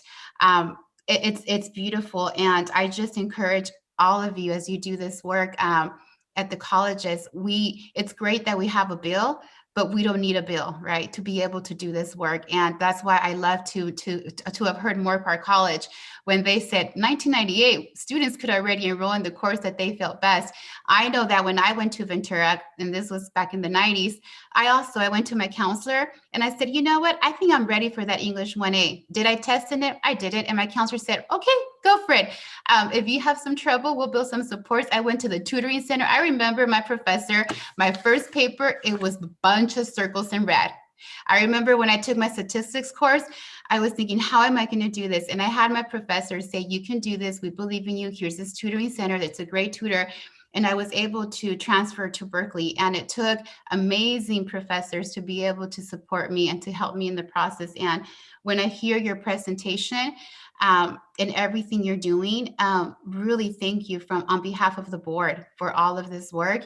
And I would love to later maybe have a presentation on looking into those students based on the numbers, maybe how does it look specifically in your college, and to segregate it. So for Oxnard College, for Ventura, for Moorpark, based on Fs, based on withdrawals, based on Cs. A C is not good enough for a UC, for a Harvard, for a Stanford, for a Berkeley, for a UCLA. For students to have opportunities, they need to be acing, and getting acing the class is really having Bs. And so success could be so subjective. So what do we determine success? And you're the experts, and we basically give the funding, or we focus it on what you need, and know that this is a priority for the board. And that's why it was so important for us to be able to listen to this report from the colleges and get some insight. So that's just a little bit of the questions that I had in comments. I know I've said a lot. I don't know if anybody wants to comment or share thoughts. Maybe it's something you had already thought about, but you didn't realize you could have presented on it tonight. I see a hand. Eric, go ahead. Thank you for that, Trustee Torres. I think we all went into community college teaching because that we feel a mission to reach the students who often don't get a chance. So I think we're all on the same page with that. And it's exciting to hear you talk about it as well. I think you mentioned a lot of things, so I can't speak to all of it, but just a few thoughts. One, what AB 705 has done is made these struggling students visible to us. In the old system, these students were invisible. They would often be passing a class in the sequence and then not enrolling in the next class, and we were never aware of them. One advantage now is that we see them. We can't ignore them. They're here. They're withdrawing. They're not passing. And so it puts it on us. We have an obligation now to reach out to them and find a way to support them. So I think that's good. The other, just another thought about supporting them is something we've been playing around with. A partnership with student services is to ask faculty to identify students early in the semester who are struggling, or after they withdraw, to reach out to those students and have workshops at the end of the semester to help them retool, to address some issues and be ready to jump in and take the class the next time. Because part of what we've found is that students who repeat, at least in English, students who repeat English 1A actually do better, have a better pass rate than students who start one level below and then go into 1A. So if you take 1A and don't quite get it, you weren't quite ready for it, and you take it again, you're more likely to pass it than if you start in a sequence and try to work your way through that way. So that's another thing, is to reach out to those students and say, don't be discouraged, jump back in. We have support for you to do that. We have workshops ready for you to do that, and kind of retool and right the ship and get back on course and go on and reach your goals. So that's just a couple thoughts. I see there's another hand up.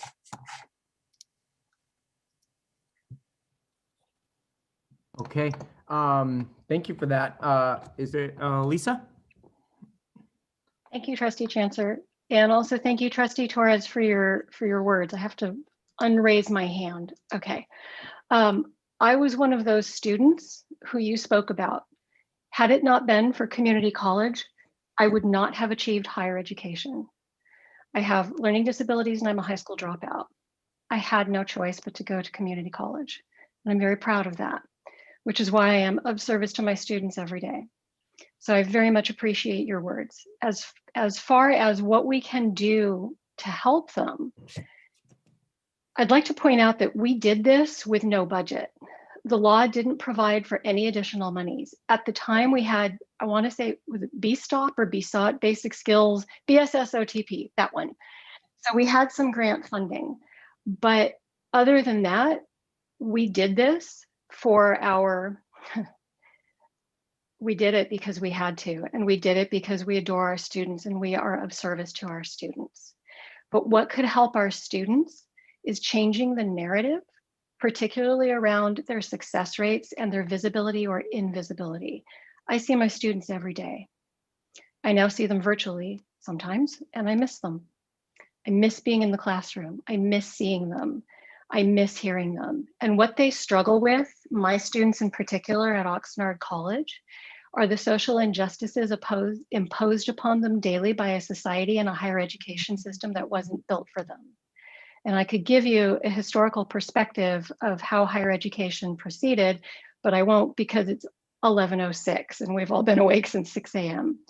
But what our students could use is money, technology, reliable technology. What we do to reach out to the students who are not succeeding, our counseling department does an amazing job. Our tutorial center does an amazing job. We reach out as faculty members to our students saying, how are you doing? Are you okay? Can I help? We have resources. What can I do? Our student services encourages us to fill out our BIT forms so that we can report on our students who are experiencing mental health issues, anguish, anxiety, depression. One of my students recently was involved in a ghastly racial profiling incident, and I keep reaching out to her because I'm worried about her, and I know the college has as well. The other thing that our students would benefit from is something that President Sanchez has championed, and that is mentorship. So there have been proven studies that students who mentor students and who have adults who mentor them, faculty like me, they have greater chances for success. So we have systems in place. We all do grit. We all do growth mindset. I foster resilience. I teach from a community cultural wealth perspective, not a deficit model. If any of you are familiar with the work of Tarrayoso at UCSB or Paulo Freire, that is what I do in my classroom every day. That is what we do at Oxnard College. But unfortunately, it's not enough. We need money. Our students need money. So I very much appreciate your perspectives and that you looked at the negatives because there's so many of them. I would love to continue the conversation. You are welcome to visit my department at any time you would like, and we'd have a very robust conversation. Thank you. I would love to. Can I do that as a trustee? I'm sure I can. I just invited you. I don't see why not. I would really love to, because this is really social justice and this work and how it looks like you're the experts, and it's through the classroom, and I don't know if it's a study session with the board, but it's budget. When we're looking at our budget allocation of our budget, and when you're saying our students need money, and you go back to the colleges and you talk, okay, these are the needs. This is the equity work. This is how you inform us. I love this opportunity that as a board, we're able to speak with you. You're letting us know, how does it look like? We celebrate, okay, this is working.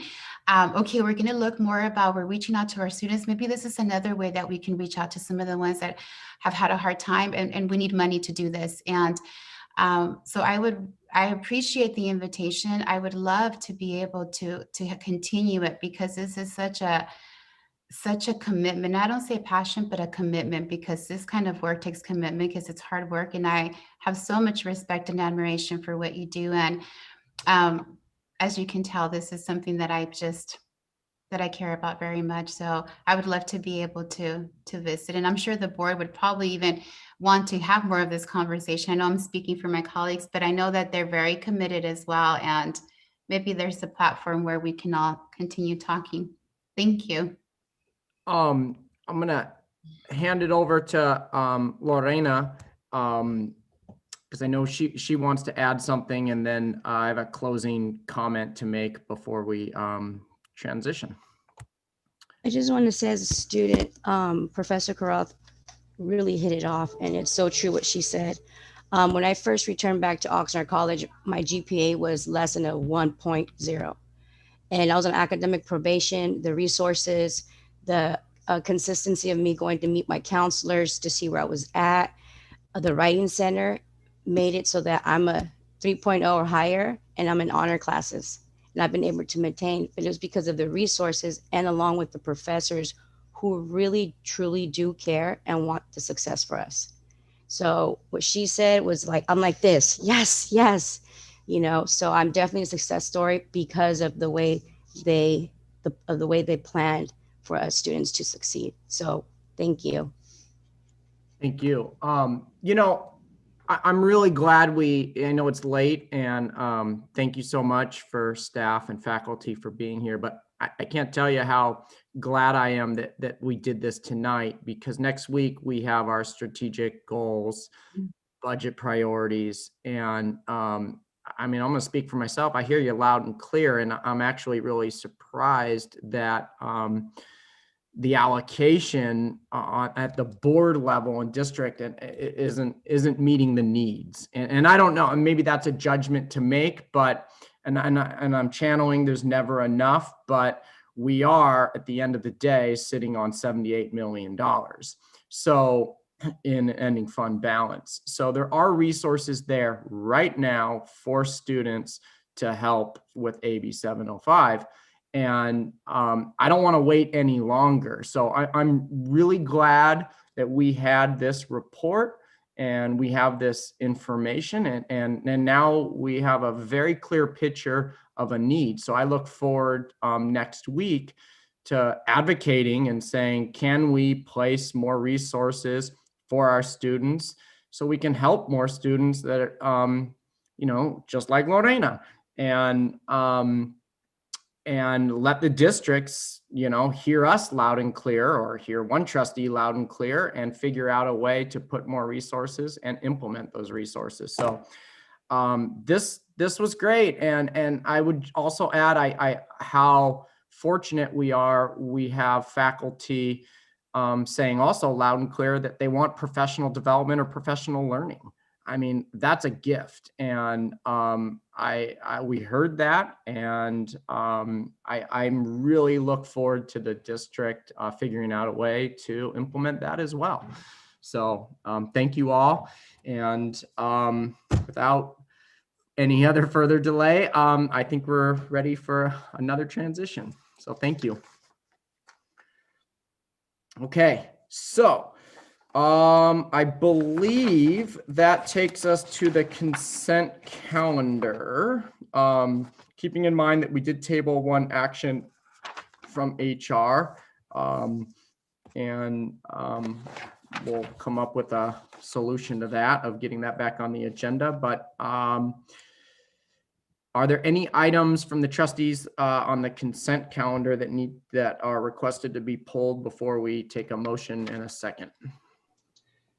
Chair Chancellor, I just have a very brief question on item 15.01, a purchase order for ARC Document Solutions for software to digitize architectural plans. Just curious as to whether that's for instructional use or use by the district facilities department, or in a perfect world for both. And I didn't know whether I could have an answer for that tonight. Dave, do you want to answer? I know you and Dan looked into that. Yeah, so no, that's for the facilities department. I'll just remind everybody, the district does not have a facilities department, so each campus does. That's a topic for another day's conversation, but that particular software is square footage based. Each campus has digitized their architectural plans and maps and et cetera. And so at different periods of time. So Moorpark has contracted with that particular agreement right now. The other campuses can do the same. There's no, because it's billed at a square footage rate, they can't just jump on and say, well, you're paying that much, so we can jump on for free. They would pay their own square footage rate, but for the same basic standard price. But it's for our facilities. It's not for an academic program. Okay. If you ever found a use for it in an academic program, I think that would be a win-win. Yeah, no, I don't know what our programs might use, but if it's helpful, then that's certainly something that they would consider, and they do consider. Thank you. Thank you, Chair Chancellor, for indulging my question. Anytime. Okay. On that note, I'm happy to take a first and second for the consent calendar. I will move approval. Second. Okay, it was a first by Trustee Mantooth, a second by Vice Chair McKay. And are there any further questions on any of those items? Can't have them. Can't have them. Never mind. Never mind. Okay. So on that note, Trustee Chair Chancellor, could I Yes. ask you a quick question? Do we need to take a vote on 1501 separately? Not really. It wasn't really pulled? No. Okay, thank you. Okay, cool. Thanks for asking. Okay, Trustee Mantooth. Aye. All right. Did we lose? Oh, there you are. You moved on my screen. Trustee Perez. Aye. Okay. Trustee Torres. Yes. Okay. Vice Chair McKay. Yes. And I'm also a yes. Okay. So that takes us all the way to information item 18.01 in the nature of the hour. If it's Chancellor Gillespie, there's not going to be any major alarm bells if we push that off, is there? No, there's no presentation for these. So it's mainly providing these to the board as information items. They'll be submitted to the state at the timeline that they need it. So if the board wants to ask questions about it, we can always bring it back on another agenda. Okay, great. That takes us to, so we'll bring that back, and that takes us to 19.01. Oh, no. Yes, that is correct, which is board questions on college and district written reports, page 353. I don't have any questions, Chair. I just want to say I tried out doing the agenda this way. And the one difference in reading it is, like, for example, Amy Edwards put links on her report, so I could have a link to the Oxnard Live, which if I was just looking at it on paper, I wouldn't have had that. So thank you for that. It's the one real noticeable difference of doing it like the agenda electronically. You get a little more for your reading. You get entertainment to go with it. Okay, we all like entertainment. Trustee Mantooth, did you have any questions on the written reports? No specific questions, only just continue to be impressed at the variety of activities that go on. I concur. Okay, thank you for that. Trustee Perez, any questions or comments on the board reports? No, but what I will do is there's a lot of information, and Trustee Mantooth just mentioned it, a lot going on. And so I will follow up with a list of comments and questions as I did last month that the Chancellor will convey to the colleges. But just a couple of quick notes. One, major coup for the Moorpark College students to get Dr. Cornell West to participate in an upcoming event. And Amy, thank you for pointing out the faculty highlight. I think that's a nice feature in your newsletters. And that's it for now. Thank you. Okay, Trustee Torres. I appreciated also all of the reports and just seeing the great work that's being done at the colleges, and it's incredible. I know I echo the same sentiment that I just shared with the faculty in terms of how intentional you are to bring about this equity, the social justice work, and at every single level. And so my respects to everything you're doing, bringing in courses, the conversations that you're having at each one of the campuses, the leadership. Thank you also for the reflection. I know from Moorpark College, Julius wrote a very nice reflection during the time of celebrating the holiday of Martin Luther King Jr. And I noticed that they also have, and also a renewed hope this spring, so just very positive. So I was reading it. It was nice to see those words of encouragement. So great reports, and I'm looking forward to hopefully soon they can share some of these highlights. I always like listening from them directly as well. Very much. Vice Chair McKay.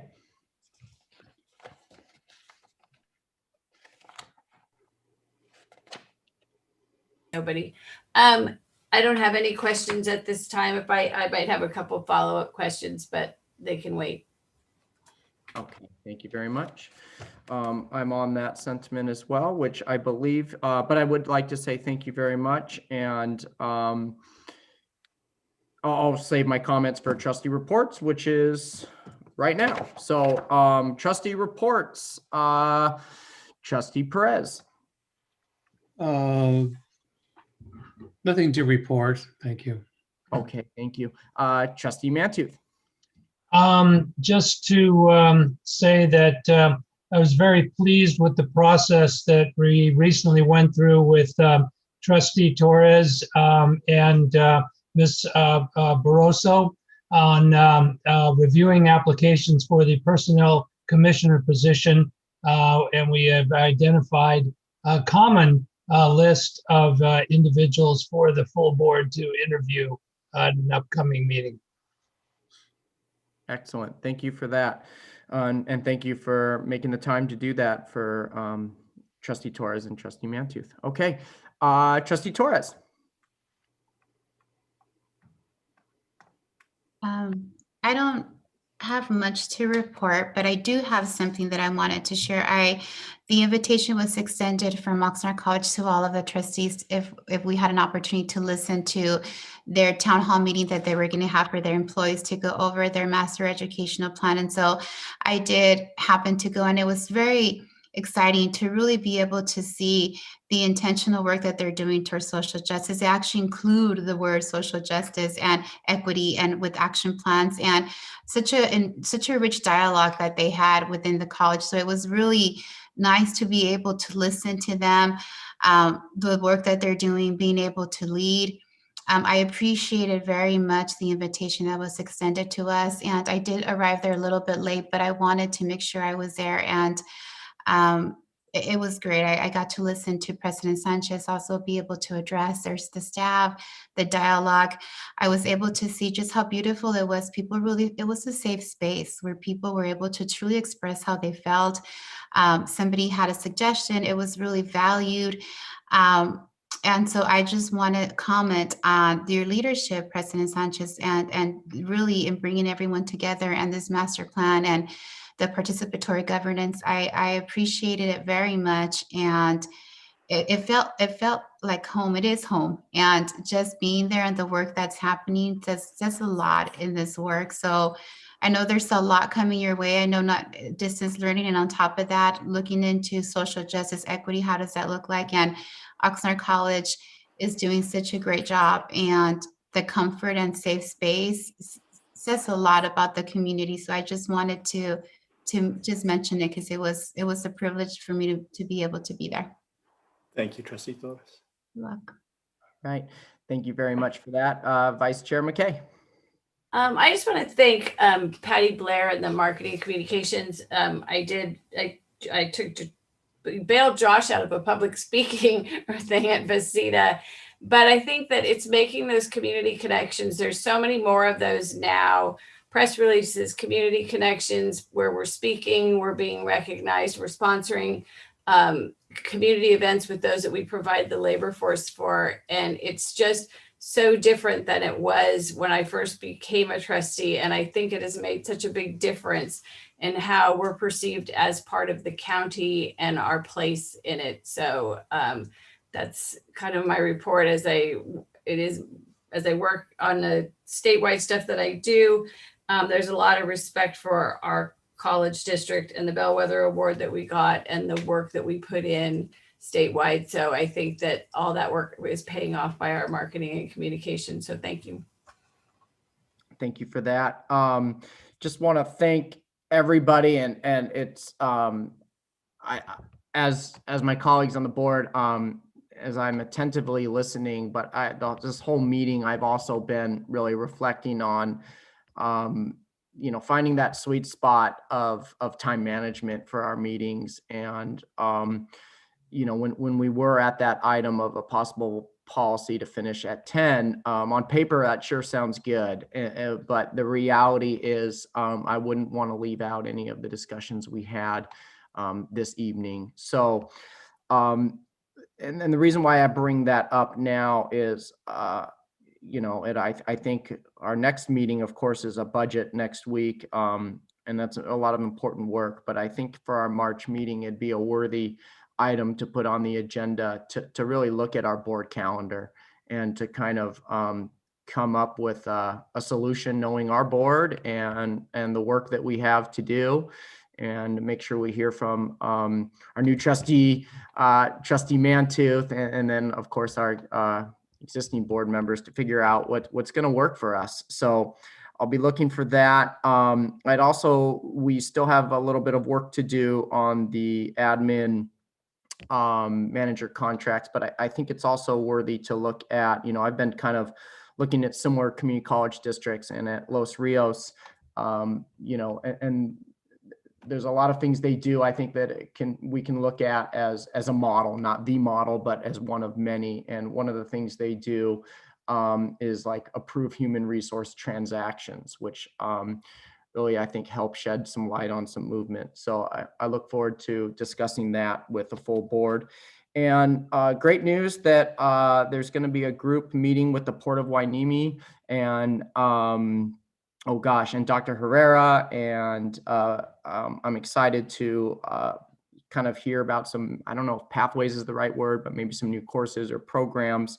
But I'm also eager to hear sort of our own internal side of the house on sustainability. So I look forward to that. I think we're meeting later this month and with the chancellor and staff and possibly even some students, because I know there's a sustainability director was just elected with the Associated Students from Moore Park College. So exciting stuff, but thank you everybody for sort of hanging in there to the end. And I know we still have a couple more items, but it's now time to go to 20.02 Chancellor Report.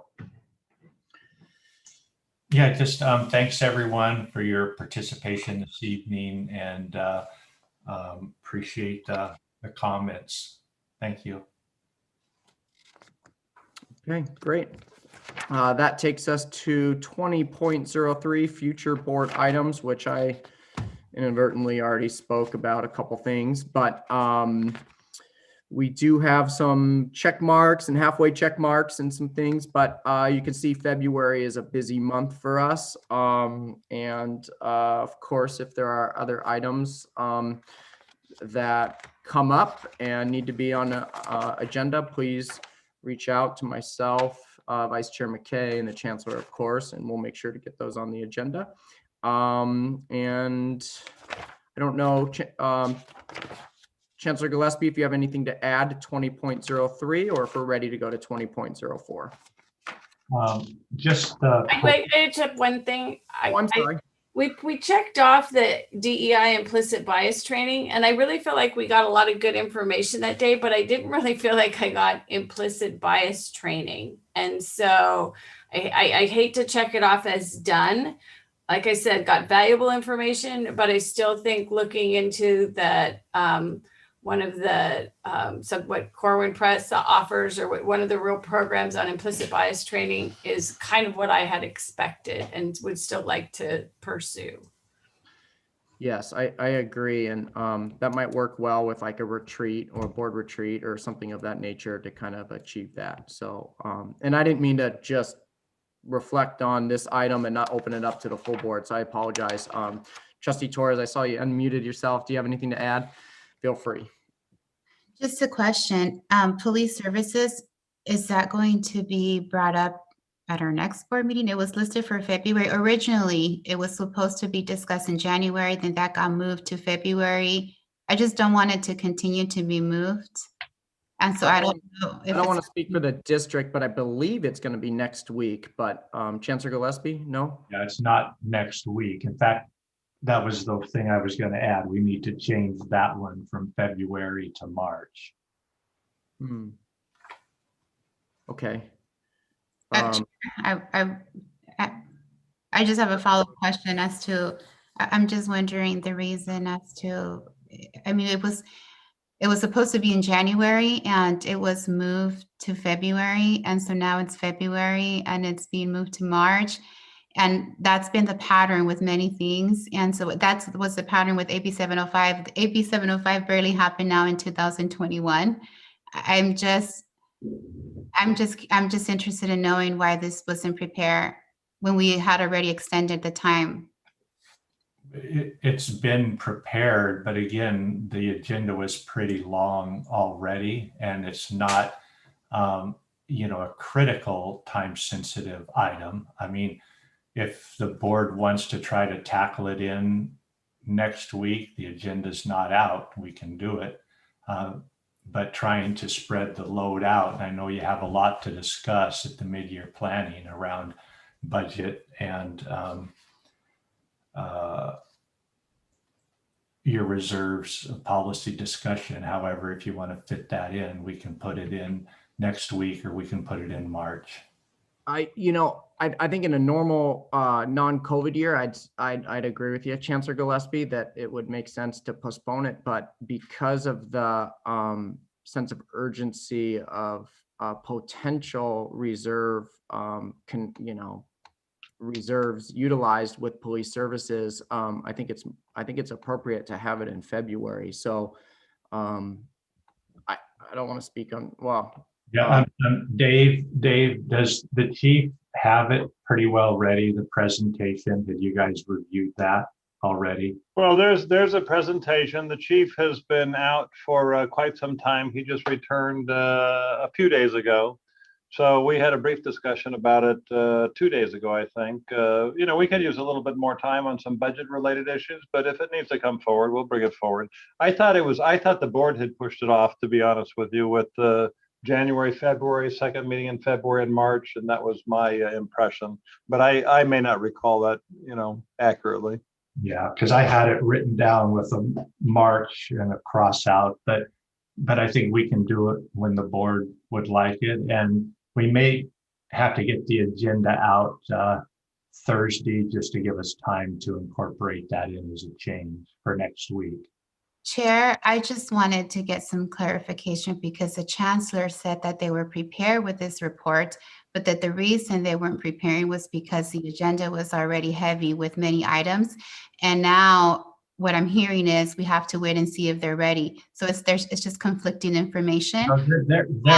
And then the other piece was it's been on future agenda items that this was going to be reviewed in February. So I only mentioned this so there's closer attention, because sometimes things are being missed or misheard, but there's agenda items that state this is happening in February. And I know that for our chief and our police department, this is important to them, because if it's reserves that we need to use, they deserve the opportunity to be able to present to the board and to be able to let us know this is what we're doing, this is how it looks like.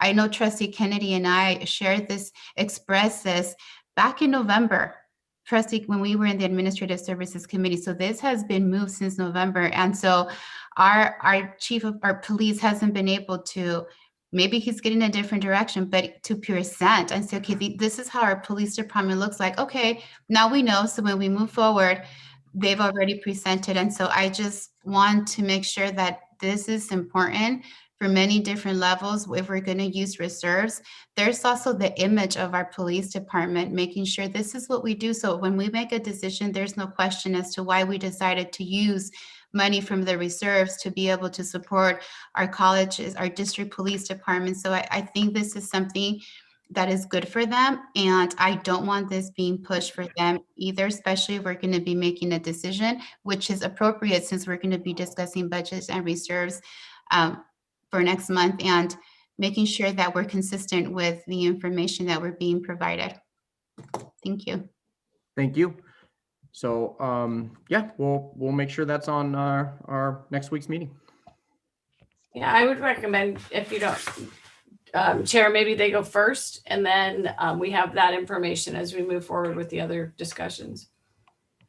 Yeah, I think that's a great point. Okay, perfect. Chair, Chancellor, quick question, or maybe for the Chancellor, what time is the meeting next week on the 16th?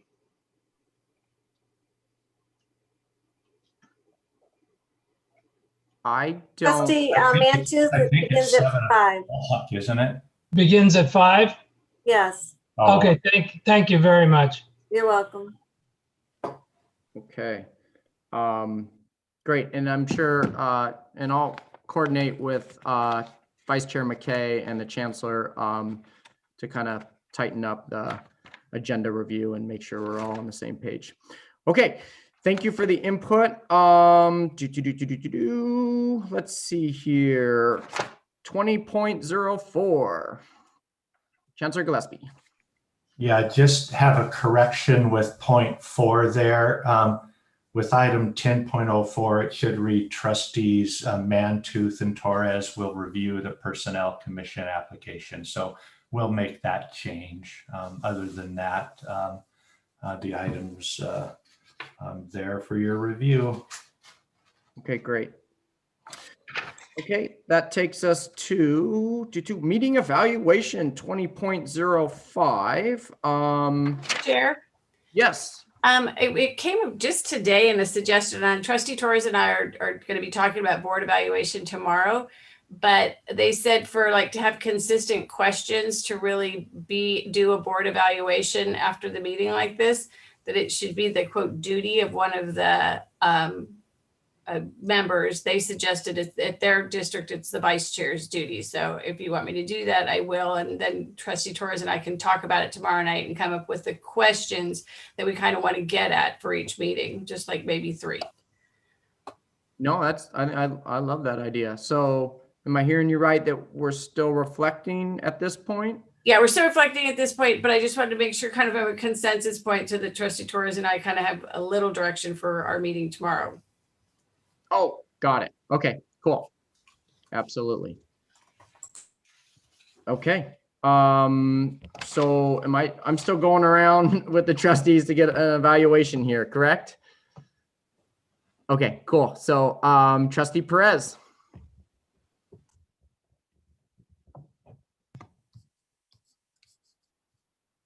Even though we may have pushed off an item or two, I think we got a lot done.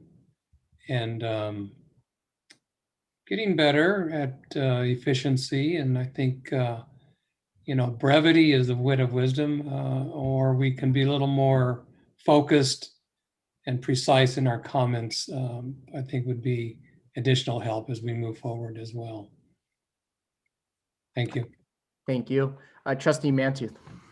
I would only at this point in time echo Trustee Perez remarks, and that we continue to work toward operational economy and time management.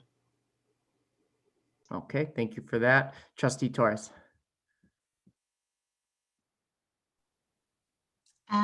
I think it was a good meeting. We were able to have a good discussion. There was important information that was presented to us. We really were able to discuss the policies, AB 705, other things that came up, and move forward with decisions that were made. And I think it was really good. It was really effective. And I think it just depends on the item. There'll be times that, just like last month, will be done by 10, and then there'll be times where we'll talk a little bit more. And then I think this is good because maybe we need to have another board meeting, and that's actually what I was thinking when Greg mentioned there isn't maybe any time. I was thinking that we probably need to start considering an additional board meeting when we have study session reports, like maybe AB 705, police department. So I'm really starting to feel very strongly about being able to have another meeting in order to have the brevity, to have the time management, I think, and not compromising the ability to be able to have those conversations. So I'm feeling very strongly about having a second board meeting to consider in the future.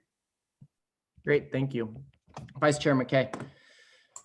I think, again, it's late, but everything we pushed off what we could. We talked about the things we needed to talk about, and it's a difficult thing, to run a meeting this way as opposed to when we're in the room with each other. Even in breaks, we sometimes would exchange information that we have to exchange differently this way. And so just every little thing. And so I think we have to be patient that this is just it's going to always be longer this way.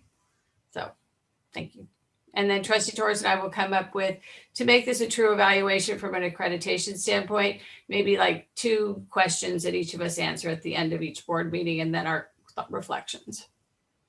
Okay, thank you very much.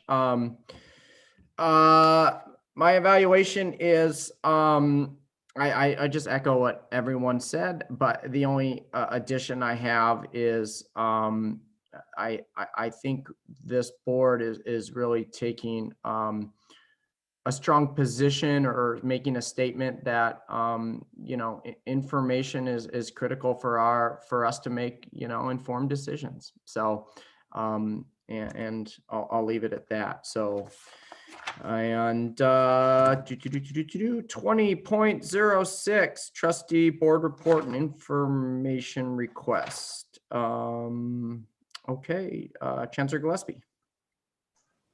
Yes, so if could pull the report up there, please, the attachment. So with it real quick, you'll notice that report number 2, that's the summary recommendations and plans from colleges detailing use of federal dollars.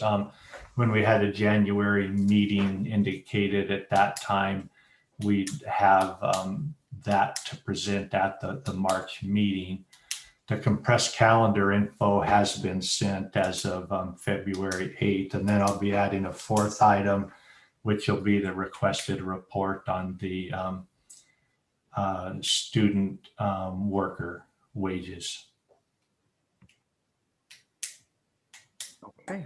Chair, when I had the students from Moore Park College contacted me, and I thought they probably contacted everyone about pay for their student government, to encourage more student involvement and make it more equitable. I've kind of tossed it to the chancellor at this point. I asked him a couple questions and turned it over to those that need to deal with it. But just kind of as we talk about students and student pay, that was just something that they, you know, threw out there as students. And I've no, you know, I know FCMAT says not to do it. I'm not suggesting that we do, but I just wanted to put that out there, that that is floating in the air. Okay, great.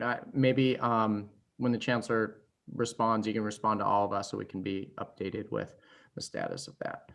Yeah, and I'm going to check to just see if there's any of that occurring at the other 2 colleges, and then do a response where appropriate. So. Okay, great. All right. So it is 11:43, and I think it's the magic time to adjourn the meeting. So without further delay, meeting adjourned. So thank you, everybody.